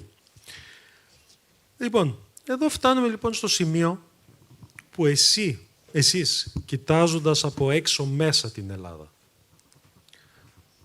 μία επιστροφή επαγγελματική είναι κάτι που θα το σκεφτόσασταν ή θα σας φαινόταν βουνό? Θα ξεκινήσω τώρα με τους δύο που είναι ακόμα έξω, γιατί ο ένας έχει ήδη έρθει. Γιώργο, για πες μας εσύ. Και ας αφήσουμε έξω λίγο το μισθολογικό, το αν θα είναι ανταγωνιστικό ή όχι. Η αίσθηση που έχετε για την Ελλάδα σας προσκαλεί ή σας φοβίζει? Νομίζω ότι τα τελευταία χρόνια έχει κάνει αρκετά βήματα η Ελλάδα έτσι ώστε να προσεγγίσει τους Έλληνες του εξωτερικού να γυρίσουν πίσω. Ωστόσο, όπως είπατε, πέρα από το οικονομικό κομμάτι, υπάρχουν και άλλα θέματα. Δηλαδή το θέμα της ποιότητα ζωής, στο να βρεις ένα σπίτι. Είναι πολλά τα ζητήματα τα οποία είναι πολλά εμπόδια τα οποία εμείς θα έχουμε λυμμένα. Δηλαδή, στον Καναδά, όταν μιλάμε για πέρα για το θέμα της ακρίβειας που είναι παγκόσμιο φαινόμενο πλέον, αλλά είτε μιλάμε για θέματα υγείας, είτε μιλάμε για θέματα εγκληματικότητας, είναι σχετικά χαμηλά ο Καναδάς. Οπότε είναι αυτά τα εμπόδια που μας προβληματίζουν ακόμα για να γυρίσουμε πίσω για μια επαγγελματική ζωή ή ευκαιρία. Πιστεύω ότι υπό συγκεκριμένες συνθήκες, βεβαίως θα το σκεφτόμουν. Για μένα ίσως είναι το πρόβλημα στο ναυτιλιακό τομέα ότι η ελληνική ναυτιλιακή βιομηχανία δεν μου φαίνεται ίσως πολύ προσβάσιμη για εμένα. Ξέρω ότι υπάρχει μια πολύ μεγάλη ιστορία, ότι είναι μια πολύ μεγάλη βιομηχανία, αλλά επειδή ζω ακόμα στο εξωτερικό, δεν έχω αυτή την στενή σχέση με την Ελλάδα, επειδή δεν μένω ακόμα, δεν έχω εγκατασταθεί, δεν μένω μόνιμα στην Ελλάδα και γι' αυτό ίσως η πρόσβαση στην ναυτιλιακή βιομηχανία ακόμα μου φαίνεται λίγο μη προσβάσιμη ίσως. Θα επανέλθω σε αυτό. Δημοσθένη. Συμφωνώ με εκείνο που είπε ο Δημήτρης. Δηλαδή, ίσως η ναυτιλία εδώ στην Ελλάδα βασίζεται πιο πολύ στις τοπικές επαφές. Είναι πιο κλειστός κύκλος. Okay. Πιο δύσκολο να μπεις. Τώρα, εγώ εντάξει, το είναι 2 χρόνια που ζω στην Ελλάδα ως φοιτητής. Περνάω καταπληκτικά. Είμαι ευχαριστημένος από την γνώση που παρέχει το Πανεπιστήμιο. Αλλά πιστεύω ότι το να ζήσεις εδώ μόνιμα, να κάνεις μια οικογένεια, είναι, το να πάρεις να κάνεις επόμενο step, είναι δύσκολο. Όχι τόσο πολύ ως προς το μισθολογικό κομμάτι. Εγώ είμαι στον κλάδο των χρηματοοικονομικών. Έχω φίλους που δουλεύουν σε Big Four. Υπάρχει εξέλιξη ως προς το μισθολογικό κομμάτι. Βέβαια, εκείνο που με ανησυχεί είναι η νοοτροπία που κυριαρχεί εδώ πέρα. Εγώ πιστεύω ότι η νοοτροπία που υπάρχει εδώ πέρα είναι λίγο ένα structural θέμα, το οποίο πρέπει να αλλάξει, πρέπει να βελτιώσει. Πιστεύω ότι υπάρχει λίγο, σε κάποιο βαθμό, μια έλλειψη αξιοκρατίας όταν επιλέγουν συγκεκριμένα, στην επιλογή εργαζομένων, επικρατεί ακόμα εκείνη η ιδεολογία του μέσου, με το μέσο να βρω δουλειά, το οποίο είναι κάτι με το οποίο μια χώρα δεν μπορεί να πάει μπροστά. Και γι' αυτό το λόγο η Ελλάδα είναι μια από τις βασικότερες χώρες στην Ευρώπη που έτσι, έχει αυτό το λεγόμενο brain drain. Όλοι οι νέοι βγαίνουν, φεύγουν και εξελιζόμαστε σε μια οικονομία του καφέ, που λένε. Δηλαδή, μερικά δεδομένα είναι σχετικά. Δεν γίνεται το 86% των νέων να είναι overqualified για τη δουλειά που κάνουν, να δουλεύουν στο τομέα του τουρισμού. Ναι. Άρα αυτά τα δεδομένα λίγο είναι σχετικά. Υπήρξε μια πρόοδος, σίγουρα. Απλά φοβάμαι ότι είναι βραχυπρόθεσμο και ότι δεν θα κρατήσει. Γιατί συνδυάζει ακόμα, μπορεί να κάνει το βαρετός, αλλά πιστεύω ότι το κύριο θέμα είναι το σκεπτικό. Αυτό. Κρατάω 2 πράγματα τα οποία έχουν σημασία. Το πρώτο είναι η αδυναμία πρόσβασης, η μη γνώση πώς θα πλησιάσει κανείς στην ελληνική ναυτιλία και βέβαια η αίσθηση που υπάρχει στο εξωτερικό ότι η αξιοκρατία δεν λειτουργεί απόλυτα. Είναι πολύ σημαντικά και θα πρέπει να μας απασχολήσουν. Αλλά έχω μία ερώτηση για τη Λιριάννα. Λιριάννα, it was discussed that for people from outside of Greece, looking into Greece, they feel it's difficult to become a part of the shipping industry. Foi discutido que para pessoas de fora da Grécia, para voltar para a Grécia, para se conectar com o que é um pouco mais difícil para entrar no mercado, na indústria marítima. So basically there's also not a network where they can find information. Então, basicamente, não tem uma rede onde eles podem achar informação para isso. I think you're dealing with this issue in Brazil. You are doing an app at the moment. Você está lidando com esse problema agora no Brasil? Acho que você fez aplicativo sobre isso no momento. O meu irmão me ajudou a fazer protótipo onde, tanto pela questão de informação, que lá nesse site, website, você encontra, se for armador, você pode encontrar pessoas profissionais para trabalhar, para prestar serviço para você.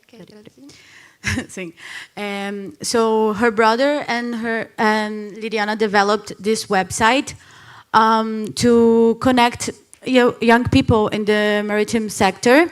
And in this app, the goal is to offer information in an easy way.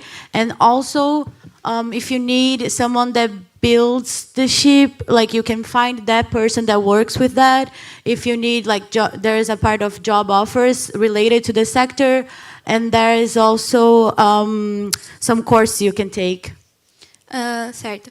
E também, além de amador encontrar pessoas profissionais, você, sendo um trabalhador da área do porto, da marítima, você pode encontrar cursos nesse site para você se qualificar no seu currículo. Also, aside of finding people finding people who work in that sector, there is also a part where you can specialize yourself even more with other workshops, as I mentioned, and it is a great way to help the youth that wants to engage in the sector. Além disso, a plataforma contaria com exposições de vagas que você pode divulgar quando você precisa de alguém, ou se você é um operador, procurar vagas de trabalho nessa plataforma. And also, not only the job offers, but also if you are seeking someone to work for you, you can find them in this platform. E também, além do mais, outras coisas que seria mais interativo, seria quantas pessoas tem por cada país, as notícias de superações, novidades. Seria meio que um órgão oficial de informações. And also other news initiatives related to the sector, what happened here and there, how many people we have in each country that are working in the sector. And the aim is to be an official website where you can find everything, to put every information in just one place. Yes. Very interesting. So we have an example of the diaspora doing what we should be doing here in Greece, and showcasing an exact example of what we are looking forward to all of you to bring back to Greece. A gente tem claro exemplo do que a diáspora está fazendo, do que a gente, Grécia, deveria estar fazendo, e do que a gente pode fazer para trazer mais jovens nessa área, e o que a gente poderia fazer aqui na Grécia. Εδώ τώρα θα ήθελα να ρωτήσω τους άλλους τρεις. Θεωρείτε ότι έχει λόγο η ελληνική ναυτιλία να προσπαθήσει να επικοινωνήσει με τη διασπορά στο εξωτερικό, και με τι τρόπο θα σας έβρισκε? Δηλαδή, μέσω πανεπιστημίου, μέσω προγραμμάτων επαγγελματικής κατάρτισης? Το ένα ερώτημα είναι, δεν σας βρήκε. Το ακούω. Πού θα σας βρει όμως? Για πείτε μου. Γιώργο. Εγώ θεωρώ με δύο τρόπους. Ο πρώτος είναι, όπως είπατε, μέσω του πανεπιστημίου. Θεωρώ ότι θα μπορούσαν να συνεργαστούν οι εταιρείες της ναυτιλίας μαζί με τα πανεπιστήμια, έτσι ώστε να δοθεί η ευκαιρία, μάλλον, να μπορεί να κάνει ένας φοιτητής ένα τρίμηνο, τετράμηνο πρακτική σε μια εταιρεία, έτσι ώστε να δει καταρχήν αν ο φοιτητής του αρέσει ο τομέας, αλλά επίσης να πει τους προβληματισμούς που δέχεται στη χώρα του στην εταιρεία. Ο δεύτερος, είναι το οποίο το συζητήσαμε και πριν το πάνελ, είναι, θεωρώ ότι μπορεί να γίνει το αντίστοιχο πάνελ στο event που γίνεται μία φορά το χρόνο, έτσι ώστε να ακούνε από πρώτο χέρι οι επιχειρηματίες το γιατί δεν μας βρίσκουν στο εξωτερικό, και έτσι να το διορθώσουν τα επόμενα χρόνια. Αυτό στο οποίο αναφέρθηκε ο Γιώργος είναι και τα Ποσειδόνια. Τι είναι τα Ποσειδόνια, λοιπόν, για ποιο λόγο είμαι εγώ εδώ? Πέρα από ναυτιλία, κάνουμε και άλλες δουλειές καλά. Και μια δουλειά που κάνουμε πολύ καλά είναι οι εκθέσεις, και ειδικά τα Ποσειδόνια. Τα Ποσειδόνια είναι μια έκθεση ναυτιλίας, που σημαίνει τι?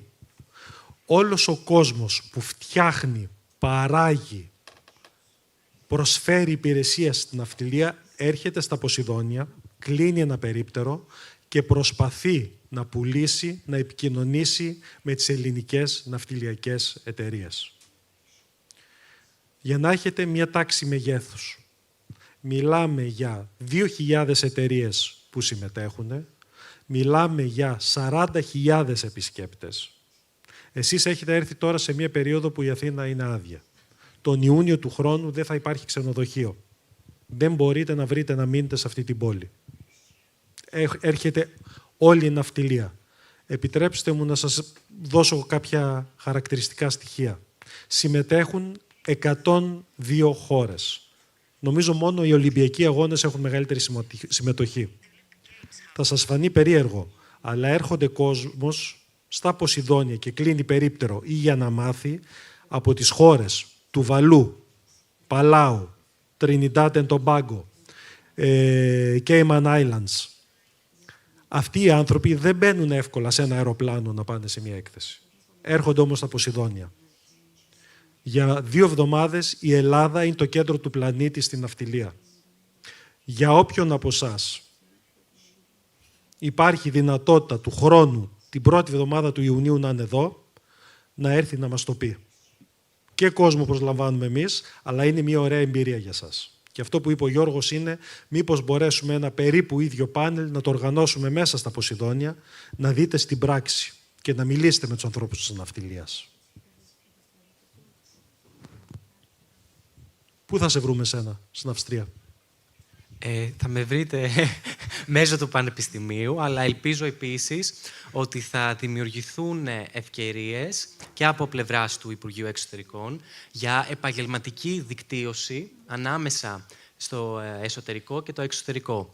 Δηλαδή, κάποιο είδος πλατφόρμας, κάποιο κανάλι τέλος πάντων, ιδανικά σε ψηφιακή μορφή, μέσω του οποίου μπορεί να δημιουργηθεί η πρώτη επαφή. Μία σύνδεση των Ελλήνων του απόδημου ελληνισμού με, ας πούμε, την ναυτιλιακή βιομηχανία. Αυτό ισχύει όμως και για πολλούς άλλους τομείς, όχι μόνο για την ναυτιλία. Να δημιουργηθεί μια πρώτη σύνδεση, μια πρώτη επαφή, ώστε να μπορούν να ενημερωθούν οι Έλληνες της Διασποράς και για τις ευκαιρίες που υπάρχουν για να ακολουθήσουμε καριέρες και πορείες στην ναυτιλιακή βιομηχανία στην Ελλάδα. Δημοσθένη, είσαι ήδη εδώ. Ναι. Σε βρήκανε ή δεν έχεις πάρει ακόμα χαμπάρι? Στην ναυτιλία λέτε. Δεν με έχουν ακόμα εντοπίσει. Δεν δημιουργήθηκαν ερίσματα, δεν είδες κάτι στα 2 χρόνια που είσαι εδώ, στην ΑΣΟΕ συγκεκριμένα, που να σου πει ψάχνω αυτή τη βιομηχανία? Κοιτάξτε, στην ΑΣΟΕ, επειδή γενικά μιλάω με πολλούς ξένους που έρχονται εδώ, σπουδάζουν για ένα εξάμηνο. Ένας φίλος μου Νορβηγός κάνει το μεταπτυχιακό του 18μηνο και το μεταπτυχιακό του συμπεριλαμβάνει ένα εξάμηνο στην Αθήνα. Γιατί και στην Νορβηγία αναγνωρίζουν την ανωτερότητά μας στο κλάδο της ναυτιλίας. Εγώ πιστεύω ότι η δικτύωση είναι ένα χρέος της Διασποράς να βοηθήσει η ομογένεια να βοηθήσει την ηθαγένεια. Δεν έχω κάτι να προσθέσω, δηλαδή τα κάλυψαν πολύ καλά τα παιδιά, πιστεύω. Συμφωνώ και με το θέμα της πρακτικής. Πιστεύω το να κάνουν ομογενείς πρακτική στην Ελλάδα, συγκεκριμένα στον κλάδο της ναυτιλίας, επειδή είναι πιο σοβαρός, θα τους βοηθούσε σε μια πιο ομαλή μετάβαση. Κάτι ίσως μια ακόμη ιδέα θα μπορούσε να είναι summer schools. Να συνδυάσουμε το ελληνικό καλοκαίρι με την ναυτιλία. Τι ωραία. Όπου τους μαθαίνουν shipping practices, το νομοθετικό πλαίσιο, γενικά εξοικειώνονται λίγο και με τα στελέχη. Πιστεύω θα τους ήταν πολύ χρήσιμο, γιατί πιστεύω περισσότεροι ομογενείς έρχονται τα καλοκαίρια στην Ελλάδα, άρα θα ήταν ένας πολύ καλός συνδυασμός. Πάρα πολύ καλό. Λιριάννα, question for you. You know the ship supply part. Would it be interesting for someone like you to come to Greece for a few months and mingle more with the Greek shipping community, get to know them, convince other people to come with you from Brazil to learn about it, or do you think you're covered? Você sabe como funciona o negócio e ele está perguntando se você acha que seria interessante para você, para pessoas que você conhece, enfim, se vir para a Grécia, conhecer as pessoas que trabalham aqui nos portos, conhecer as pessoas que estão nesse meio para fazer, enfim, alguma prática, para aprender com eles, seria interessante? Você conseguiria trazer mais pessoas com você? Você acha que as pessoas estariam interessadas em vir?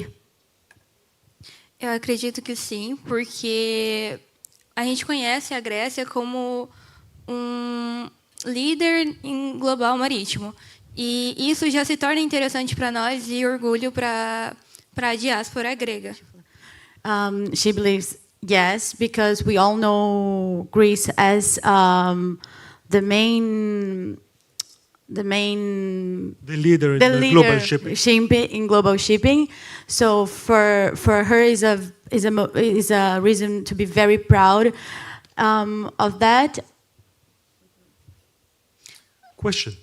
So. Does the average Brazilian know we are the leader? What can she do to get the message across? Because we want all of you and her to be our ambassadors.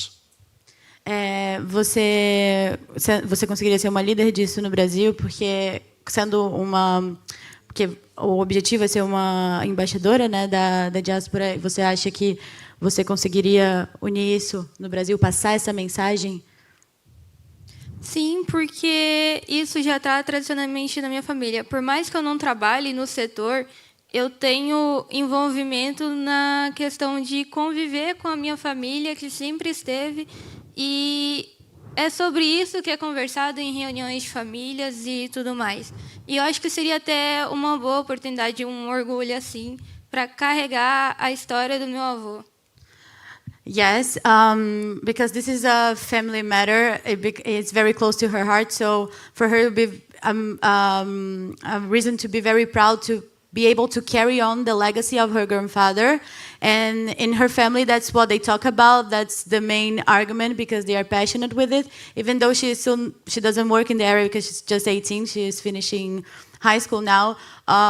That's all of her knowledge. So she could do that, and for her it would be a pleasure. Thank you. So I want all of you to keep this very Greek cultural aspect in you, continuing the legacy.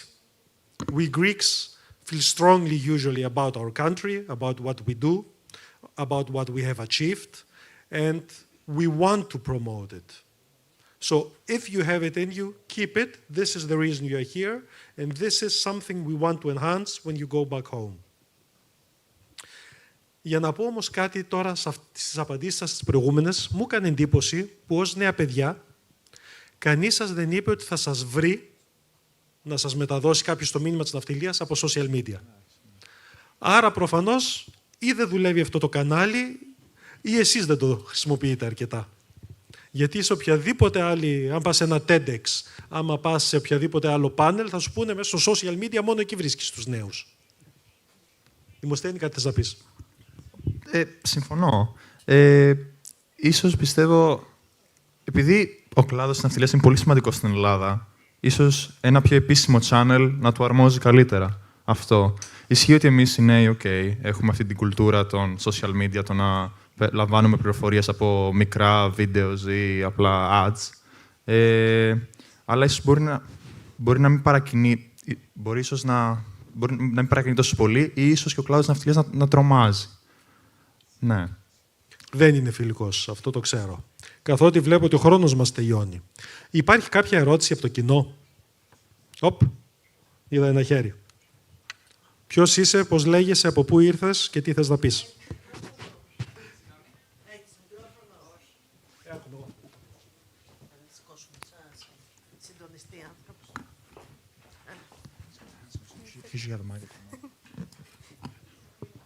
Καλησπέρα. Είμαι ο Δημήτρης Αβίδης, έρχομαι από την Ολλανδία. Ήθελα να ρωτήσω, επειδή ο πατέρας μου εργάζεται σε ελληνική ναυτιλιακή, στον Πειραιά, γνωρίζω ότι σε θέσεις κλειδιά υπάρχουν άτομα κυρίως σε μεγάλη ηλικία. Και ήθελα να ρωτήσω, το να έρθουν νέα παιδιά από την ομογένεια και να κάνουν μια πρακτική ή να εργαστούν σε μια ελληνική εταιρεία, είναι μια πρωτοβουλία. Και αυτή η πρωτοβουλία είναι καινοτομία. Πόσο αυτό μπορεί να καθυστερήσει λόγω ατόμων μεγαλύτερης ηλικίας που... Εμάς λέει, μην ανησυχείς. Εμάς λέει. Θα πω άτομα άνω των 50-55 ετών. Αυτός είμαι εγώ. Να, μόλις με είπαν γέρο, λοιπόν. Ναι, και ποια θα ήταν, ας πούμε, μια λύση για να προσεγγίσουμε όντως αυτή την πρωτοβουλία? Κοίταξε να δεις. Καλή ερώτηση. Καταρχήν υπάρχει η ανθρώπινη φύση. Γέρος, μεγαλύτερος, πεθαίνεις. Θα φύγουνε. Πρέπει να το άρα κρατήσουμε αυτό. Άρα η μόνη λύση είναι, ας πούμε, να... Από εκεί και πέρα υπάρχει ένα ανεπίσημο αλλά καλό σύστημα διαδοχής σε ελληνικές ναυτιλιακές εταιρείες. Επειδή υπάρχει ένας παραδοσιακός τρόπος λειτουργίας τους, φροντίζουν να μπουν νέα παιδιά μέσα. Και αυτό που παλιότερα δεν υπήρχε σε ελληνικές εταιρείες, νομίζω στο εξωτερικό το λέτε internship, stage, ανάλογα σε ποια χώρα είσαστε, είναι κάτι που έχει αρχίσει και γίνεται στην πράξη πλέον και στις ελληνικές. Οι παλιοί μπαρμπακαράβιδες, μισό λεπτό, γίνονται πλέον εταιρείες κανονικές, εισηγμένες στην αμερικάνικη αγορά. Professional όσο δεν πάει άλλο. Έχουν ανάγκη νέο αίμα, έχουν ανάγκη να φέρουν και από άλλες βιομηχανίες. Οι απόφοιτοι των ελληνικών ναυτιλιακών σχολών δεν φτάνουν για τον κόσμο που χρειαζόμαστε. Δεν υπάρχει περίπτωση να έρθει κάποιος νέος, πόσο μάλλον σαν και εσένα, να στείλει βιογραφικό από την Ολλανδία. Δεν σου είπα στην πρώτη, αλλά αν στείλει σε 10-15, νομίζω ότι κάποια θα σε τσιμπήσει. Θέλουν να βρούνε κόσμο, θέλουν να βρούνε Έλληνες. Δεν φτάνουν οι Έλληνες που έχουμε αυτή τη στιγμή για να συνεχίσουν την παράδοση της ναυτιλίας μας. Είναι δύσκολο επάγγελμα. Ειδικά αυτοί που φεύγουν πρώτα στη θάλασσα και γυρίζουν μετά στο γραφείο. Και ο μέσος Έλληνας, πιστεύω και σε άλλες χώρες, στην Ολλανδία που έχει ναυτική παράδοση, άμα πεις του άλλου, θες να πας σε ναυτική ακαδημία εσόκλειστος, να μπαρκάρεις ένα εξάμηνο για να πάρεις το πτυχίο σου και μετά να θαλασσοπνίγεσαι 6 χρόνια στη θάλασσα για να πάρεις 4 χιλιάρικα στα 35-40 σου, ή θες φραπεδάκι, τράπεζα, σχολάω 5 η ώρα, λιγότερα λεφτά, αλλά τη βολή μου. Αυτό είναι ένα δίλημμα που το έχουν όλα τα νέα παιδιά και νομίζω και σε άλλες χώρες. Γι' αυτό όταν βλέπουν ικανό, με διάθεση για γνώση, νέο, να θέλει να έρθει, δεν τον αφήνουμε πια εύκολα. Και υπάρχουν και πρωτοβουλίες όπως το Adopt a Ship και το Yes Forum, μπορείτε να τα γκουγκλάρετε, που προσπαθούν αυτό.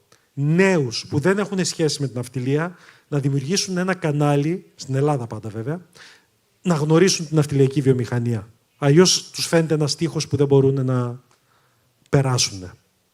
Κυρία Γενικέ, ο λόγος σε εσάς για το κλείσιμο. Εδώ, σχολάει, βαράει. Εγώ αυτό που ήθελα να πω είναι σε αυτό ακριβώς το πλαίσιο, προσπαθώντας να κάνουμε αυτή τη διασύνδεση με την ναυτιλία και τους νέους της Διασποράς, φτιάχνουμε ένα πρόγραμμα φιλοξενίας, το οποίο θα είναι στα θεματικά που ξεκινήσαμε φέτος και θα κάνουμε του χρόνου πιο πολλά, που θα επικεντρώνεται στην ναυτιλία, οπότε θα μπορούμε να φιλοξενήσουμε νέους και νέες από την ομογένεια, να έρθουν να γνωρίσουν εταιρείες. Είμαστε και σε επαφή με εταιρείες της ναυτιλίας, να κάνουν επίσκεψη και σε πανεπιστήμια που διδάσκουν τα ναυτιλιακά, για να γνωρίσετε και τις σπουδές αυτές και να μπορέσετε να γνωρίσετε, προφανώς και θα έχετε συνάντηση και περισσότερο χρόνο συνομιλήσει με τον κύριο Βόκο, που είναι βασικό στοιχείο της ναυτιλίας στην Ελλάδα, αλλά να υπάρξει μια γενικότερη επαφή. Αυτό είναι το ένα που οργανώνουμε. Και το άλλο είναι ένα πρόγραμμα φιλοξενίας internship, έτσι ώστε να μπορέσετε να έρθετε να γνωρίσετε την αγορά εργασίας σε διάφορους τομείς, όχι μόνο στην ναυτιλία, γενικότερα στην ελληνική αγορά εργασίας. Οπότε ελπίζω αυτά τα δύο προγράμματα να βοηθήσουν. Ευχαριστούμε πάρα πολύ. Ελπίζουμε να μας τους φέρετε όλους στα Ποσειδόνια του χρόνου. Θα βρω εγώ. Άμα είναι αυτό θα το βρούμε. Ευχαριστώ πολύ, παιδιά. Well done. Thank you very much.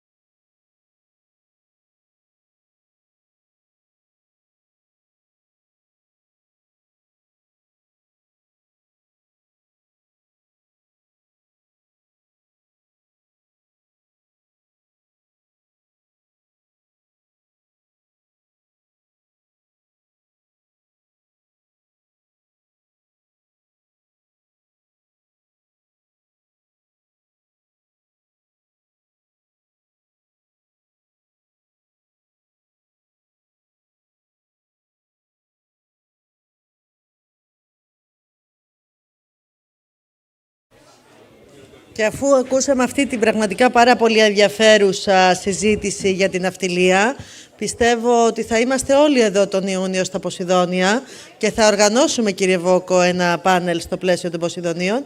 Τώρα θα μου επιτρέψετε να καλέσω στο βήμα τον κύριο Φίλιππο Φόρτωμα, ο οποίος είναι πολιτικός, είναι βουλευτής από τα νησιά μας, από τις Κυκλάδες, από την Τίνο κιόλας που προέρχομαι κι εγώ. Αυτό δεν ξέρω πόσο χρήσιμη πληροφορία είναι, αλλά εμείς χαιρόμαστε γιατί αγαπάμε το νησί μας. Αλλά έρχεται εδώ με την ιδιότητά του ως πρόεδρος της Επιτροπής Απόδημου Ελληνισμού της Βουλής. Είναι σημαντικό να ξέρετε ότι η Ελλάδα έχει... Μην γελάτε εσείς καλά εκεί πέρα. Καθίστε σοβαροί. Τι σου λέει? Τι του λες? Όχι, θέλουμε κι εμείς να γελάσουμε. Τι? Εμείς δεν έχουμε ψυχή. Λοιπόν, είναι ο πρόεδρος της Επιτροπής Σοβαρευτείτε, Απόδημου Ελληνισμού. Αυτό που είναι σημαντικό να συγκρατήσουμε εδώ είναι ότι το Ελληνικό Κοινοβούλιο έχει ειδική επιτροπή απόδημου ελληνισμού και αυτό γιατί αναγνωρίζει βεβαίως τη σοβαρότητα και το θησαυρό που αποτελεί η ομογένεια και τον καλό στο βήμα τώρα για να μας πει τις δράσεις που κάνει η Βολή για τον απόδημο ελληνισμό. Έχουμε μια συνεχή συνεργασία, θα έλεγα. Κύριε Φόρτωμα,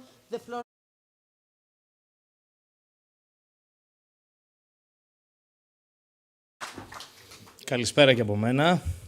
Αγαπητοί Γενικοί, ευχαριστώ καταρχήν για την πρόσκληση, μιας και είναι πολύ μεγάλη χαρά να είμαι εδώ κοντά σας και μιας και μοιραζόμαστε το βήμα και σας διαδέχομαι, θα ήθελα να προτείνω την επόμενη φορά με πολύ μεγάλη χαρά οι φίλοι και οι φίλες, τα μέλη και οι νέοι της Διασποράς θα μπορούσαν να έρθουν και στην Ελληνική Βουλή, να τους φιλοξενήσουμε και στην Επιτροπή μας, να δουν εκεί το τι συμβαίνει, να δουν και το Ελληνικό Κοινοβούλιο που εκεί διεξάγεται το νομοθετικό πλαίσιο αλλά και ό,τι συμβαίνει γύρω από τα πολιτικά δρόμενα και τα τεκτενόμενα της χώρας. Μιας και είναι η καρδιά της ελληνικής δημοκρατίας. Με πολύ μεγάλη συγκίνηση έλαβα την πρόσκληση και οφείλω να πω ότι οφείλω να σας συγχαρώ για την απόψινή πρωτοβουλία αλλά και για όλες τις ημέρες, μιας και είδα το πρόγραμμα και είναι μια, θα πω, ουσιαστική γέφυρα συνεργασίας μεταξύ της μητέρας πατρίδας και του παγκόσμιου ελληνισμού.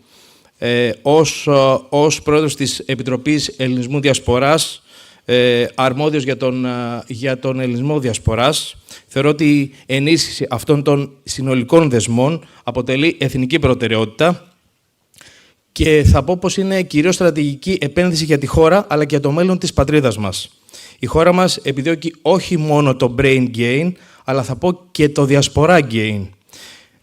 Θεωρώ ότι αυτό είναι πολύ σημαντικό και γίνεται και μέσα από τις πρωτοβουλίες που έχετε αναλάβει και από την Γενική σας Γραμματεία, καθώς οι νέοι αυτοί και οι νέες, οι οποίοι ζουν στην ελληνική διασπορά, στη Γερμανία, στην Αυστραλία, στην Ευρώπη συνολικά, στις ΗΠΑ αλλά και στην Αμερική, αποτελούν τα νεότερα μέλη της ελληνικής διασποράς. Είναι μέλη μιας παγκόσμιας κοινότητας Ελλήνων, Ελληνίδων που διαπρέπουν και θα διαπρέψουν τα επόμενα χρόνια σε πολλά διαφορετικά επιχειρηματικά πεδία.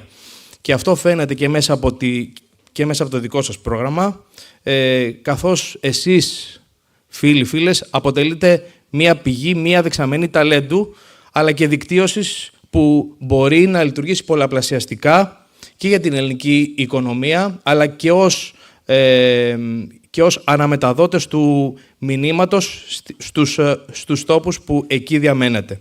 Άρα, αγαπητοί Γενικοί, πολλά συγχαρητήρια, μιας και θεωρώ ότι αυτό είναι κάτι πολύ σημαντικό το οποίο γίνεται σήμερα.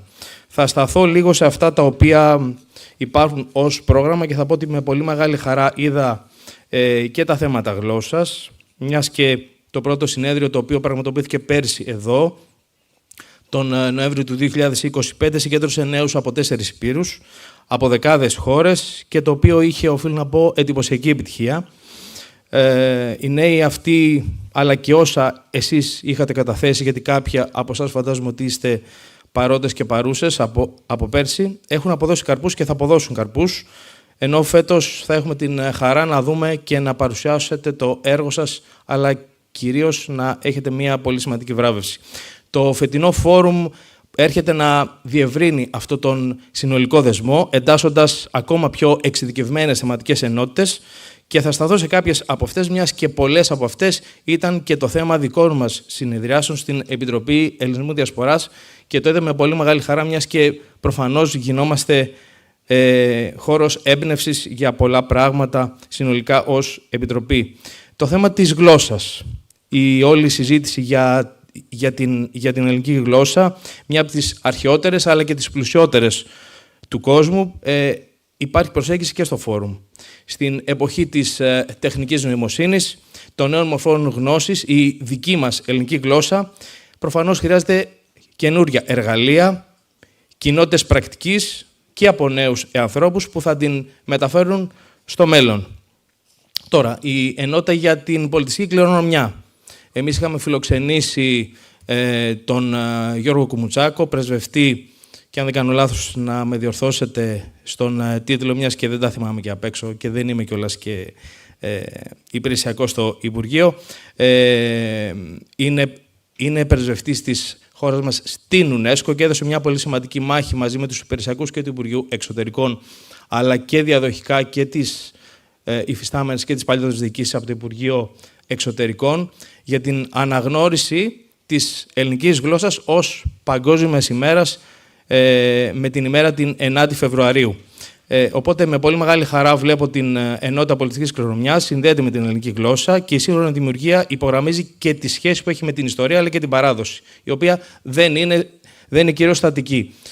Φιλοξενήσαμε με τον κύριο Κουμουτσάκο, μας είπε πάρα πολλά πράγματα και για τη Μονή της χώρας και για την Αγία Σοφία στην Κωνσταντινούπολη, αλλά και για πολλά άλλα ζητήματα τα οποία αφορούν μνημεία παγκόσμιας πολιτιστικής κληρονομιάς. Είναι μια συζήτηση καθαρά υπερηφάνειας, συλλογικότητας, αλλά και πολιτισμικής προβολής. Και είναι πάρα πολύ σημαντική. Να μην ξεχνάμε και τους παρηγυρισμούς που είχαμε άλλωστε και στο πρόσφατο Ευρωμπάσκετ, το οποίο κατακτήσαμε την 3η θέση και έχουμε ένα καταπληκτικό ambassador της χώρας, τον φίλο μας Γιάννη Αντετοκούμπο. Το πάνελ τώρα για τη δημοκρατία δίνει βήμα σε εσάς κυρίως να καταθέσετε και τις ανησυχίες σας και τις αξίες αλλά και τις προτεραιότητάς σας, μιας και εσείς έχετε προσλαμβάνουσες παραστάσεις από άλλες χώρες με άλλη λογική και άλλη νοοτροπία. Η δημοκρατία προφανώς ζει στη χώρα μας, έχει γεννηθεί εδώ και οφείλει εσείς που είστε ένα αμάγαλμα και της ελληνικής παράδοσης και της ελληνικής γλώσσας και του πολιτισμού, αλλά και των εκεί σε κάθε τόπο παραστάσεων που έχετε, νομίζω ότι αυτό θα είναι πάρα πολύ γόνιμο. Προφανώς και ο ελληνισμός διασποράς δεν είναι απλώς μία κοινότητα, είναι ένα παγκόσμιο δίκτυο ανθρώπων και τις 3 αυτές μέρες αυτό φαίνεται εδώ, όπου λαμβάνει χώρα κάτι τέτοιο, με κοινές ρίζες, κοινές αξίες, αλλά και κοινό μέλλον. Είστε εσείς οι φυσικοί πρεσβευτές ενός σύγχρονου ελληνισμού, αλλά και οι δημιουργοί πολιτιστικών, κοινωνικών, αλλά και επιστημονικών γεφυρών μεταξύ των εκεί κοινοτήτων και της χώρας σας, όπου ζείτε, με τη μητέρα πατρίδα. Κλείνοντας, θα ήθελα να τονίσω πως ως βουλευτής Κυκλάδων, αγαπητοί γενικοί, θα μπορούσαμε να εξετάσουμε κάτι αντίστοιχο να γίνει σε άλλο χώρο και τόπο. Θα μπορούσε να γίνει ένα θεματικό συνέδριο, μια συνάντηση νέων διασποράς και με πολύ μεγάλη χαρά να πάρει μέρος και η Επιτροπή μας σε ένα κυκλαδίτικο νησί. Θα μπορούσε να γίνει στην Άνδρο, που έχει τεράστια διασπορά στις Ηνωμένες Πολιτείες, στην Τίνο, ιδανικά στην Τίνο, όπου καταγόμαστε, και στον τόπο που και η ιστορία και η παράδοση και η τέχνη και η φύση, αλλά και η ελληνική φιλοξενία συνυπάρχουν ιδανικά. Οι γέφυρες όπου εσείς χτίζετε και εμείς όλοι μας, εδώ που είμαστε εσείς όλοι χτίζουμε, θα αποκτήσουν ακόμα μεγαλύτερη δύναμη. Να σας ευχαριστώ λοιπόν θερμά που είστε εδώ και να ευχηθώ καλή επιτυχία και στις εργασίες του εν λόγω συνεδρίου. Να είστε καλά, καλή επιτυχία.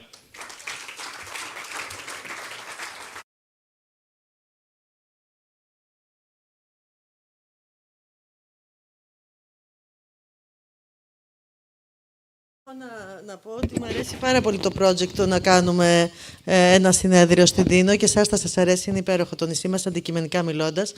Και τώρα θα ήθελα να καλέσω στο βήμα τον Αρτιώμα από την Αρμενία για να μας πει τις δράσεις που έκανε πέρυσι ως πρεσβευτής της Διασποράς, ως Greek Youth Diaspora Ambassadors. Αρτιώμα, πού είσαι? Εδώ, the floor is yours.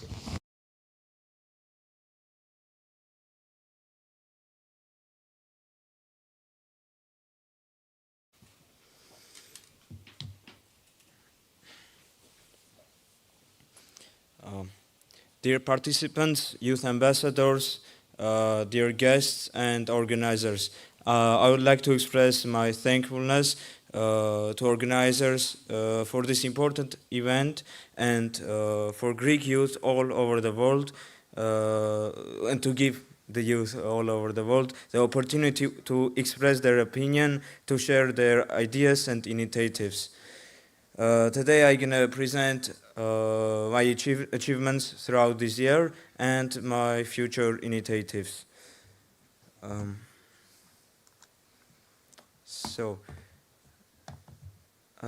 As you know, Armenian and Greek relations and Greek presence in Armenia has long history throughout ancient times. Though the modern community has history over 300 years, starting from 17th century migration from Eastern Pontus into various regions of Armenia. So during the Soviet era, community faced different challenges, such as the Greek schools were closed during 1930s. Churches were banned and surnames were changed into Russianized endings because of the pressure and people who wanted to have a career, they can't continue as Greeks. It was a very hard time for Greeks. And after that time, Greek identity was decreasing. It was under threat. And also after the Soviet era, after our independence of Armenia, there was economical bad situation and first Artsakh war, also known Nagorno-Karabakh. And that's why a lot of Greek people migrated from Armenia. During 1970s, there were about 6,000 Greek people. Unfortunately, now, by some researchers, there are about 400 people. Though numbers are not very accurate, they should be more because of the mixed marriages. So currently, community faces challenges like assimilation risk due to very close traditional and habit similarities between Armenians and Greeks. It is very easy to be assimilated. Low awareness of Greek heritage, also starting from the Soviet era. Not much people speak Greek, and only like people elder than 60 years old speak Pontiaca, which is the dialect of the Pontus region. Unfortunately, modern generation doesn't speak in Armenia. And youth engagement, it's also another issue, and limited connection with Greece. Throughout this year, our community has established multiple partnerships. During the May, our language department, Logos Hellenikos to Erevan, was officially recognized by Ministry of Education of Greece, and after that we received teachers from Greece who are currently teaching Greek at the community. We established partnerships with 3 Armenian schools. Public, first one is Hellenic Public School, which is affiliated with the Mother See of Holy Echmiadzin, which is the central cathedral of Armenian Apostolic Church. So basically the school belongs to the Armenian Apostolic Church. They organized a Greek event dedicated to Greece, where they presented the Greek culture, traditions, literature, and history by the help of the community. In the Yerityan Gymnasium, which is attached to the Moscow State University Yerevan branch, from the November starting, Greek language lessons were launched. and the Heratsi High School, which is attached to Yerevan State Medical University. Starting from this year, different various programs were done with them, such as cultural exchange program with Armenian and Greek students, sharing the traditions, literature, dances, and different, also another event dedicated to fables, which were presented in Greek and Armenian, and also illustrations drawn by the students of the school. Currently, we are also preparing to establish, to publish a book and organize a charity sale. During the summer school of the Heratsi High School, I taught about 145 Armenian students Greek dance, which is called Kochari. It is Pontic dance.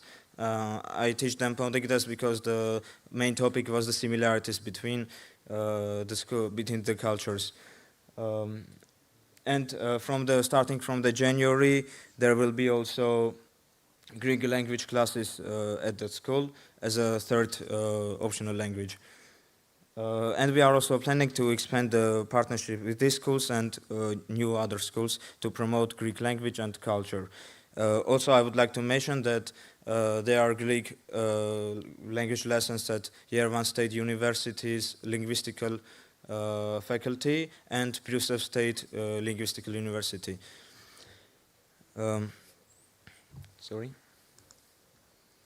So, future initiatives.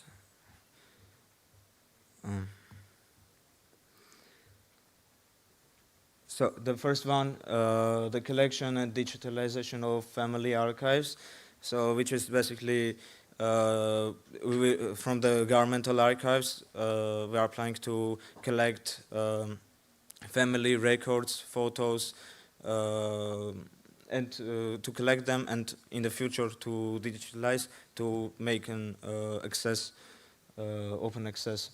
The aim is to document the surname changes, to trace the migration routes, to find also people who want to find their relatives in Greece and abroad, because a lot of Greeks migrated from Armenia, and also share materials with institutions in Greece who are working in related field. The second one is registry of Greek individual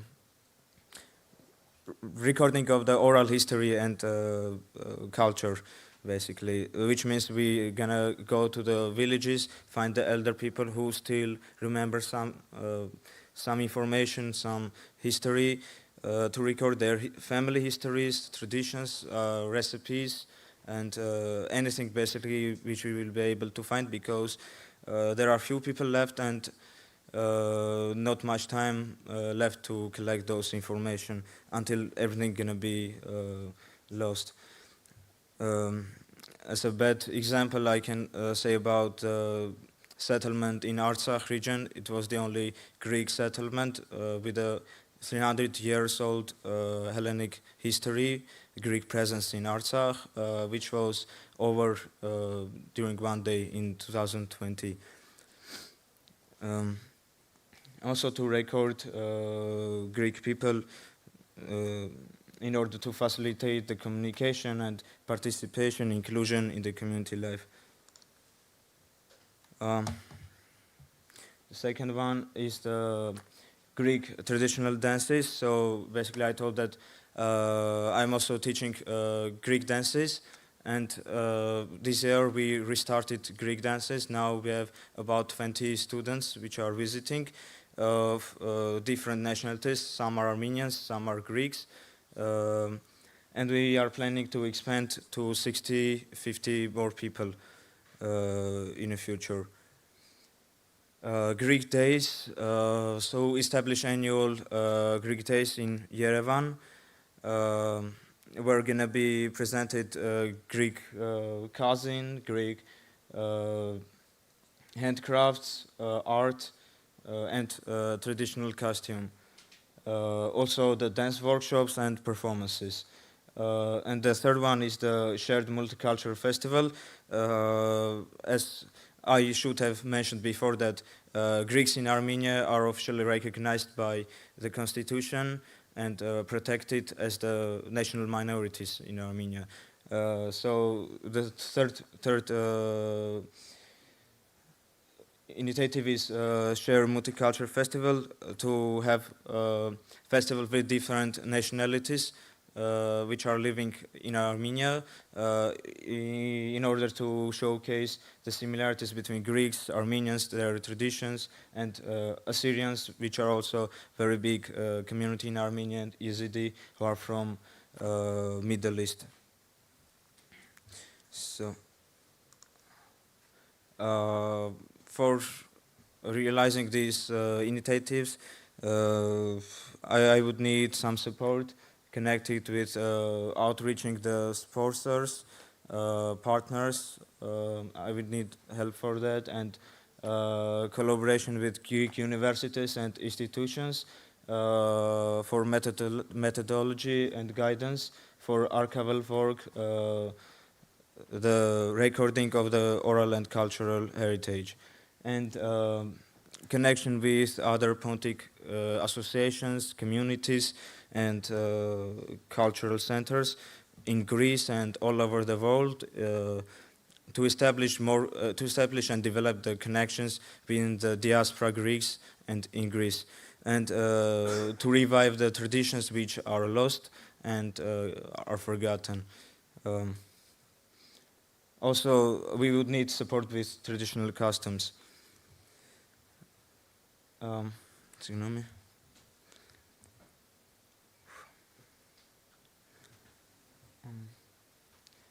Yeah, in the future, it is like one of my dreams to someday, when the Greek Days will be established, to invite dance group from Greece, the Pontic dance group, which will perform and show the Greek dances in Armenia.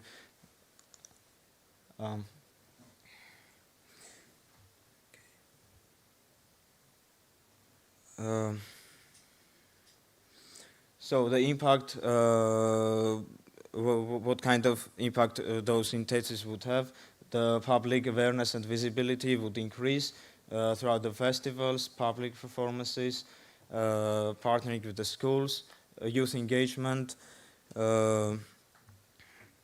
also the programs with Greece, educational and for exploring Greece. It would encourage youth to participate more. Language proficiency and promotion, national identity preservation throughout the recording, archival work, and connection with other Pontic communities to revive traditions. And connection with Greece, which is also one of the most important parts that we need. Currently, we have some programs in Armenia, like like last year there was a program in Yanina for language studying, but they are not much, limited with the participants amount, and there are very few for the children who are under 18, mostly for the youth.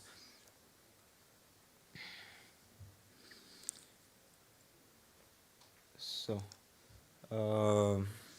but before this, I would also mention my opinion about the Greek community in Armenia, though it is small, but in my opinion, it is very important to have Greek community in Armenia in terms to develop and establish the connections between Armenia and Greece, which has long historical connections, and it is very important to have the community which will present Greece in Armenia. So thank you very much for your patience and attention.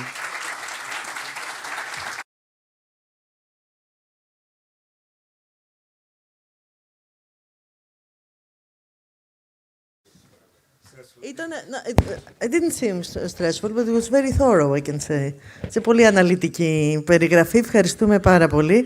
Και τώρα θα καλέσουμε έναν συνάδελφό σας, τον Χρυστοβαλάντη τον Βολότσιο, ο οποίος έρχεται από τη Γερμανία, να μας πει τι δράσεις έχει κάνει εκείνος στην Γερμανία για την ομογένεια. Είμαι σίγουρη ότι έχει κάνει πολλές.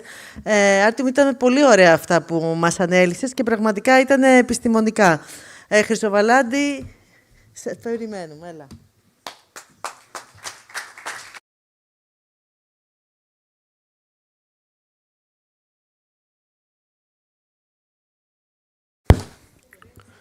Ευχαριστώ πολύ.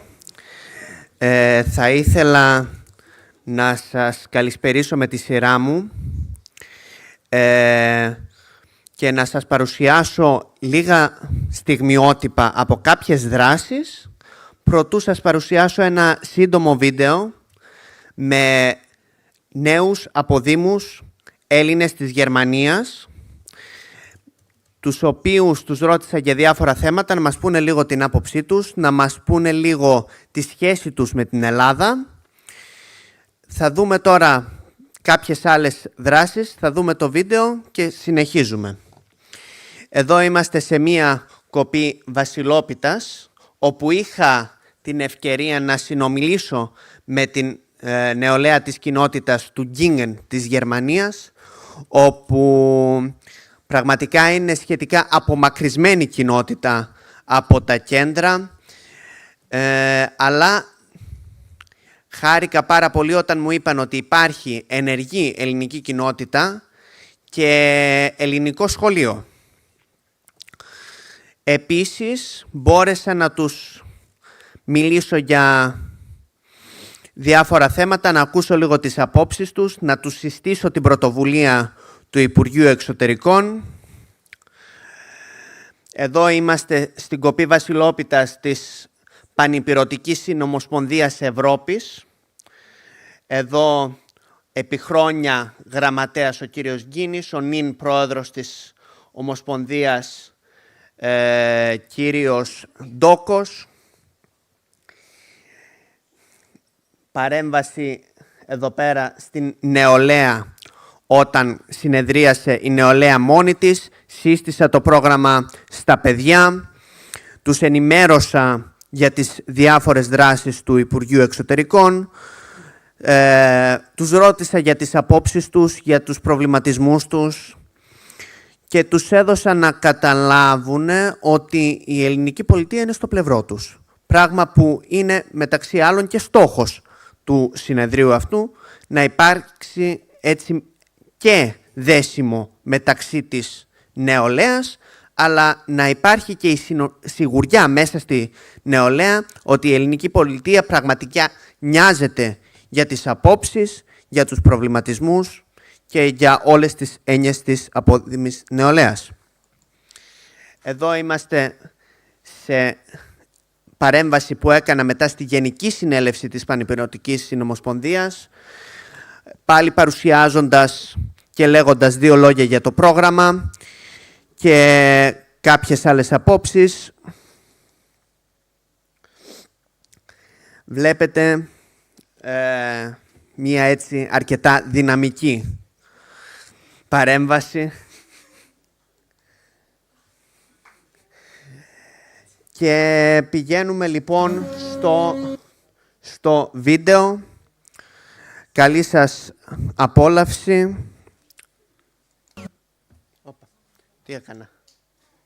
Τι έκανα. Συγγνώμη.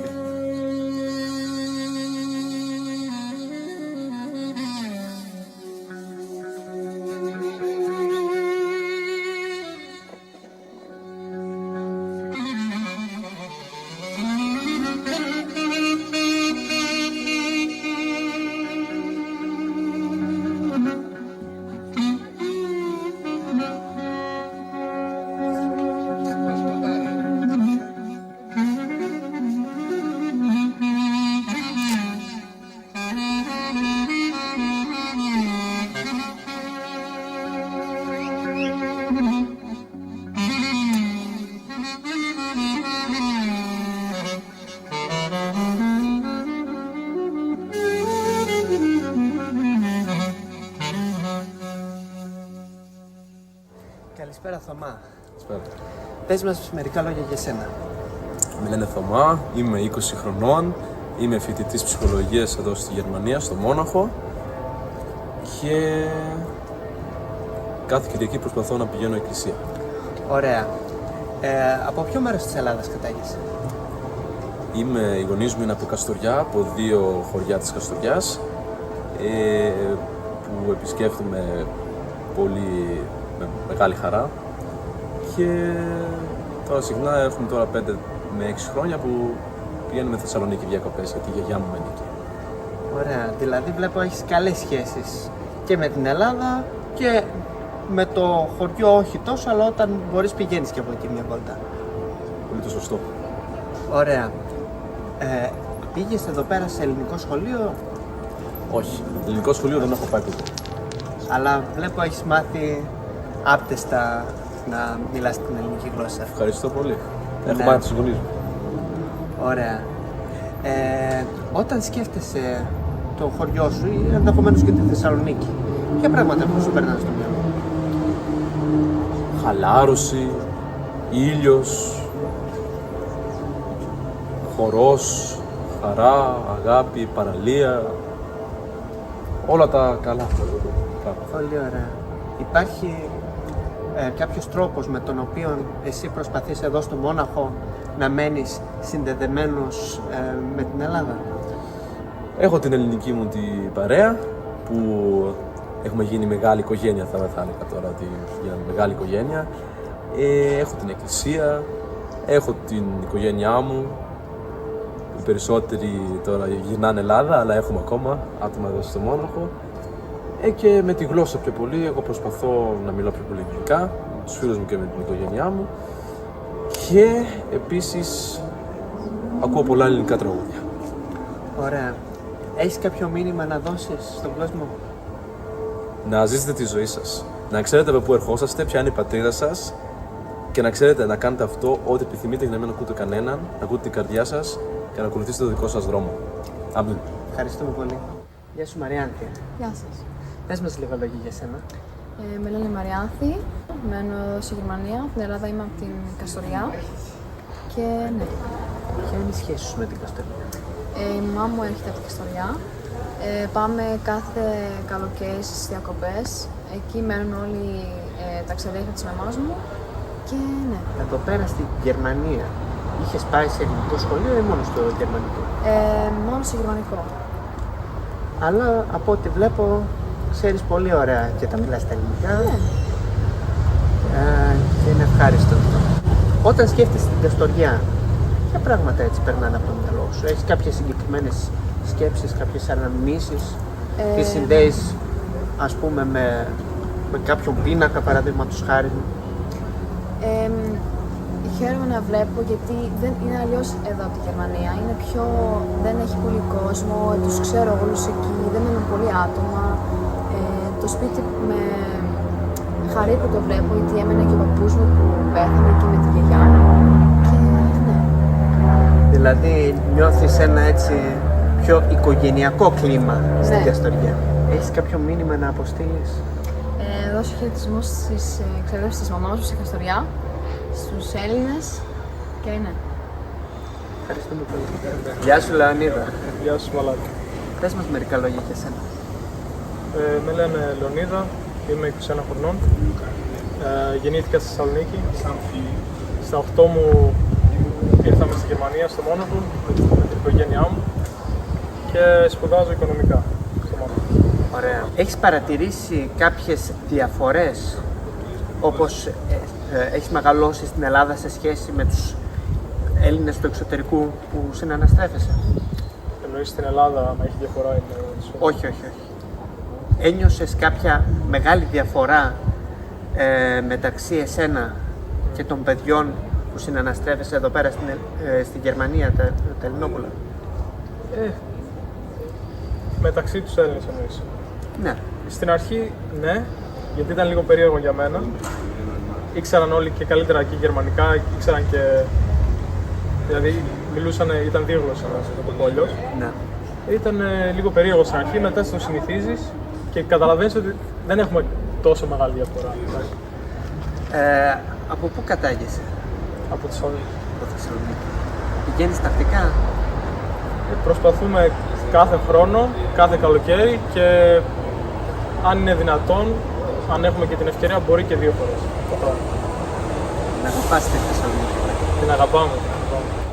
Όταν σκέφτεσαι τη Θεσσαλονίκη, ποια πράγματα σου περνάνε από το μυαλό? Πατρίδα, οικογένεια, γιατί η μισή μου οικογένεια είναι ακόμα στη Θεσσαλονίκη. Πάω, φραμπέ, χαλαρά, βόλτες, αυτά. Έχεις κάποιο μήνυμα να στείλεις στους Έλληνες τόσο στην Ελλάδα όσο και στον κόσμο όλο? Να είμαστε πάντα ενωμένοι και εδώ και στην Ελλάδα μαζί και υγεία και τα καλύτερα σε όλους. Ευχαριστούμε πολύ. Καλησπέρα Στέφανε. Καλησπέρα Βαλάντη. Πες μας λίγα λόγια για σένα. Ονομάζομαι Κοσμάς Στέφανος Σάβας, είμαι γεννημένος στη Γερμανία, στην πόλη του Μάιντς και μεγαλωμένος σε μια κομμόπολη η οποία λέγεται Νιδρών. Και από ποιο μέρος της Ελλάδας κατάγεσαι? Κατάγομαι από το Καναλάκι, είναι μια κομμόπολη, ένα κεφαλοχώρι κοντά στην Πρέβεζα. Πηγαίνεις τακτικά? 2-3 φορές το χρόνο σίγουρα, το έχω δεδομένο. Ωραία, το αγαπάς το χωριό δηλαδή? Το αγαπάω και πώς δεν το αγαπάω. Δεν νομίζω να υπάρχει ένας Έλληνας που δεν αγαπάει το χωριό του. Το γεγονός ότι πήγες και σε ελληνικό σχολείο, νομίζεις επηρέασε τη σχέση σου με την Ελλάδα? Σίγουρα την επηρέασα αρκετά θετικά. Τελειοποίησα τις γνώσεις μου πάνω στην ελληνική γλώσσα και γνώρισα και αρκετά Ελληνόπουλα με τους οποίους έχω σήμερα ακόμα παρεδώσει. Τώρα, όσον αφορά την καθημερινότητα, πώς διατηρείς την σχέση σου με την Ελλάδα? Στο σπίτι μιλάμε ελληνικά, η κοπέλα μου είναι Ελληνίδα, ως επιτοπλίστων έχω φιλίες με Έλληνες. Βγαίνω αρκετά συχνά στα ελληνικά μπαράκια και στις ελληνικές καφετέριες. Και όταν τυχαίνει και είμαι εύκολος, πηγαίνω και στα ελληνικά πανηγύρια, στα ποντιακά, στα υπηρώτικα, ό,τι και να είναι. Έχεις σκεφτεί να επιστρέψεις κάποια στιγμή μόνιμα στην Ελλάδα? Σχεδόν το σκέφτομαι κάθε μέρα. Επιθυμώ και να θέλω κάθε μέρα την Ελλάδα και μου λείπει. Μου λείπουν και οι συγγενείς μου και οι δικοί μου άνθρωποι και οι φιλίες που συντηρώ κάτω μου λείπουν. Αλλά τώρα, σε αυτή τη φάση της ζωής μου που είμαι, δεν μπορώ να φανταστώ να κατέβω μόνοι μου. Κάποια στιγμή, αργά ή γρήγορα, σίγουρα θα κατέβω και θα κάνω τη ζωή μου στην Ελλάδα. Όταν σκέφτεσαι το χωριό σου, το Καναλάκι, τι σου περνάει από το μυαλό? Μου περνάνε αρκετές όμορφες ανήσεις από το μυαλό μου. Σκέφτομαι τη γιαγιά του παππού, τους αγαπημένους μου ανθρώπους, τις φιλίες που συντηρώ κάτω και τις βόλτες που κάναμε με τους φίλους μου, τα βουνά, τα πανηγύρια και αυτή η χωριάτικη ατμόσφαιρα. Έχεις συνδέσει δηλαδή το χωριό σου και με κάτι συγκεκριμένο, κάποιο τραγούδι, κάτι άλλο που να σε εκφράζει? Ναι, το πανέμορφο μικρό χωριά από τον Γιάννη Καψάλη. Τέλος, θα σε παρακαλούσα αν θέλεις να πεις 2 λόγια σε όσους πρόκειται να δούνε το βίντεο με τις συνεντεύξεις, αυτό που ετοιμάζουμε μόλις βγει. Να είστε πάντα υγιείς, να πραγματοποιηθεί ό,τι επιθυμείτε και όπου και να βρισκόσαστε να μην ξεχάσετε ποτέ την πατρίδα σας. Ευχαριστούμε πολύ. Να είστε καλά.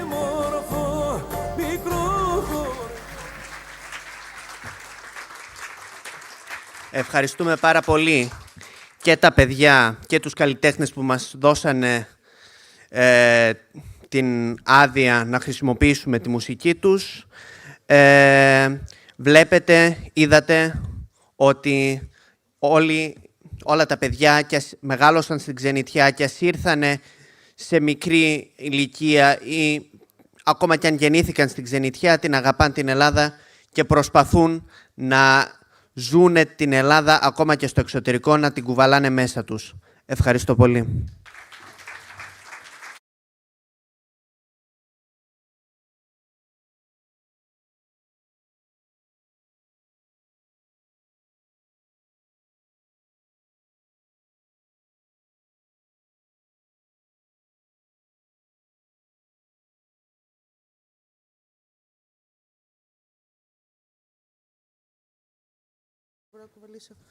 Ευχαριστούμε πάρα πολύ.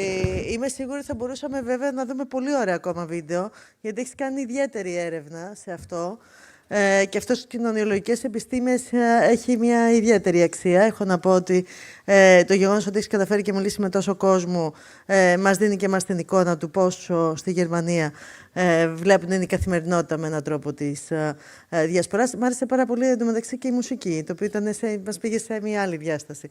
Τώρα λοιπόν έχω να σας πω ότι θα κάνουμε ένα πάνελ που είναι λίγο πιο προσωπικό, με την έννοια ότι εγώ σαν δικηγόρος πάντα θεωρώ ότι είναι σημαντικό να μιλάμε λίγο για τη νομική, δεδομένου ότι η νομική είναι και η βάση και η ραχοκοκαλιά ό,τι θέλουμε να κάνουμε, για ό,τι θέλουμε να κάνουμε σε αυτή τη ζωή, είτε θέλουμε να ανοίξουμε επιχείρηση, είτε θέλουμε να δραστηριοποιηθούμε επαγγελματικά σε οποιονδήποτε τομέα, να έχουμε μια συζήτηση γενικότερα για τη νομική, είναι πάντα χρήσιμη. Επομένως, έχουμε εδώ την τύχη να έχουμε φτιάξει ένα πάνελ από νέους ανθρώπους, ομογένειας και μη, δικηγόρους, που είναι έγκριτοι στη νομική επιστήμη. Έχουμε τον Ορφέα Γεωργίου, που θα έρθει στο πάνελ μαζί μας. Σας ευχαριστούμε πάρα πολύ, κύριε Γεωργίου, για την παρουσία σας εδώ.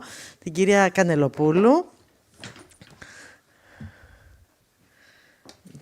Και την κυρία, που το ξέχνα, συγγνώμη, είχα και τη Χρύσα που είναι πιο εύκολο. Χρύσα έπρεπε από την αρχή. Η Χρύσα. Οπότε θέλουμε να κάνουμε μια συζήτηση τώρα για την νομική επιστήμη και για την δικηγορία, πώς ασκείται στο εξωτερικό και στο εσωτερικό. Ευχαριστώ.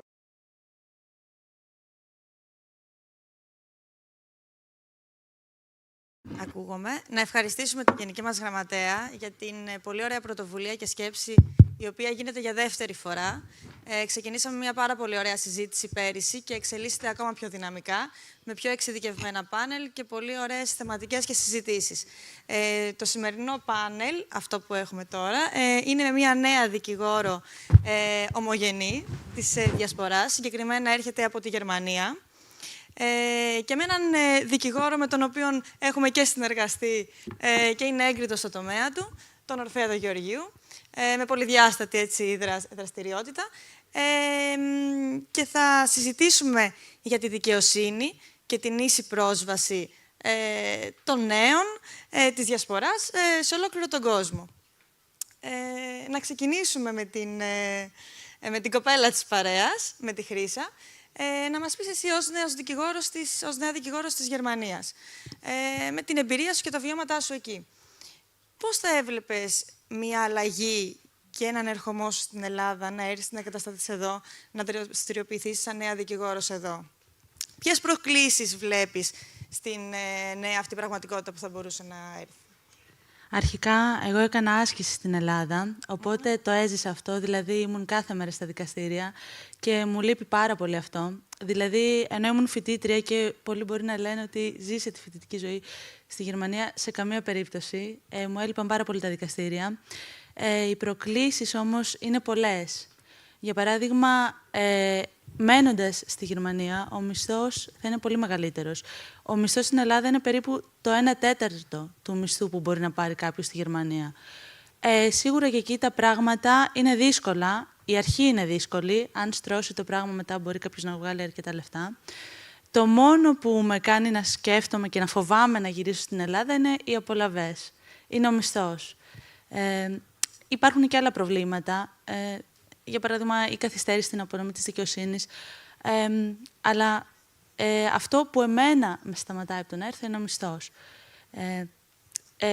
Όντας ασκούμενοι εδώ πέρα, ήταν αρκετά δύσκολα τα πράγματα. Γι' αυτό, όπως έχουν πει και οι νέοι δικηγόροι, πρέπει να καθιερωθεί ένας κατώτατος μισθός για τους ασκούμενους. Δηλαδή, δεν μπορεί να είσαι απόφοιτος πανεπιστημίου, να ξέρεις 3, 4, 5 ξένες γλώσσες και να παίρνεις 300 ευρώ. Δηλαδή, το έζησε αυτό. Η αλήθεια είναι ότι τα τελευταία χρόνια στο Δικηγορικό Σύλλογο έχουν γίνει προσπάθειες για να ανέβει ο κατώτατος μισθός. Έχει ανέβει στα 600. Σίγουρα δεν είναι ό,τι καλύτερο, ειδικά για έναν άνθρωπο που δεν είναι ανειδίκευτος, έχει κάνει το πτυχίο, το μεταπτυχιακό του. Τα ωράρια είναι εξαντλητικά για τους δικηγόρους και για τους ασκούμενους και για τους νέους δικηγόρους, και αυτό το ξέρουμε και οι τρεις πάρα πολύ καλά. Βλέπουμε να γίνονται βήματα. Από εκεί και πέρα, οι νέοι.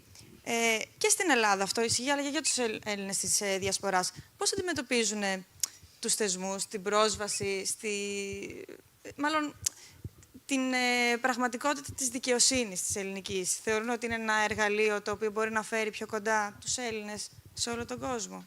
Γιατί μιλάμε στη θεματική για την ίση πρόσβαση και ότι δίνεται φωνή σε νέους ανθρώπους. Αλλά αυτό θα ήθελα να το ρωτήσω και στον Ορφέα του Γεωργίου. Για να μην σε μονοπολίσω, Ναι, νομίζω, καταρχάς θέλω να ευχαριστήσω πολύ τη Γενική Γραμματέα, τη Μάιρα, τη Μυρογιάννη, για την εξαιρετική δουλειά που κάνει, όχι μόνο για το σημερινό συνέδριο, το οποίο είναι μια συνέχεια του περσινού και στην ουσία ανοίγει πραγματικά το διάλογο μεταξύ νέων ανθρώπων, Ελλήνων της Διασποράς, αλλά και γενικότερα για το έργο τους και για το πόσο κοντά βρίσκεται στην ελληνική ομογένεια. Αυτό εισαγωγικά. Και νομίζω ότι είναι και καλύτερα να κάνουμε ένα διάλογο και να ακουστούν διάφορες απόψεις ανθρώπων που ασχολούνται με την νομική επιστήμη.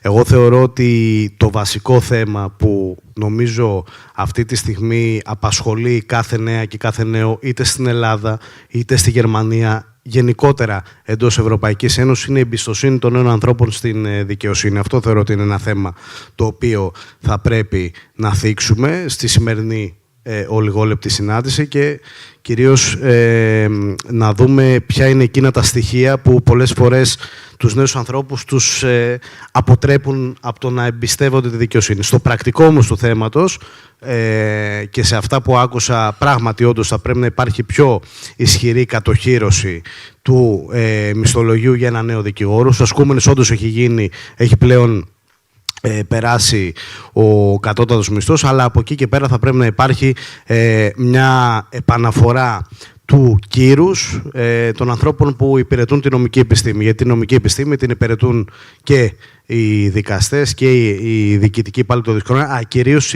η βασική λειτουργία της δικαιοσύνης είναι οι δικηγόροι. Εντάξει, τρόμαξα λίγο με τη διαφορά, Χρύσα, εδώ πέρα που είπες για τον μισθολόγιο. Νομίζω έχουν γίνει βέβαια κάποια βήματα τα τελευταία χρόνια και έχει αρχίσει και επανέρχεται αυτό το κύρος για το οποίο μιλάμε.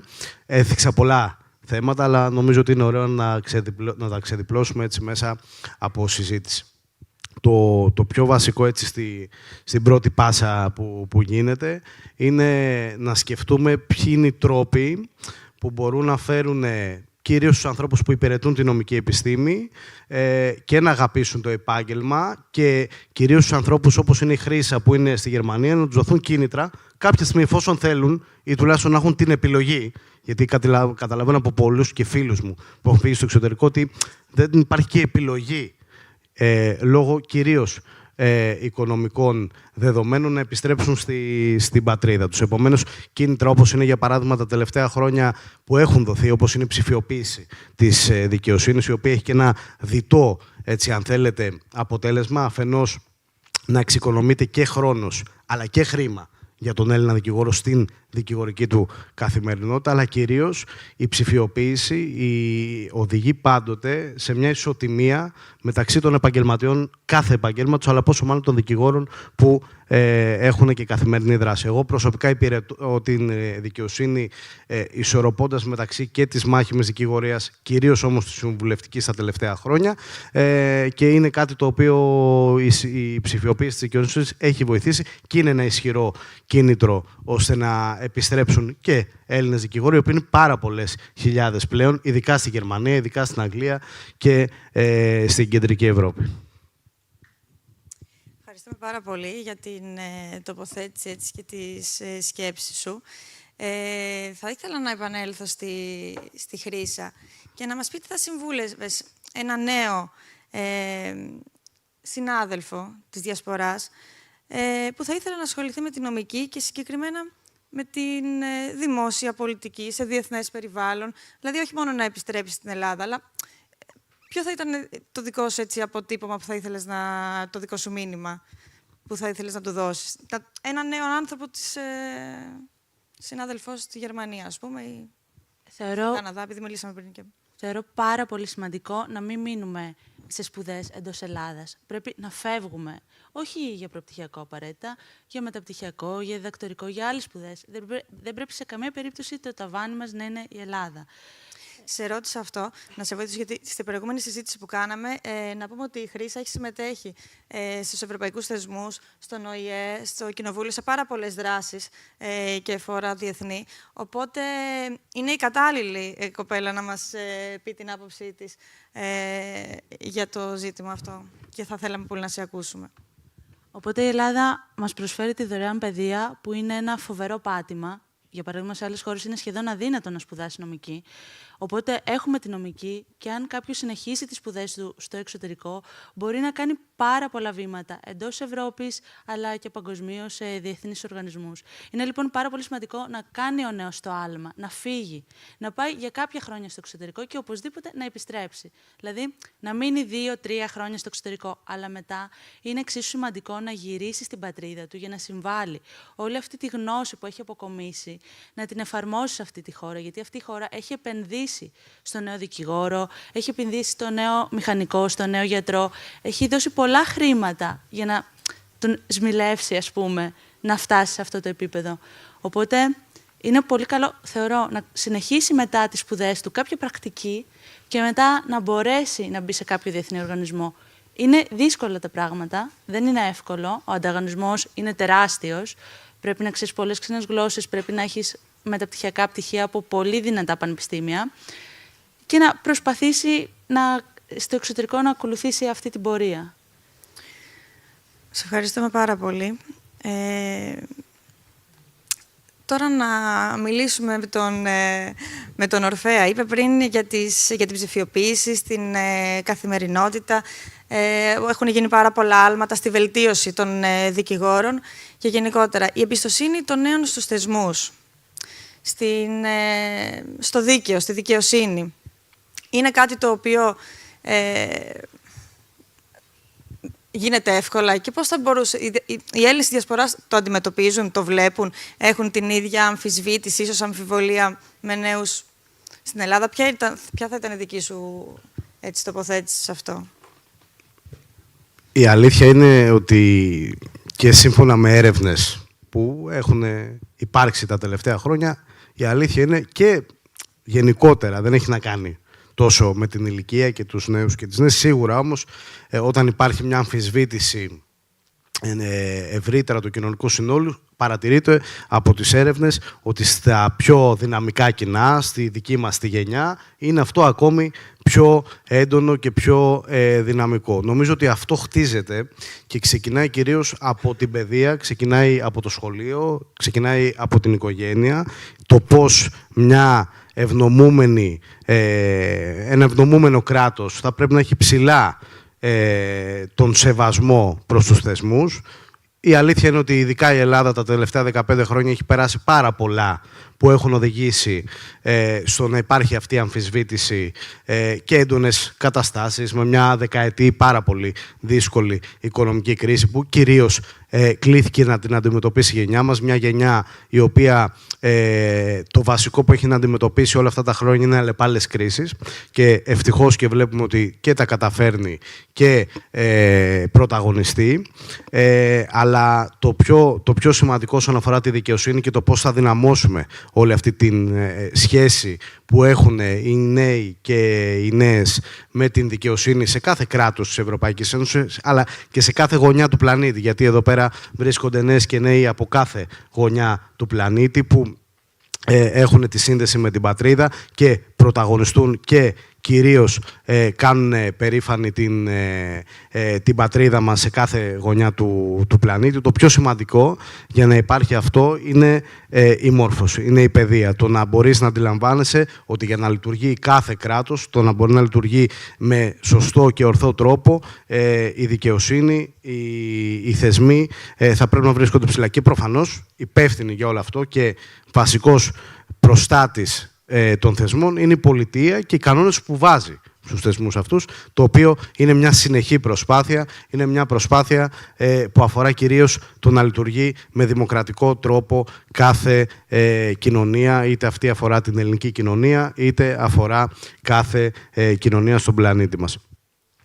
Το πιο σημαντικό και αυτό που έτσι είναι και η σκέψη μου, γιατί εδώ καταρχάς μπορώ να κάνω μια ερώτηση στο κοινό, κυρία Γενική. Πόσοι έχουν σπουδάσει ή θέλουν να σπουδάσουν ή έχουν αποφοιτήσει από την νομική επιστήμη?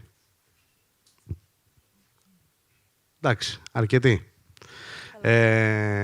Επομένως, μπορείτε να αντιληφθείτε όλο αυτό που λέμε και το πώς μπορούν να δοθούν κίνητρα για τις Ελληνίδες και τους Έλληνες που διαμένουν στο εξωτερικό για να επιστρέψουν στην πατρίδα. Θέλω να σταθώ σε κάτι που είπε η Χρύσα και μ' άρεσε που το άκουσα από μία συνάδελφο που έχει επιλέξει να δραστηριοποιείται στο εξωτερικό και στη Γερμανία. Το πιο σημαντικό νομίζω είναι κάθε νέος και κάθε νέα να έχει την επιλογή. Αυτό που δεν αρέσει καθόλου στη γενιά μας είναι να την εξαναγκάζει κάποιος να κάνει κάτι. Επομένως, όλη η δυναμική που πρέπει να υπάρξει και μέσα από τόσο ενδιαφέροντα συνέδρια που υπάρχουν και μέσα από τον καθημερινό διάλογο μεταξύ μας, της γενιάς μας, είναι κάθε νέος να δημιουργήσουμε εκείνες τις συνθήκες που θα μπορεί κάθε νέος και κάθε νέα να έχει την επιλογή. Άμα κάποιος νέος ή κάποια νέα έχει την επιλογή και θέλει να επιλέξει να ζει στο εξωτερικό, όπως η Χρύσα, να το κάνει. Αν κάποιος νέος ή κάποια νέα θέλει να επιστρέψει στην πατρίδα, να μπορεί να το κάνει. Αυτό είναι το πιο σημαντικό και είμαι σίγουρος ότι σίγουρα δεν υπάρχουν ακόμα απόλυτα αυτές τις συνθήκες, αλλά προσπαθούμε όλοι μαζί να τις δημιουργήσουμε. Βλέπω ένα χέρι εκεί. Σε ποιο απ' όλα? Να κάνω μια παρένθεση. Είναι η Μυρτώ, σωστά? Μυρτώ, σήκω λίγο όρθια. Για να... Είχε μιλήσει λίγο νωρίτερα και μας είχε συγκινήσει με το λόγο της.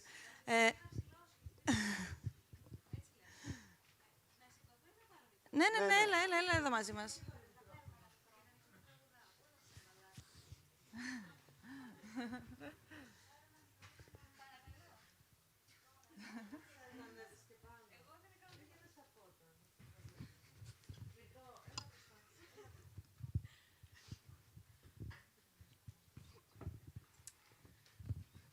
Ωραία, θα κάτσω εδώ. Καλησπέρα και πάλι. Συμφωνώ με αυτό που είπατε στο τέλος, ότι σε έναν ιδανικό κόσμο θα θέλαμε πάρα πολύ να είναι όλα όμορφα, να είναι όλα ομαλά και να μπορούμε να έχουμε αυτή την επιλογή, είτε το εξωτερικό είτε τη χώρα μας. Αλλά το θέμα στην αμοιβή του δικηγόρου δεν είναι μόνο να υπάρχει κάποια κατώτατη αμοιβή, ούτως ώστε και τα δικηγορικά γραφεία και οι εταιρείες και οποιοδήποτε άλλο φορέα, π.χ. νομικό πρόσωπο δημοσίου δικαίου, να πληρώνει το ελάχιστο δυνατό. Το θέμα είναι και η υπόλοιπη κοινωνία να μπορέσει να πληρώσει το δικηγόρο. Γιατί ο δικηγόρος καταρχάς πληρώνεται από τους πελάτες του. Όταν εγώ δούλευα, γιατί και εγώ έχω κάνει άσκηση σε δικηγορικό γραφείο στον Πειραιά, έχω ζήσει όλο αυτό το ωραίο. Τώρα είσαι εδώ, Ελλάδα. Όχι, εγώ είμαι στη Γαλλία τώρα. Έχω ζήσει λοιπόν όλο αυτό το πανηγύρι που λέγεται Βελπίδων. Κτίριο 2. Δεν θέλω να σας κάνω trigger τίποτα αυτή τη στιγμή. Ναι, πρέπει λοιπόν και ο πελάτης να μπορεί να πληρώσει το δικηγόρο του, που είναι πολύ βασικό. Δεν γεννιούνται τα λεφτά στο λεπτό δέντρο. Αυτό ήθελα να πω. Να πω κάτι. Μου επιτρέπετε να πω κάτι? Έχεις απόλυτο δίκιο. Και επειδή είδα πολλά χέρια που υπηρετούν την νομική επιστήμη, να ξέρεις το βασικό λάθος που έχει περάσει αυτήν την οτροπία είναι η μόνη των δικηγόρων. Που κατεβάσαμε τον πύχη και κατεβάσαμε το κύρος του ίδιου μας του επαγγέλματος, που βγάλαμε τα μάτια μας όχι μόνο οι δικηγόροι, και οι μηχανικοί και όλα τα επαγγέλματα. Σε όλα. Αλλά κυρίως οι δικηγόροι έχουμε υπονομεύσει εμείς οι ίδιοι το επάγγελμά μας και κυρίως και τον τρόπο, αλλά και το κομμάτι των πληρωμών όσον αφορά τις δουλειές που γίνονται. Εγώ καταλαβαίνω το ότι πέσανε οι μισθοί και οι αμοιβές μέσα στη δεκαετή κρίση 10 με 20, να το πω έτσι χοντρικά, αλλά από εκεί και πέρα αυτό το πράγμα δείχνει ότι έχει υιοθετηθεί, ότι έχει περάσει μέσα στο δικηγόρο και θα πρέπει να γίνει μια έντιμη συζήτηση, αν με ρωτάς, Μυρτώ, μεταξύ μόνο των δικηγόρων, γιατί δεν φταίει ούτε η κοινωνία που έχει απαξιώσει τον Έλληνα δικηγόρο στην Ελλάδα, ούτε κανένας άλλος. Φταίει ο ίδιος ο δικηγόρος που έχει απαξιωθεί ο δικηγόρος στην Ελλάδα. Ναι, το γνωρίζω από πρώτο. Συμφωνείς? Συμφωνώ. Τέλεια. Ευχαριστώ κιόλας που με επιτρέπετε να Ευχαριστούμε πάρα πολύ, Μυρτώ, και για την παρέμβασή της. Σαν δικηγόροι, βλέπουμε υπάρχουν διαφορετικά νομικά συστήματα, διαφορετικά δίκαια σε κάθε περιοχή. Διαφορετικό στη Γαλλία, στη Γερμανία και ούτω καθεξής. Πώς οι Έλληνες της Διασποράς θα μπορούσαν να γεφυρώσουν αυτό το χάσμα, αυτά τα διαφορετικά νομικά συστήματα που υπάρχουν, μέσω της διασύνδεσης πανεπιστημίων, δεν ξέρω. Υπάρχουν... τι θα ήθελες να μας πεις? Αυτό είναι ένα πάρα πολύ σημαντικό ζήτημα. Πώς ήταν αυτή η διαφορά? Δηλαδή, εσύ έχεις μεγαλώσει, ας πούμε, έχεις σπουδάσει στη Γερμανία. Το να έρθεις εδώ με ένα άλλο δίκαιο, με το ελληνικό δίκαιο. Αυτή η μετάβαση. Αυτό είναι κάτι πάρα πολύ δύσκολο. εξαιρετικά δύσκολο, γιατί εκεί πρέπει να δώσεις άλλες εξετάσεις για να αναγνωριστείς ως δικηγόρος. Όπως και στην Αγγλία, αν πας, πρέπει να δώσεις άλλες εξετάσεις. Αυτό είναι ότι το δικό μας επάγγελμα δεν είναι σαν άλλα επαγγέλματα, σαν του γιατρού, σαν του μηχανικού. Δεν είναι το ίδιο παντού. Είναι διαφορετικό. Και οι εξετάσεις είναι αρκετά δύσκολες. Και στη Γερμανία και στην Αγγλία, όπου το έχω ψάξει, και σε άλλες χώρες. Αυτό δεν γίνεται να γεφυρωθεί. Αυτό σίγουρα σε βοηθάει, αν κάνεις εκεί σπουδές, ναι, μπορείς να τις περάσεις εξετάσεις, δεν είναι κάτι ακατόρθωτο. Θέλει πάρα πολύ διάβασμα, αλλά εντάξει, είμαστε συνηθισμένοι στο διάβασμα. Αλλά σε αυτό δεν υπάρχει λύση. Και κάνω αυτή την ερώτηση, γιατί όσο καλή διάθεση να έχεις, να θες να γυρίσεις στην οικογένεια, στους οικογενειακούς δεσμούς στην Ελλάδα, που νιώθεις πατρίδα, που είναι η πατρίδα σου, που σε δίνουν τόσα πράγματα. Υπάρχουν και πρακτικά ζητήματα, ειδικά για τους δικηγόρους, που μπορεί να σε κρατάνε πίσω. Πέρα από τα οικονομικά, ίσως είναι και ένα πιο τεχνικό εκπαιδευτικό κομμάτι. Εξού και η ερώτηση. Βλέπω όμως ότι τελειώνει ο χρόνος, τελείωσε δηλαδή, οπότε δεν θα ήθελα να σας καθυστερήσουμε. Ευχαριστούμε πάρα πολύ για αυτή την όμορφη συζήτηση και τον κύριο Γεωργίου και τη Χρύσα. Και εμείς ευχαριστούμε. Στο επόμενο πάνελ. Ευχαριστώ.